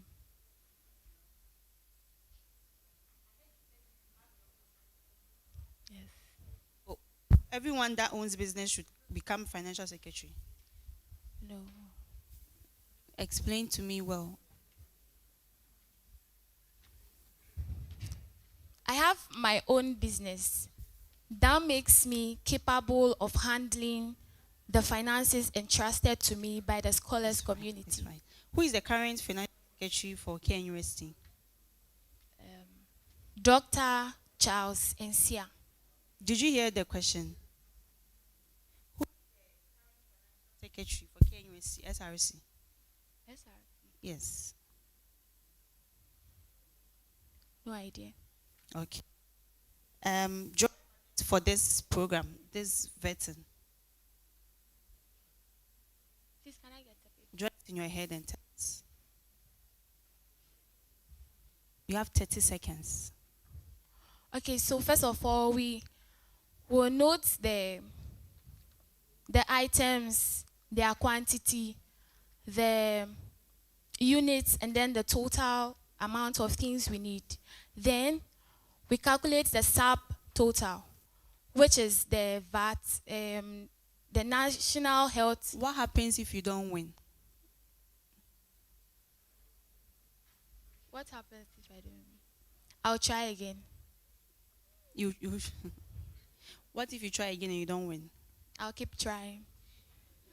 How many chances does a student have to run for KNUST campus? Unless you are not in your final year or your first year, you can keep trying. So I said if you do not win this, you said you try again. So that's next. Yes. Not win then.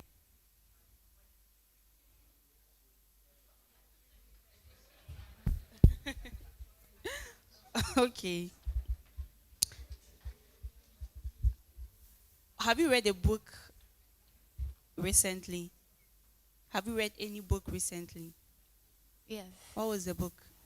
Rich Dad, Poor Dad. Great. What did you learn from that book? One thing I learned from the book is that you should make your money work for you, not you working for the money. Thank you. You're welcome. Okay, so who is the current finance minister of Ghana? Minister Atto Forson. Is that his full name? Minister Kofi Atto Forson. I'm not sure.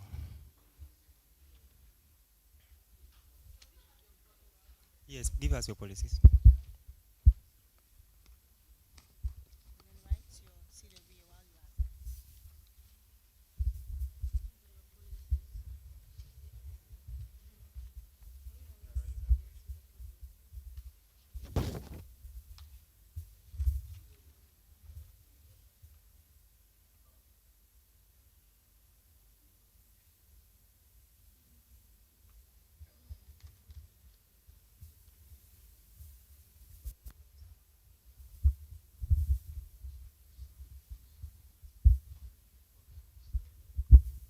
Okay, so the full name of finance minister of Ghana. Full name of finance minister of Ghana, current finance minister. Minister Atto Forson. Are you sure that's the full name? Yes. You are sure? Yes. 100%? Yes, please. That's not the full name.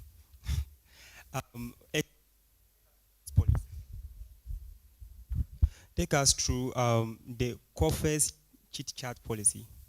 So this policy is about open and transparent budget reading for the scholars community.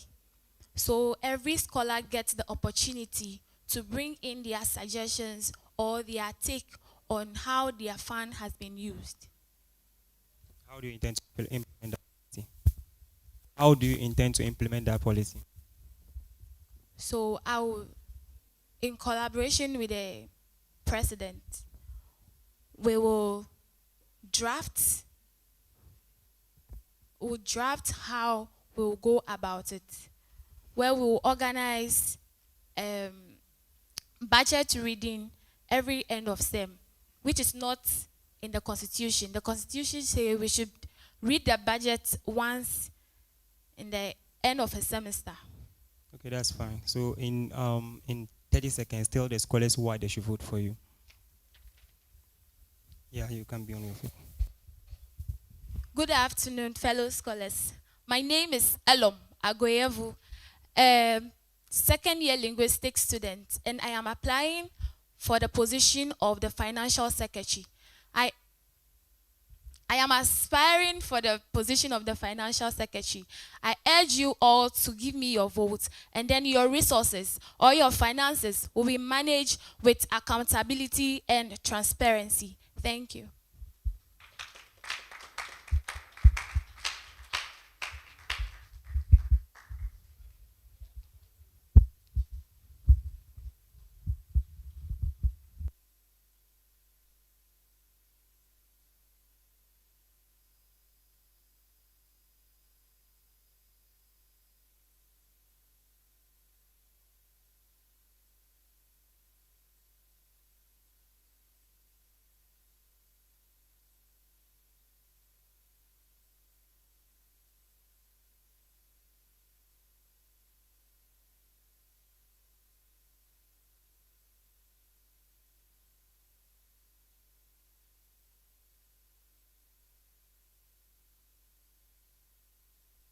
person on the list will be the activities coordinator, Mr.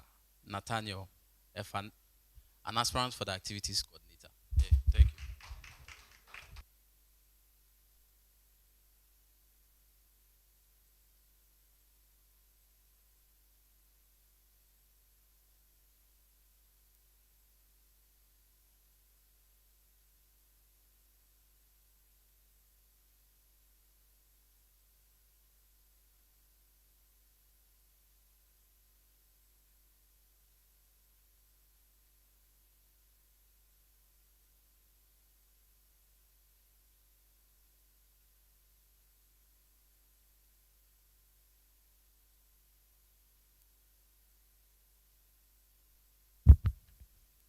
Can you go back a bit? You are welcome. What's your name and why are you here?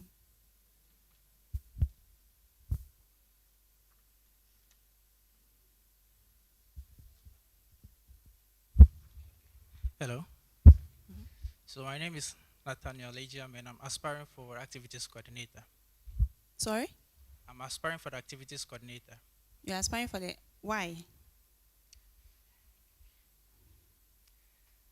I find myself to be a bold and confident person to take this position. That's why you're aspiring for activities coordinator. Yes, please. Then you could have got position. Also, Also, yes, I've involved myself in coordinating activities, so I have a little idea and knowledge about how it works.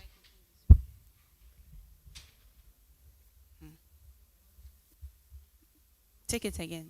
So I'm saying I engage myself in some of our scholars' activities, helping organization and arrangement, so I have a little idea about how the office works. How many have you coordinated an activity before?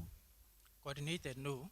You've not coordinated any activity before? In the scholars community, no. Or anywhere? Yes, I have. Where? At home. My Go Back Give Back community project.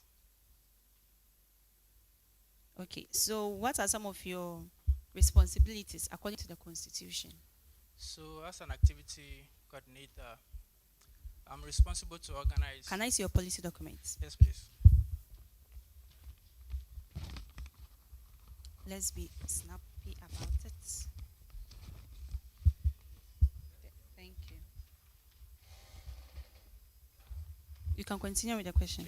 So I'm supposed to organize colleagues' activity programs and then organize scholars council meetings as well. I'm to work with the general secretary in doing that. Also, I'm to propose activities. So you have the presentation focus policy here. Tell us about it. Yes. So the presentation focus policy, it's a policy where I create an organization endorsed by the Constitution, a 5-member committee, where we discuss and plan activities of this community. Why should you are running unopposed, right? Yes. Okay. So why should they vote for? Is it because you are the only option left, or because in the end you don't have a competitor? They should vote for me because I see myself deemed best for the opportunity, for the position. I have the skills to mobilize my colleagues. I have the skills to bring people on board to make sure our activities are well coordinated. Are you sure you are not lying? I'm not lying. Okay. You can have your seat. You can have your seat. Thank you. What did you say was your name again? What's your name? Nathaniel Ejiame. For activities coordinator. Yes, please. What part of the Constitution addresses the activities coordinator? Chapter 4, Article 28 of the Constitution. And I want you to in 45 or in 30 seconds to announce clearly and comparingly a fictional upcoming scholars event. Let's name it Innovate Africa Night. And to this panel and the rest of the audience, like, you're an activities coordinator, which means you're going to announce some of the activities that will be upcoming. Okay. Now we have an upcoming activity called Innovate Africa Night. I want you in the 30 seconds to give us that announcement in a way that will attract us to come for the event. Can I get up? No, yeah, you can stand up and do that. Yeah, 30 seconds. Hello, my fellow scholars. I'm here to announce to you our upcoming activity where we'll be inviting everybody on board to showcase his talent and also learn something new. We wish to see all of you there. Thank you. Are you sure with that energy you will attract someone to come for a talent show that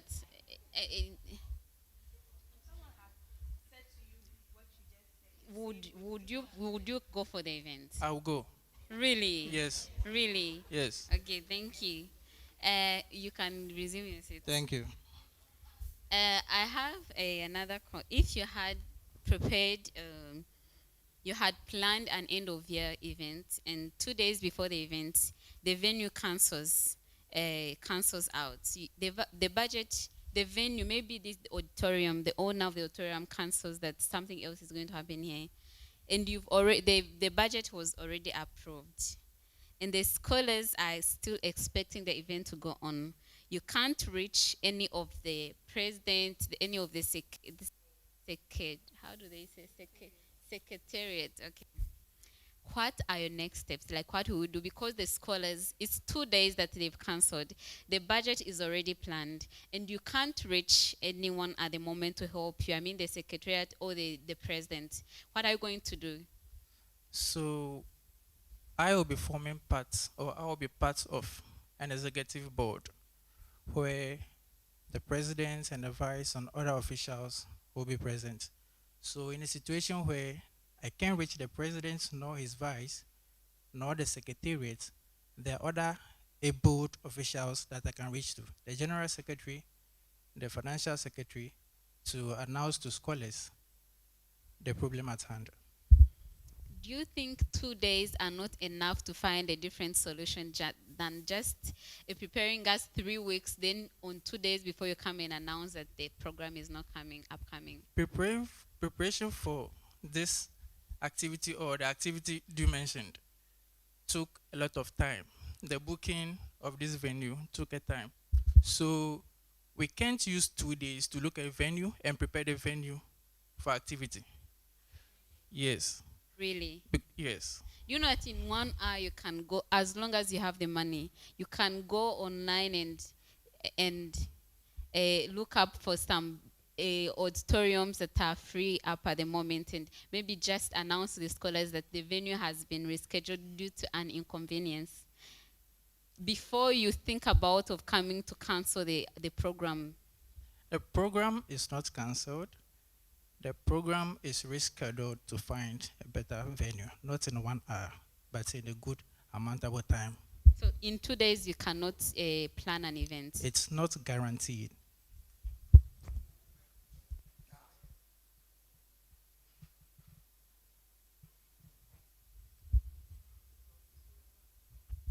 Okay, so you mentioned that you cannot use 2 days to organize an event, right? To look for a venue to organize an event, right?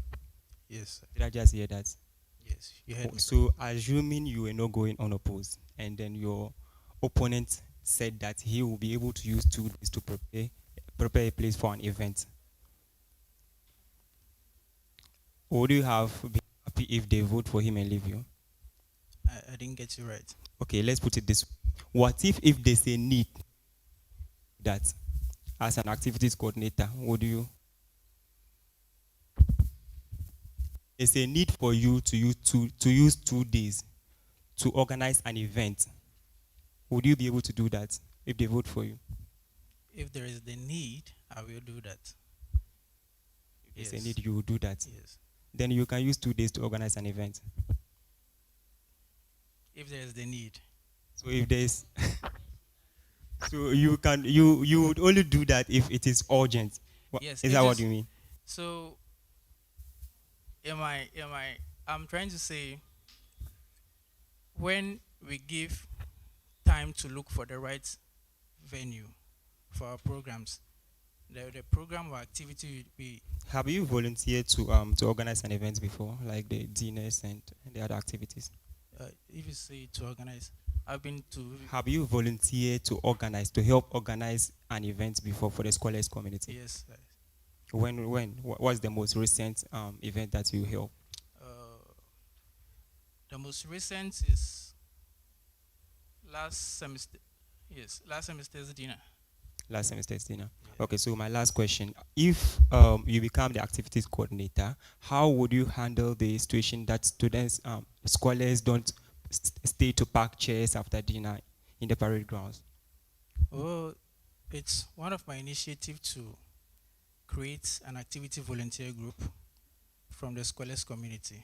So we encourage all scholars from various cohorts to join this group.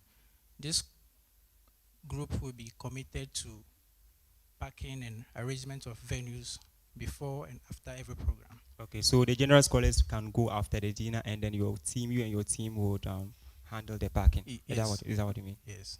Okay, that's fine. Hello. Hello. What are the 4 responsibilities of this activities coordinator according to the Constitution? The first is to organize scholars programs. Sorry, first of all, what article does it fall under? Sorry? What article does it fall under? The Article 28. Okay, so yes. 4 responsibilities. Yes. To organize scholars program. Also to organize scholars meeting. The activities coordinator is also responsible for proposing or soliciting activities to the scholars executive board. Did you say 4 just now? Sorry. Did you say 4 already? And the last one is the head of the organizing committee. How many members make up that committee? 5 members, including the coordinator. How many percentages allocated to your committee? 3%. Thank you. In a scenario where you want to have a scholars program, maybe a dinner or something, and the Great Hall is booked, maybe you go like 6 weeks ahead to book it, and it's booked for that day, is booked the next week, let's say 3 weeks ahead is booked. What do you do as the activities coordinator? Please, can you come again with the question? To use the Great Hall for an event, and it is fully booked. You are not late. You go 6 weeks ahead. I believe 6 weeks is a lot of time. And then they tell you that it's booked, and it is booked for the next 1 month. And that program needs to be held in 6 weeks' time. What do you do as the activity coordinator? So, in 6 weeks' time, we will look for another avenue to hold our program. Tell me. Let's be practical. So there are other avenues we can consider in consideration. The parade grounds is one. So thank you very much. What gap have you seen in this administration under the activity coordinator, and what will you do to bridge it?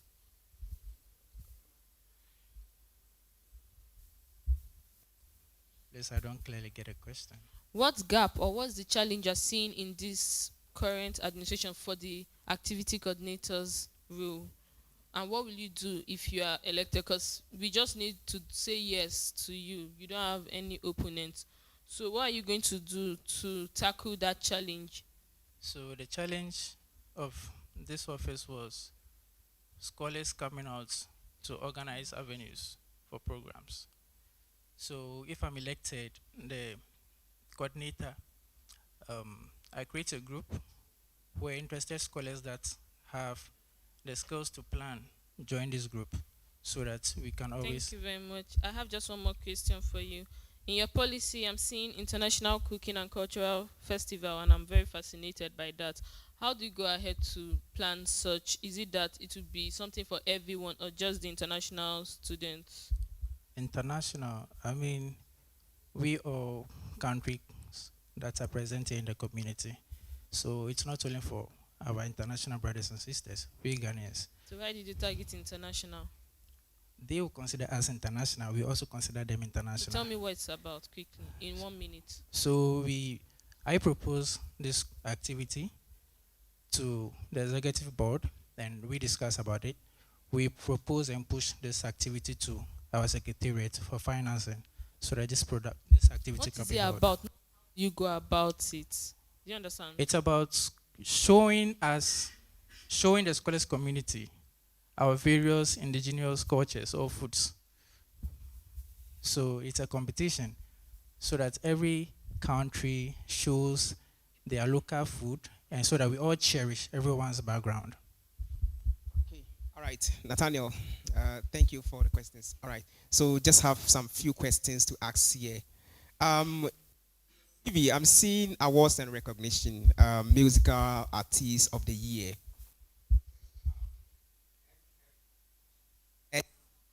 University.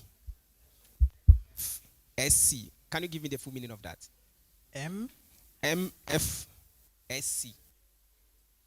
What is the full meaning? Mastercard Scholars Foundation Council. That's it, yeah. That is the in KNUST. MSFC. You've read it is MFSC. Then you added KNUST. So the full meaning for that. What is the full meaning for the scholars community? I mean, the Mastercard, the scholarship you are enjoying.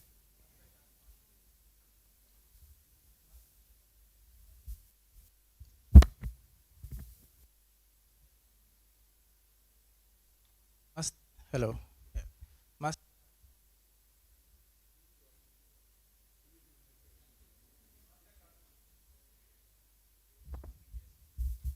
So the one you have here, is it correct?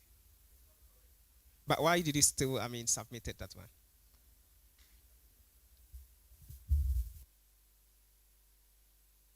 Be honest to me to this question.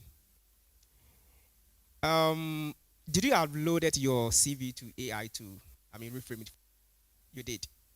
So I can see it's, if you're good in AI language, you will see that it's AI based. So if you send this one to any other, looking for any other organization who is good, and then the HR, when they see it, they will realize this is a AI CV. You understand? And so that's why I'll ask that one. So please, you can at least edit it or try to change some of the things, because most of the AI language is being found there. And so so last question. What's the break-even point of project? What is the break-even point of a project? Points of a project. Yes, please. I have no idea. All right. So I don't know if I can add this question. Is that all the time? Okay, so let me just ask this one. Do you think the Scholars Day project impacts society, and how does it impact society? Yes, please.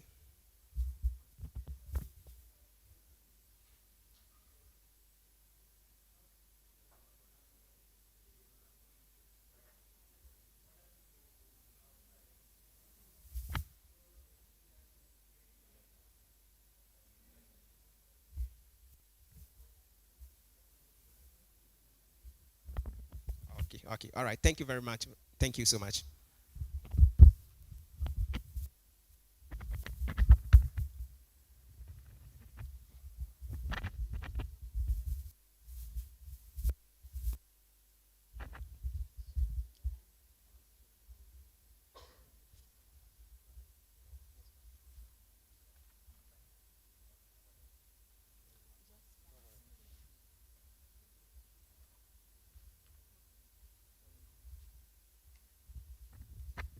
Okay, so has he addressed?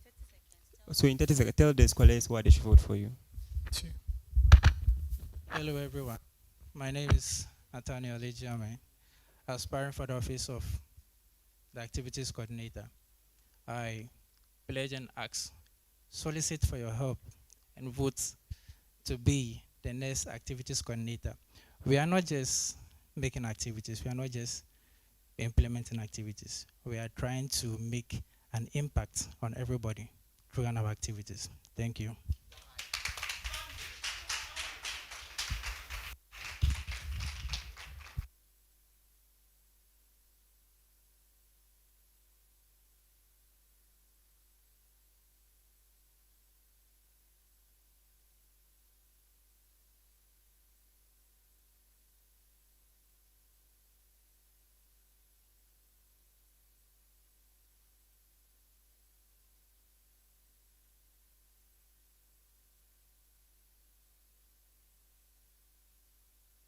Two.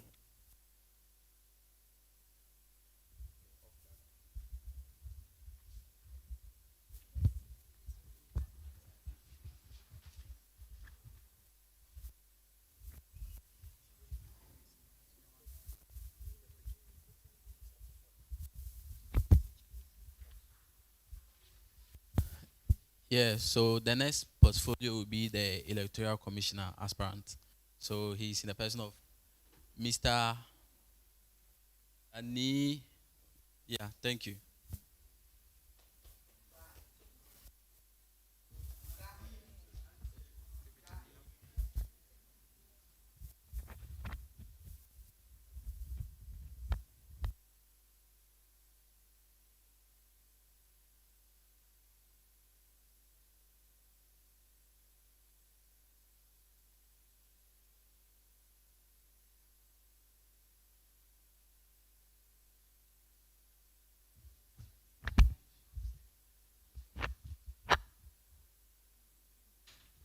Hi. Good afternoon. Who are you and why are you here?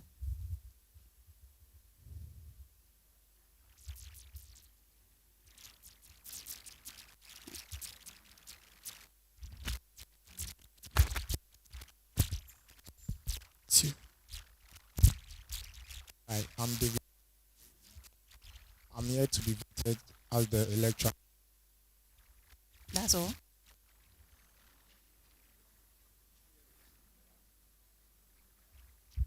What mandate do you have to be here?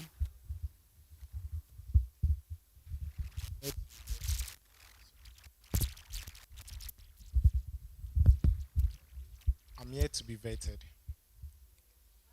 Dates you to be here. per the constitution. I have to be vetted before. Oh, the exact.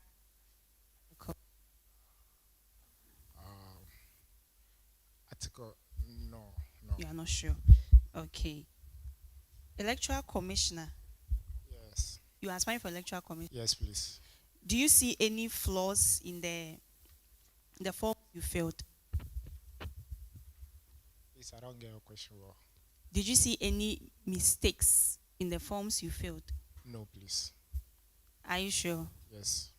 Okay. As part of the requirements to be an eligible candidate, you are supposed to have a certain average. Do you know it? Yes, please. You are supposed to have an CW of 55 and above with at least 1 child or 60 and above. Are you sure? Do you want to take it again? 55 and above with at least 2 chills and 60 and above. I'm giving you the last chance before I pass it on. 55 and above with Future EC. Is it because you're going unopposed that you didn't read? Because in the end, we will still vote for you. As an EC, you should know this. it's 55 and above with at least 2 chills.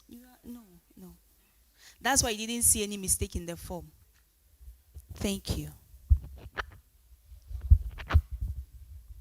Good evening. Evening. You're contesting to be an EC. I want you to give me two electoral offenses and what you would encourage scholars to do if they acknowledged one, maybe one of them? Like maybe during the election period, what are two offenses? Okay, so during election, a day before election, you are not supposed to campaign. Campaigns end 4 o'clock a day before election. Another one.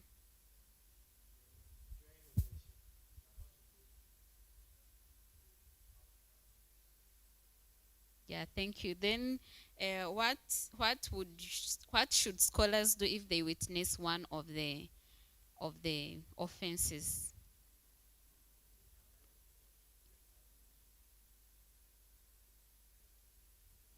All right, thank you. Uh, what qualities do you have? What qualities do you have that you think makes you eligible to be the EC?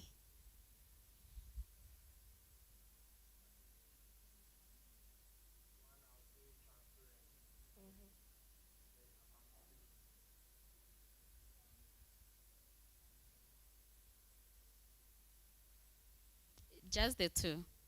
You think those two are enough? Because transparency and accountability, a finance needs to be that, a president needs to do that. You as a person, an individual needs to do, you as an EC, what qualities?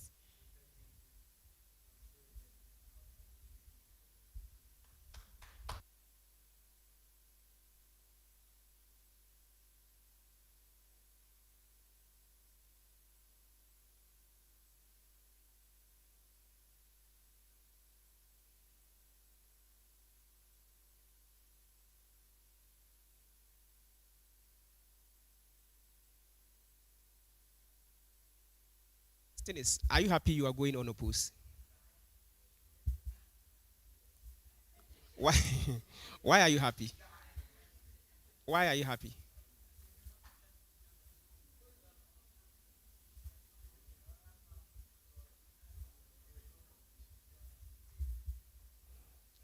Okay, so I can, I mean, confidently say that because you are going unopposed, you just you're like Charlie and Samin Kwame Kwedi so none of the even your forms, like they asked you, is something wrong with your forms? You said no, but for what I'm seeing here, I realized you just, I mean, did it. You didn't even read through again before submitting. Am I right?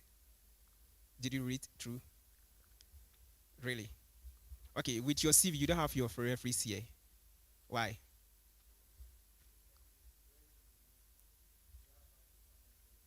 They ask you to submit resume. But everyone, all those that we have already vetted here, they all came with CV. Why? Really? But what shows that what you have submitted here is a resume? What is resume? And what, I mean, what shows that what you are having here is a resume?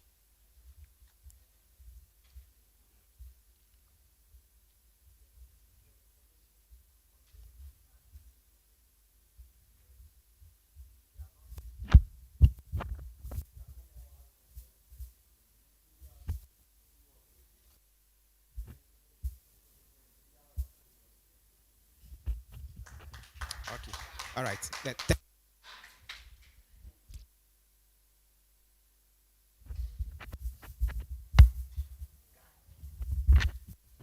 Please, you may take your seat.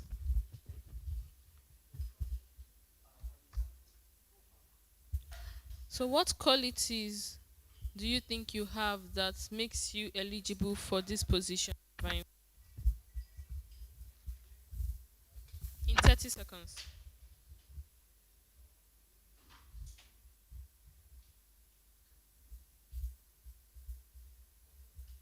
Just speak, we can hear you.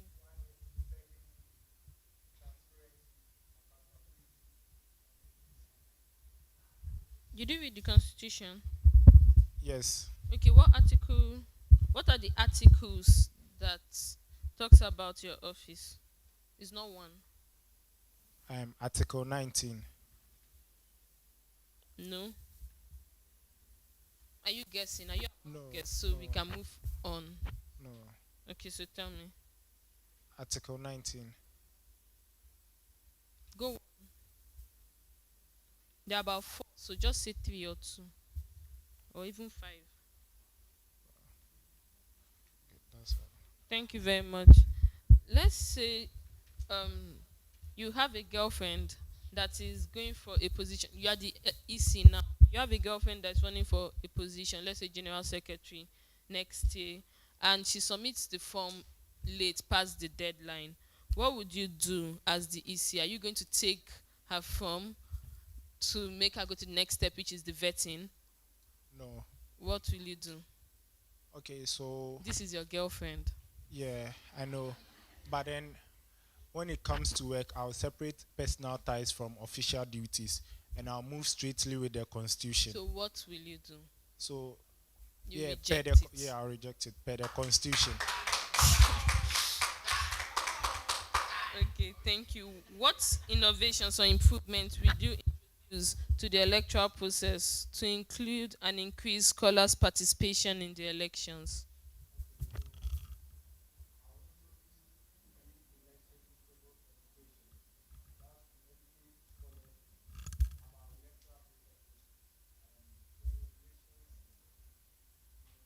Can we see your policies?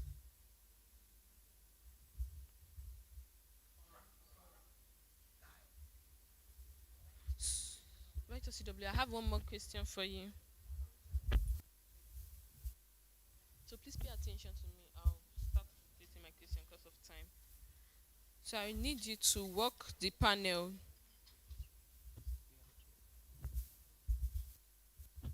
I'll need you to walk the panel through the key stages of an election that you design for the KNUST MCF scholars community. That's from the first stage to the end. So take us through.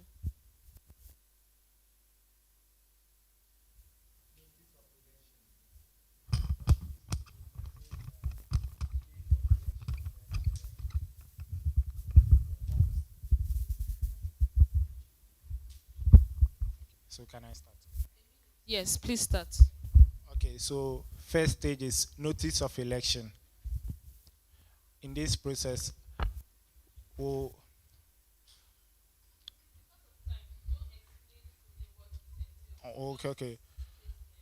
okay, notice of election.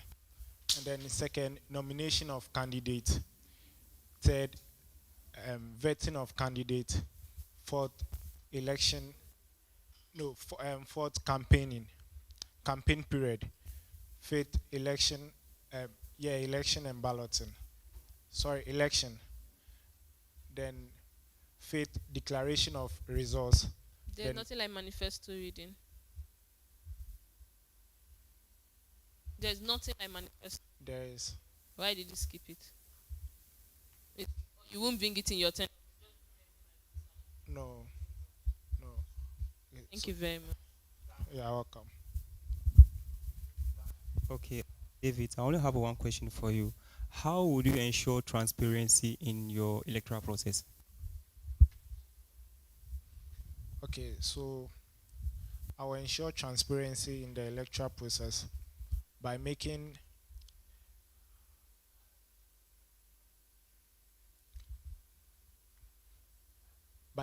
rules and regulations clear to all scholars and then ensuring free and fair election. Sharing free and fair election. I don't.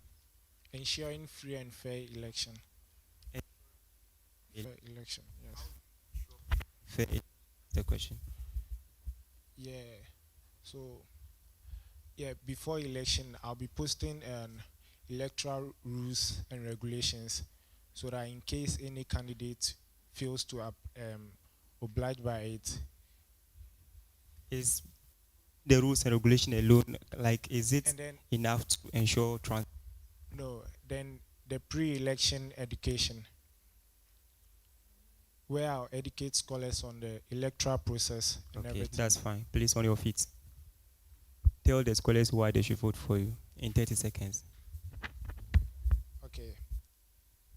Dear scholars, I'm in the person of David Nia Jurisaki, contesting for the electoral commissioner. And then I'll urge you all to vote for me to ensure transparency in our electoral process. Thank you.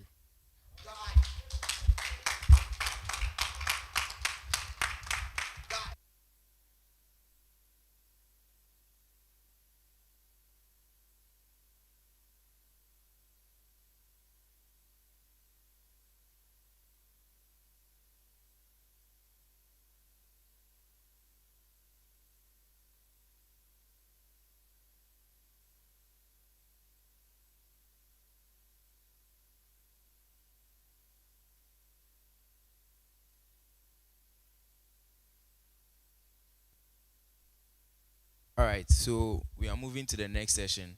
That's with the WUCOM, Women's Commissioner. So, the aspirant's name is Frida. We are inviting Frida on stage. Thank you.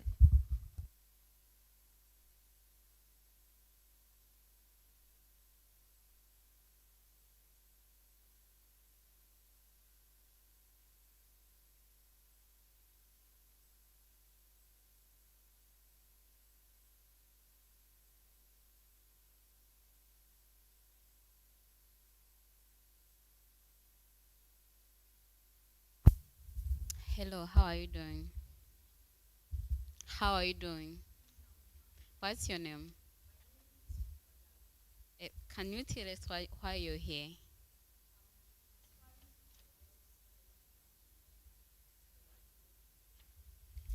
Okay. You can have your seats, yeah. You're running unopposed, right? How do you feel about it? Like, I want a quick response. I feel okay about it. Yeah, not in the sense that I don't have any competition, but I'm just running for the office and I'm okay about it. Don't you feel bothered that your fellow women are not empowered enough to feel like they can also go and compete to be women's commissioners? Like, yeah, that's a reason for concern. Yes. That's a reason for concern. Yes. Okay. Do you know the difference between gender and sex? Yes, please. Can you, in 30 seconds, give me the difference? So, gender is the role that an individual assumes, and sex is the biological status of a person. You're sure? Yes, please. All right. So, a WUCOM is a role that comes with both the visibility and the scrutiny. How do you personally understand the connection between how you carry yourself and your effectiveness on the advocates of women in this community? Please, can you come again? A woman's commissioner is a role that comes with both the visibility and the scrutiny. I want you to tell me how you personally understand the connection between how you carry yourself and your effectiveness as an advocate for women in our community. Okay.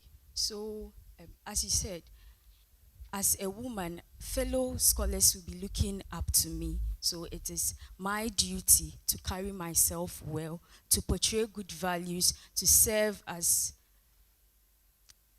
something other scholars or women in our community can look up to. Yes, please. Okay. I'm a female. I'm pretty sure one of the reasons you are here is to empower women. And I am scared I can't go for any position because I feel like I'm not good enough and what and everything. Can you give me a 30 seconds motivational message to convince me to go to like get out of the shell and go for any leadership position as a woman? Yes, please, can I get your name? I'm Perfect. Perfect. Yeah. So, Miss Perfect, you are strong and you are capable. You can do anything that you set your mind to. You don't have to let anything limit you. You have endless potentials in you. So I would encourage you to go out there and vie for any position that you'd like to occupy. Thank you. Thank you. I have you answer in 30 seconds.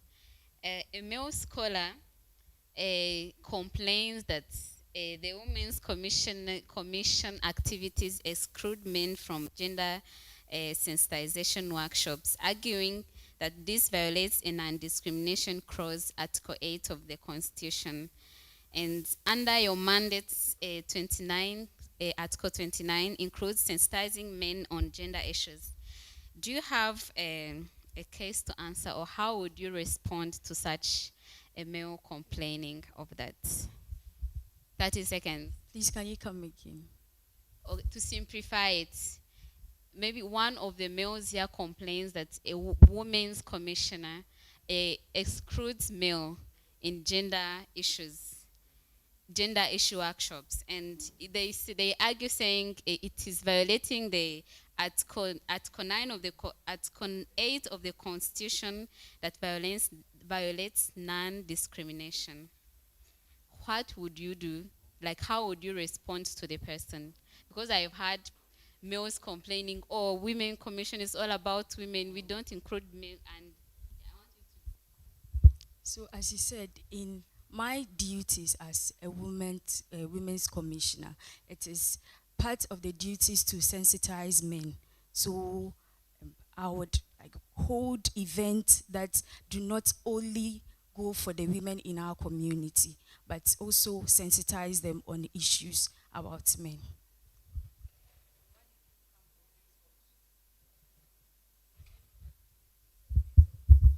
Then why did you come for Women's Commissioner if you are going to organize programs for men too? Do you understand Women's Commissioner?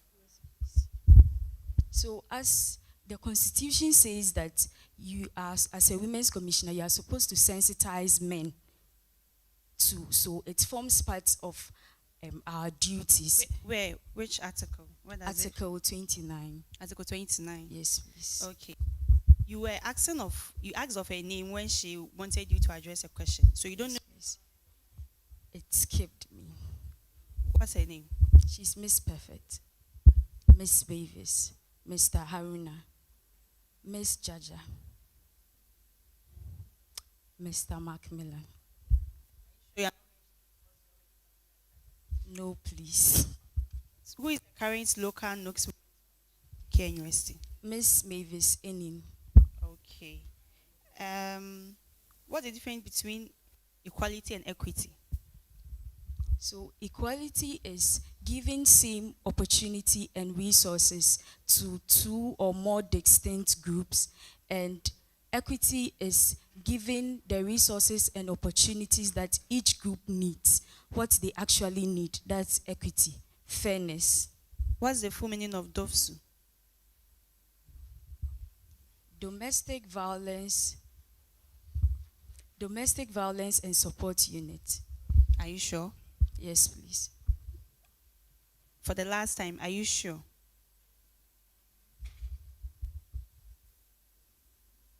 Okay. So as the Women Commissioner, if a lady, a scholar comes to you with an issue of sexual harassment, right?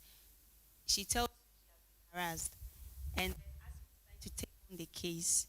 The gentleman comes that he was rather harassed by her. What do you do? Since you said the Constitution says you should also advocate for men. So you have to inform the office so that they will they will do an investigation to see who was actually harassed by the other. But personally, who would you stand with? I wouldn't take a stand till we've been able to identify the victim and the culprit. Thank you.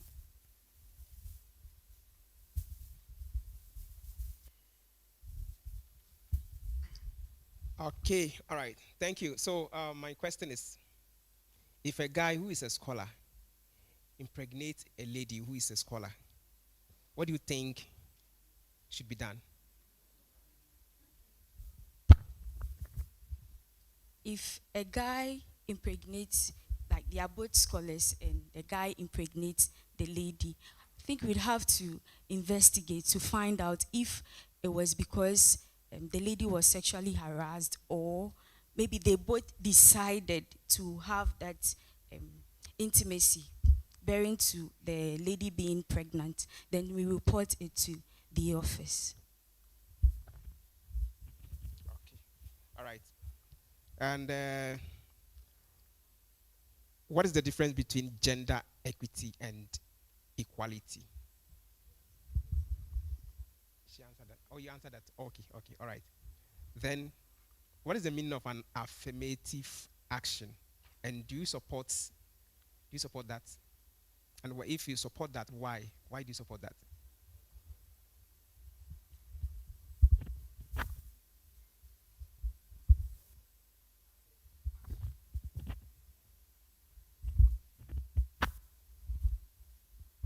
Please, I don't have any idea. All right. So it's time out for you. Hi. Hello. So, Freda, right? What legacy do you want to leave behind as a welcome if you win? The legacy I would want to leave behind as someone who has served the women in this scholars community, it's one that stood for empowerment, one that created an environment where every woman felt included and well represented. Thank you very much. Can I have your policies?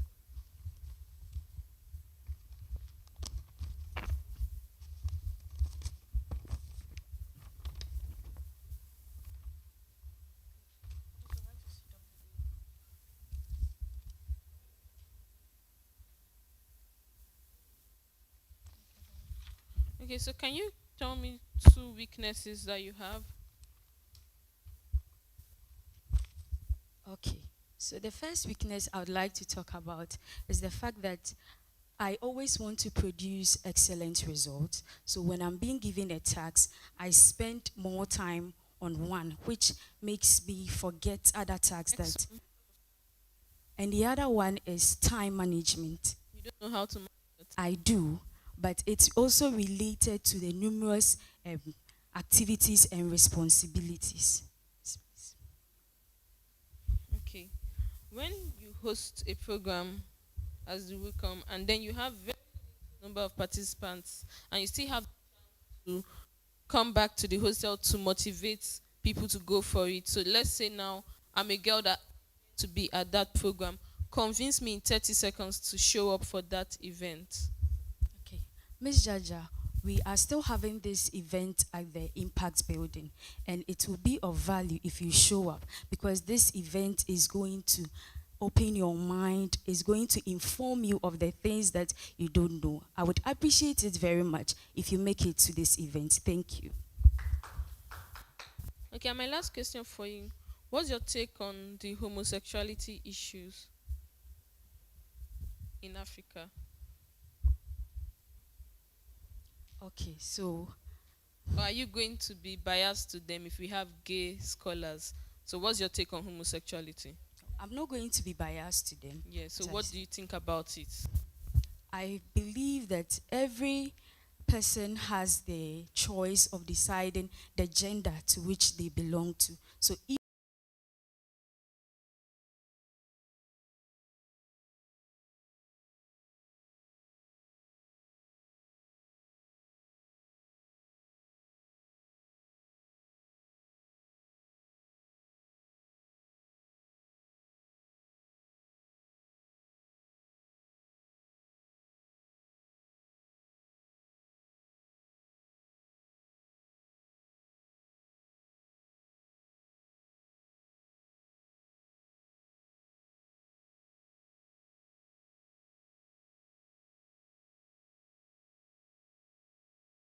Okay, so Frida, what's your vision for the Office of the Women Commissioner? So my vision for this office is to create an environment where every woman feels supported and well represented, whilst empowering them to reach their full potential. How would you achieve that? How would you create the environment? this is through the policies that I have presented. So one of the policies that I have is inclusivity, where all the women will be brought together by holding meetings and events so that we can all socialize together. Okay, that's fine. Please on your feet, face the scholars. Tell them why they should vote for you in 30 seconds. Dear women of this noble community, my name is Frida Gatti, and this is the second time I'm running for the office of the Women's Commission. I beseech you that you support me so that we make this community better. Thank you so much. What's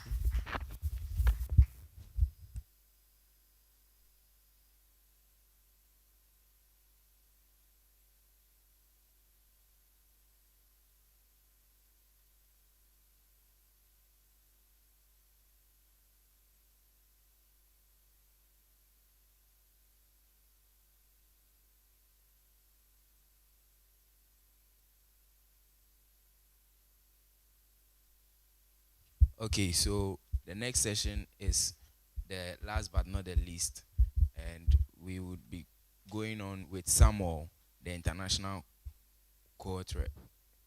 Thank you.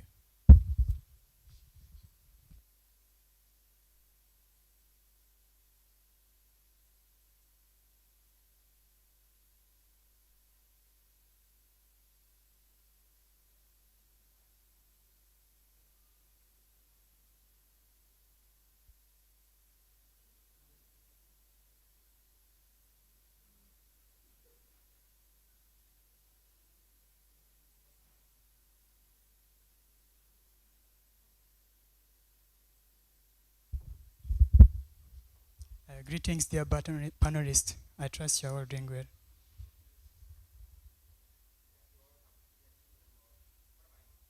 I'm also doing well. My name is Mkiringiro Samuel. Samuel. Yes. Okay, so please, you can sit. Thank you so much. I just want to ask one question. In case you have a meeting with the secretariat, and then they want to introduce a certain program, or let's say a certain, they ask you, what do you want, what specific thing do you want the program to do for the international scholars? What is one suggestion that you make to them? So for me, what I can do is that I want to raise advocacy for the international scholars who lose their parents when they're here and they don't get emergent travel support to go back to their countries to grieve with their families. As a community that believes in the transformative and ethical leadership, you should have an empathy, putting yourself in the shoes of the international scholars who have lost a parent and she's not or he is not at home where he can grieve with their families. And it can be emotionally and financially devastating to you. So me, what I want to raise advocacy for them. So that's the first question I can ask them as the Scholars Community Program to do for the international scholars. Okay, so thank you so much for that answer. Thank so you. What is one unique challenge do international scholars at KNUST face that domestic scholars may not, and how would you specifically advocate for their needs within the Executive Council, aside what you have already spoken about? So I can say about the international freshmen, when they came here for the first time as an international student, it is very hard to navigate through the university life. So I want to create a system or to raise advocacy where the scholars community will be able to connect an international freshman with the experienced mentors that will help them to navigate through the university life, that can guide them to have academic guidance and to receive the mentorship, even the personal development. So that's the challenge I want to address, and how it can be solved by raising the advocacy to the scholars community program. So for my last question, if an international scholar comes to you with a sensitive personal information or legal issue, such as visa concerns or discrimination, how would you handle it? while respecting their privacy?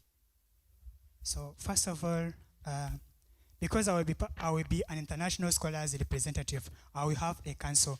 I will have to call the meeting with my council member and also have held the meeting with the executive board so that we can discuss on how we can resolve the issue, and we will call the general meeting with the secretariat to address the issue that there is an international scholar who is having a discrimination, and we can try to cancel the person, like trying to teach the person to, because in the constitution it is written that there should be no discrimination among the scholars. The Article 7 talks about it. So as a community that believes in the unity, inclusivity, so we have to make sure that there is no discrimination among the scholars, either domestic or the foreigner scholars. Thank you. Thank you so much. My question for you, Mr. Sam, is that how do you envision the role of international scholars contributing to the MCF's community's mission, not just as beneficiaries, but as active participants and leaders? Like, how do you envision us as international students, not just as beneficiaries of the scholarship, but as participants, active participants in the community? So I envision a united, inclusive, and supportive community where international scholar who is active and where international scholars feel heard, represented, and empowered, even feel encouraged to excel academically, socially, even professionally. As in, how are you going to make us be active in the community's activities? Not just as we complaining the stipend is not in, the station is not in, but we may be coming to contributing with the rest of the Ghanaians to maybe come and help the activities committee in coordinating the activities or involving ourselves in the talent shows and everything. So what I will do is to encourage the international scholars to attend the meeting and to participate in every meeting, because it is very beneficial to us and it's a part of the academic, it's extracurricular activities that can be added up to your academic life, so that it can help you to learn from each other, to connect from each other. So that's the first things I have to do. The second one is that it's a way of networking. When you are participating in an activity, it opens you to a network. You meet with someone who can help you in the future. So it's professional network. Yeah, thank you. In 60 seconds, you're going to introduce yourself and your mission, but in the last 20 seconds, you use a different language other than English. And then you explain to the panel in the 20 seconds what you said. 60 minutes, 60 seconds. Be Okay. quick. So thank you. My name is Jenjo Samuel. I'm an international scholars representative. So my mission is to create a united, inclusive, and supportive community where international scholars feel heard, represented, empowered. And my aim is to improve communication between international scholars and the scholars community, where they can excel socially, professionally, even academically. So by saying it in my local language.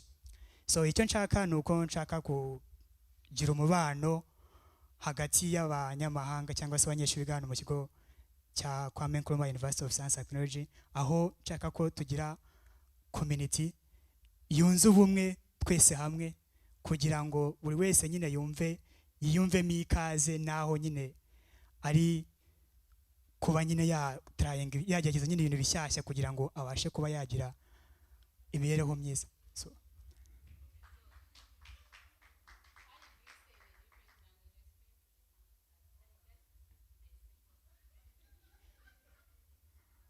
that's what I was saying.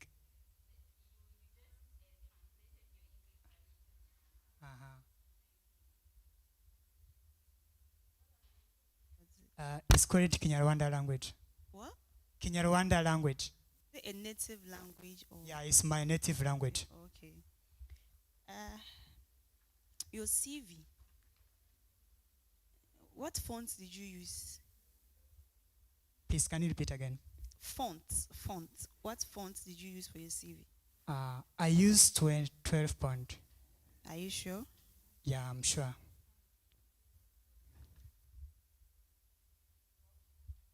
You mean for the CV? Yeah, for the CV, I'm sure I used 12 font. No, I can't read. But can you also read when you are sitting here, from where you're seated? This is not font for 12. Yeah, I can barely read what's here. This is not a standard font for CV. So this is not 12.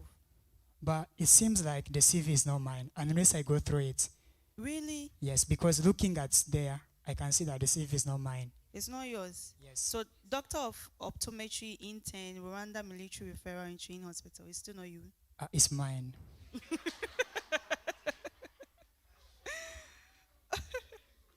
So what do you have to say about that? Why this font?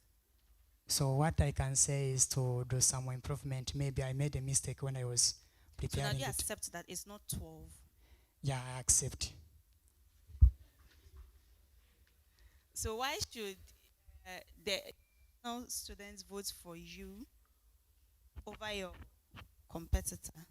So why they should vote for me is that voting for me is making your voice heard. If you vote for me, I will be able to raise advocacy.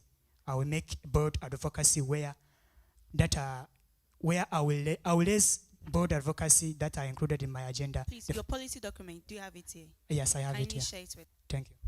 Fast. And continue with it. Thank you. And international scholars, they should vote for me because I'm coming up with the new policies that will help them. The first one I have mentioned it that I want to raise advocacy for them where they can receive the welfare support, especially for the emergent travel ticket for those who lose their parents when they are here. The second one I want to raise for enhancement of the internship allowance because many of us, we do the internship in our country far from our home and the transportation cost is extremely very high. So when you try to convert the current internship allowance we receive, the money is not enough to cover up all the transportation costs. So I want to collaborate with the MCF president so that we can raise advocacy for the leadership to increase the internship allowance. Okay. So the third one. Last question. Where in the article can your position be found? It is found in chapter 4, article 30. Okay, so do you have any leadership experience? Yes, I have. What position have you held before? I served as the organizing committee member of the ISA 2024-2025. Okay, that's good. So what did you achieve in your tenure of office? My clinic office. Yes, what did you achieve? My clinic office. Your tenure of office. Tenure office. So what I achieved is the organizational skills, coordination skills, because I was able to collaborate with the with the executive to organize and plan the academic activities for all the international students so that we can improve the unity and inclusivity among the international students. Okay, so what you have? Tell me the strengths that you have. So my strength is that I have leadership experience, as I said it. And also I am passionate about emotional support, mentorship, and also the student welfare. So the third one is that I have good communication skills because I am currently serving as the communication lead of a go-to-back NGO in my country. So it has given me an experience of communicating. Can you elaborate on this policy, peer mentorship and academic support? Yeah, I can elaborate it. So for peer mentorship and academic support, I want to raise advocacy where the international freshmen will receive experienced mentors that will help them to navigate through the university life. They will give them the guidance. So you don't have that already? You say? Do you have that already? We don't have. Because I've never had a mentor since I came here in the university, and I'm sure there are some international. I don't have for myself. All right. Thank you very much, Samuel. Thank you. Nice outfit, by the way. Thank you so much. So I want you to tell me 2 unique challenges that international students are facing. Yeah. So the 2 challenges, the first one is the language barrier, and it's because of the cultural diversity. But I want to address that one, and it is included in part of my policy. I didn't ask how you address it. I just said state the challenges. The challenges. So the challenge is language barrier, academic performance, and the You're not mentorship. performing well academically. Some. On my side, I am performing well, but not all international scholars are performing well, especially for those in the first year. So what do you intend to do? What I intend to do, I have said it. I want every international fresher to have a mentor who will guide them to excel academically, who will give them the guidance of when they are coming to the university, because it's their first time to come to the university. So we want them to feel involved in the university activities and to be able to excel academically. Very much. Thank you. So if an international scholar comes to you with a legal issue dealing with maybe their international passport being expired or their visa concerns, how will you handle it?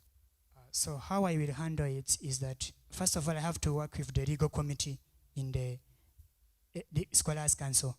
Then the legal committee will be the one to address that issue together with me to the secretariat, so that the secretariat, because they are the one in charge of all international scholars, we are here on the scholarship, so they are like our parents.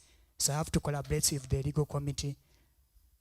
Then we will write a letter to the secretariat saying that there is an international scholar who is having a legal issue, and we want them to address it and resolve it concerning to the visa. Okay, I'm seeing you served as an organizing committee member in ISA. I want you to tell me 3 things that you did in the committee. So the 3 things what I did is that I worked with my organizer. She was, you see? Are you sure? Yes, I'm sure. Are you forgetting I was with you? You always question me about that, but Yeah. I'm sure. There are some, because human beings, we are not perfect. There are some time you don't be active or you don't be available in the meeting. Yeah, so but how can you now that you will be active? Because that's the problem I had with you last year, Sam. So like, how can you convince me now to vote for you, that you promise that you'll be active next year? So now that I have realized some of the mistakes I've made, so I'm coming up with the new strategy to work and to serve the people I want to communicate. So you're telling me now you've changed. So yeah, it's like that here. Okay, thank you. So my last question for you. In a scenario whereby scholars are complaining about the food, maybe too much pepper or too much salt, what will you do as the international rep scholars? So before I tackle on that Because question, you've been complaining several. so before I tackle on that question, I wanted to include my policy. No, start tackling it. There's no time. So first of all, there are some international scholars that are vegetarian that don't eat pepper. So you have to address this to me, to tell me that you don't eat pepper. Then I will speak on behalf of them to the secretariats, so that they can communicate to the restaurant where they pick their food, to make sure that they get. Thank you very much. In 20 seconds, convince us why you are the best candidate for the job, why we should vote for you. Stand up. 20 seconds. So I am the best candidate for the job, for the International Scholars Lab, because I'm coming up with the new policies that are not currently in the office, that are not currently being operated in the office, as I have said it. And I want all international scholars to receive and to get the national service support, because in our university or in our scholars secretariats, they don't allow the international scholars from the other college, except College of Health Science, to do national service. And when you are an international scholar, if you want to do national service, you should be allowed. So what I want is that I want to create equitable access to the support, to the national service support to all international scholars, regardless of any college you are in. So they'll, thank you.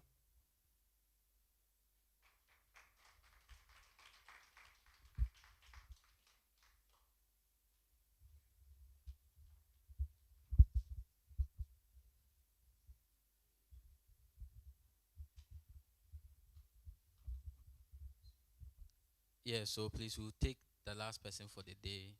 She's also aspiring for the position of the international student representative. I mean scholars representative. Yeah, so Miss Susan will just join us in a minute.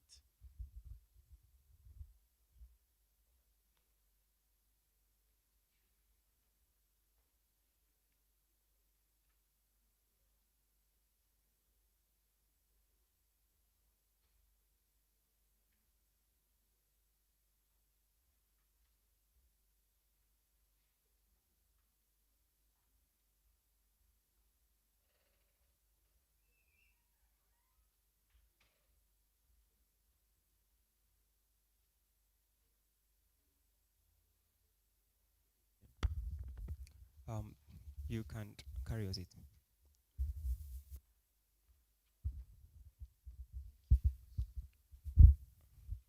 Tell us about yourself. Good evening, everyone. My name is Susan Wambui. I'm a cohort 11 scholar, and I'm a level 200 student doing BSc nursing, and I'm aspiring to be your next Mastercard International Scholars representative. Thank you. Okay. So, to what? So why are you here? I'm here to be vetted as an aspirant for International Scholars representative. Who invites you to come for the vetting? The Electoral Commissioner. The Electoral Commissioner. Yeah. So you would have come if he hasn't invited you. I could have come. You would have come. Are you sure? Okay, so that's why you want to become the International Scholars representative. Thank you for your question. The reason as to why I want to become a Mastercard International Scholars representative is I want to advocate for scholars' needs, act as their mouthpiece. What need? What need? As an international scholar, I've gone through challenges and concerns. So What challenge have you gone through? I've gone through challenge like language barrier, cultural shock. Okay, language barrier. Like elaborate more. What did you go through in language barrier? Okay, thank you. So KNUST is in Ashanti region, and the most commonly spoken language is Twi. So in the school environment and in the hospital, most people you speak Twi. So you find yourself in a situation where people are speaking their language, but you can't understand. So I'm there to. So you think that is a problem? Yes, it's a problem. It's a for problem to the international students. So how do you intend to solve it? My intention is not to stop it. How do you just mentioned that you want to become the rep because you want to solve problems or you want to advocate for this. Yes, please. So now you mentioned the problem and I'm to solve the problem. So I intend to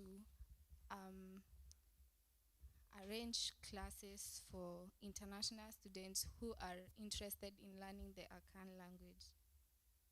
How would you arrange the classes? Would you be using your own money to arrange the class, or how do you intend to go about it? Thank you. In collaboration with other executives and the office. Which other executives? Be specific. The president, the vice president, and the whole executive board. So aside the language barrier, what other challenge do you intend to solve? I intend to solve conflict resolution as an issue. Have you ever managed conflict before? Yes, please. Between who and who? Between me and my roommate. Yourself. You also involved in conflict, right? And you manage it yourself, your own conflict, and you manage it. Or what do you mean? I don't get you. Yes, I manage it myself. Okay, so have you ever managed conflict between people, different people before, without you being involved? Yes, please. Okay. All right. So that's fine. All right. I think I'm okay. Thank you.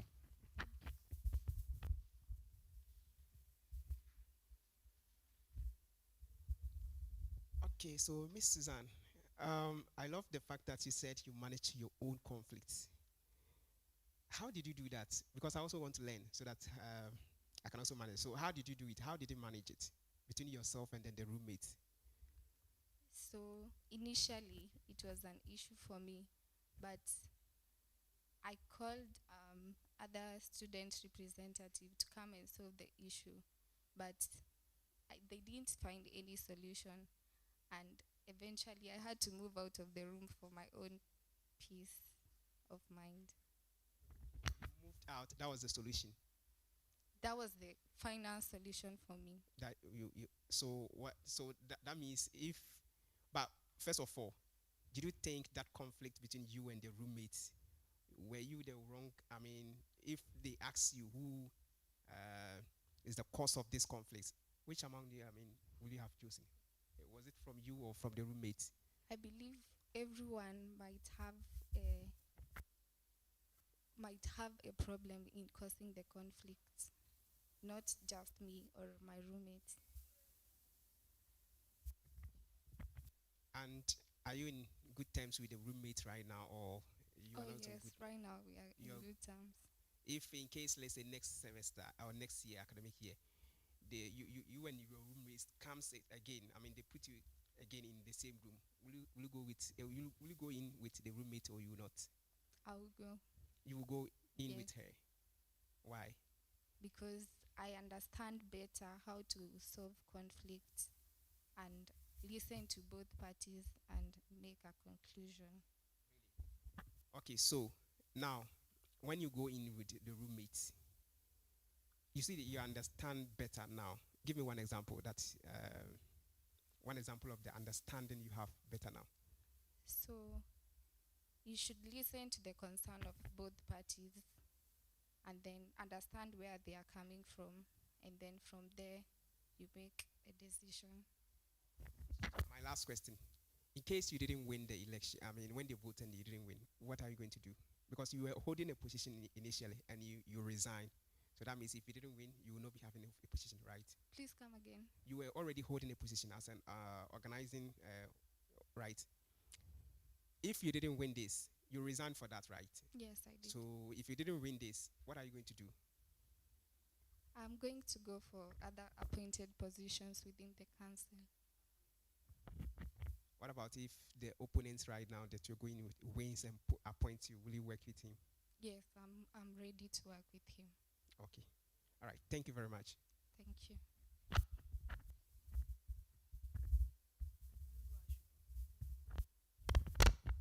Hello. Hello. So, you resigned from being an organizer of the academic committee. Yes, please. What shows that the reason was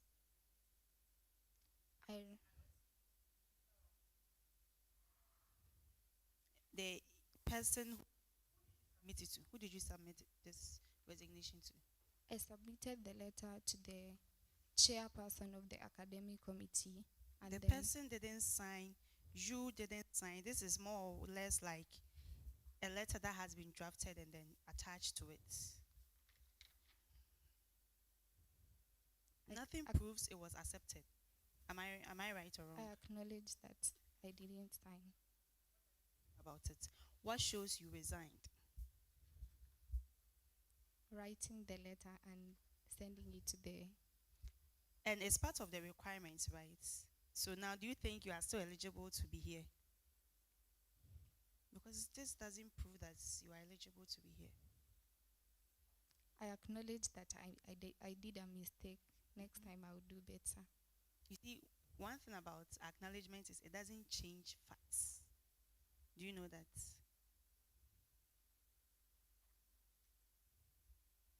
If you go to court for killing someone, you acknowledge that you killed the person. Doesn't mean you didn't kill the person. You still be judged. So what do we do about this? I want your fair answer. What do we do about this? I'll sign it after this, but next time I will do it before. You will sign it after this. Yes. What about the person you submit to? So that means technically, are you sure you gave it to the person? Yes, please. And you took it back like this and attached it to the form? Are you sure?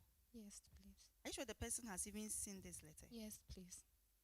So when you took it, did you check it before attaching it? I didn't check. And you personally, after doing this, you didn't even sign it. Then you sent it to the person. The person didn't do anything. You didn't even provide the space for the person to also sign. And you took it back and attached it to the. Okay. Now your font. What is the standard font for a CV?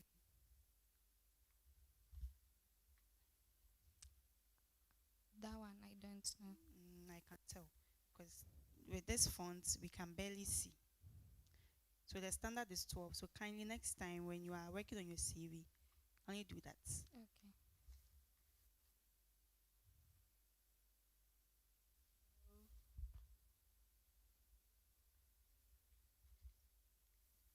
I've heard certain things as a scholar now. I want your fair idea about it.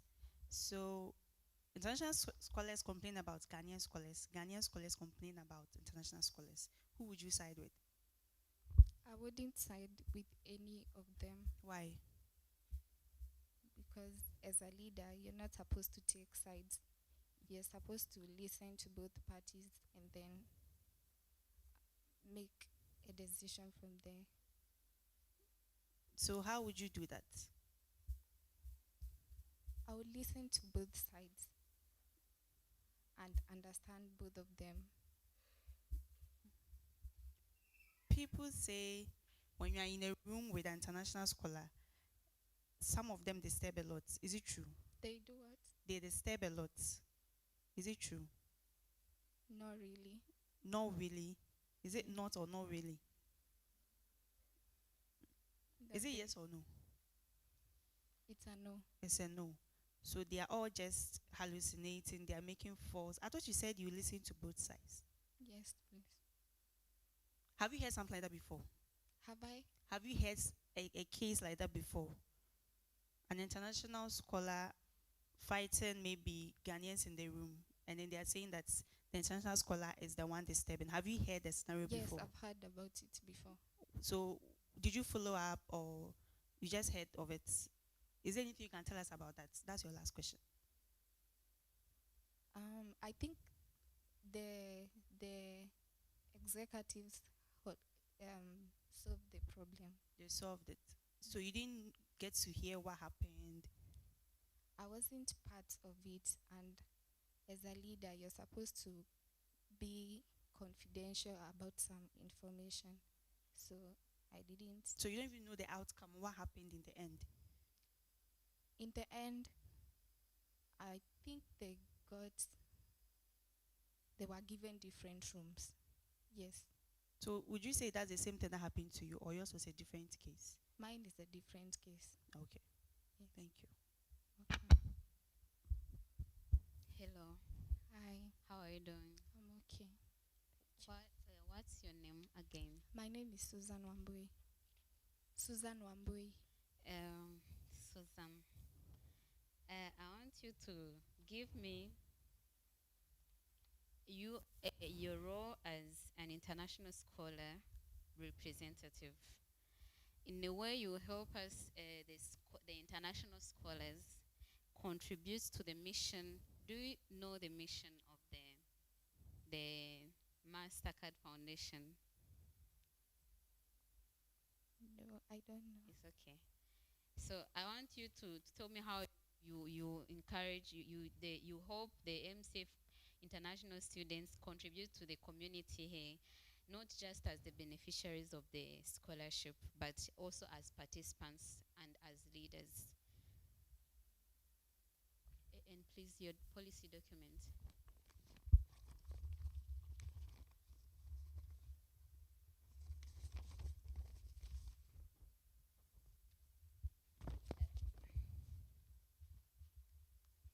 just don't think far. I want you to like, I'm an international scholar. I already benefit from maybe getting the stationery, maybe getting the stipend, everything we bake, the food and everything. I want you to tell me how you help us, me and the rest as international scholars, to contribute to the community as leaders, as participants, not just as we benefiting from the scholarship, just International, I advocate for international students being active in participating in the activities that happen in the Scholars Council. So, and also partaking different roles or active participation, that is it. Did you understand the question? Yes. Okay, it's okay. And you, which course are you doing? Yes, in nursing. Nursing. Yes. And in nursing, we have a case where, a situation where some of us are posted outside Kumasi. And in case you go to the office, to the department office, and request them to post you in Kumasi, and they don't agree, and you have no vice or anyone, you go for 6 weeks outside Kumasi. How is this position going to, like, how are you going to deal with us when you're far away for 6 weeks? I will advocate for the scholars, international scholars, for their welfare. I will speak and represent them and take their concerns to their office.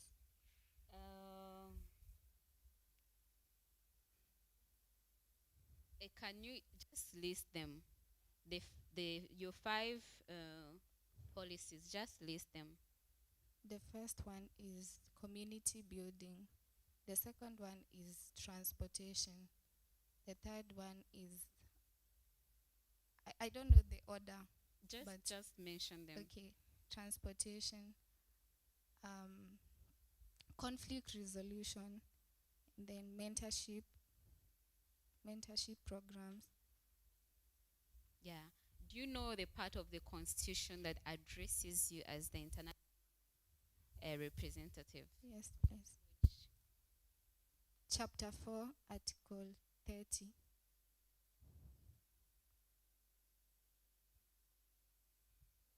Hi. Give me 2 responsibilities of your office according to the Constitution.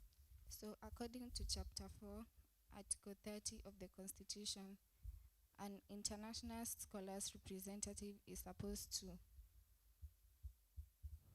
visit every scholar and give feedback to the council. Another function is acting as an official link between Mastercard scholars and International Scholars Association. Okay, thank you. So please tell me about your values. My values are, I am hardworking, I am committed, and I'm a good listener, and I'm easily approachable. Okay, thank you. So can I know what motivated you to? So what motivated me to vie for this position is, as an international student, I've faced these challenges that we go through, and I'm ready to represent other scholars, to represent them and be part of the ones who make solutions for them. Thank you. Okay, thank you. Can you come?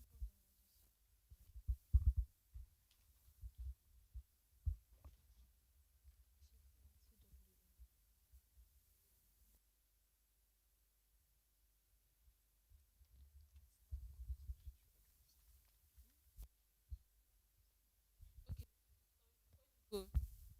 In 30 seconds, convince the audience. They're even tired, so convince them to vote for you. That is the international students here. So, my fellow international students, my name is Susan Wamboi, and I am committed to work for you, to advocate for your needs, and to represent you and to advocate for your welfare in the Scholars Council. Thank you. So come end of this month, I'm soliciting for your votes, for your support. Thank you.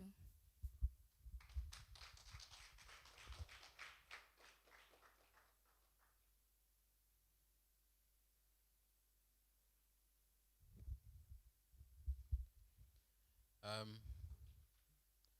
we've come to the end of today's vetting section, and we are very grateful for joining us and making this place, amazing. And thanks for the participation and all the support. And we'll be needing that force again tomorrow. So when you are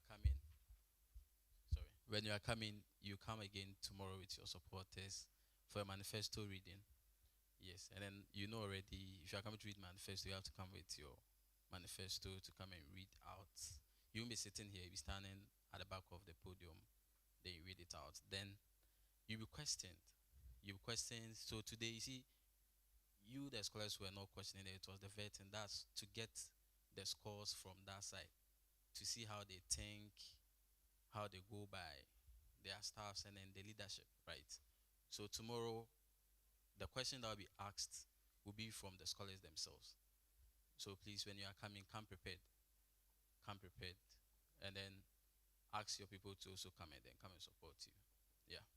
So thank you for coming, and then we shall see you tomorrow. Yeah, so we started with in the name of God, so we'll be ending in the name of God. So please, anybody, kindly pray for us. Anyone?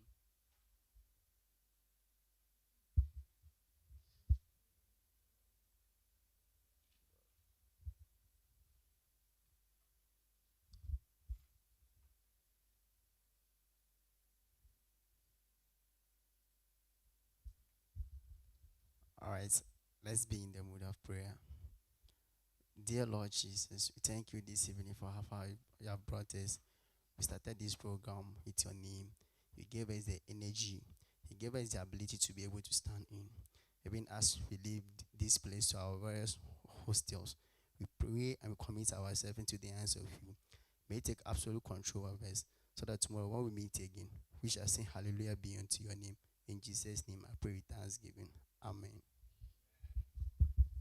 Please, when you are leaving, you pick your bottle, and then if anyone also left a bottle beside you, please add it for us. Let's keep the place clean. Yeah. And then with the aspirants too, if you left anything there, you can go for it. Anything, either bottle or any other thing, you can go for it.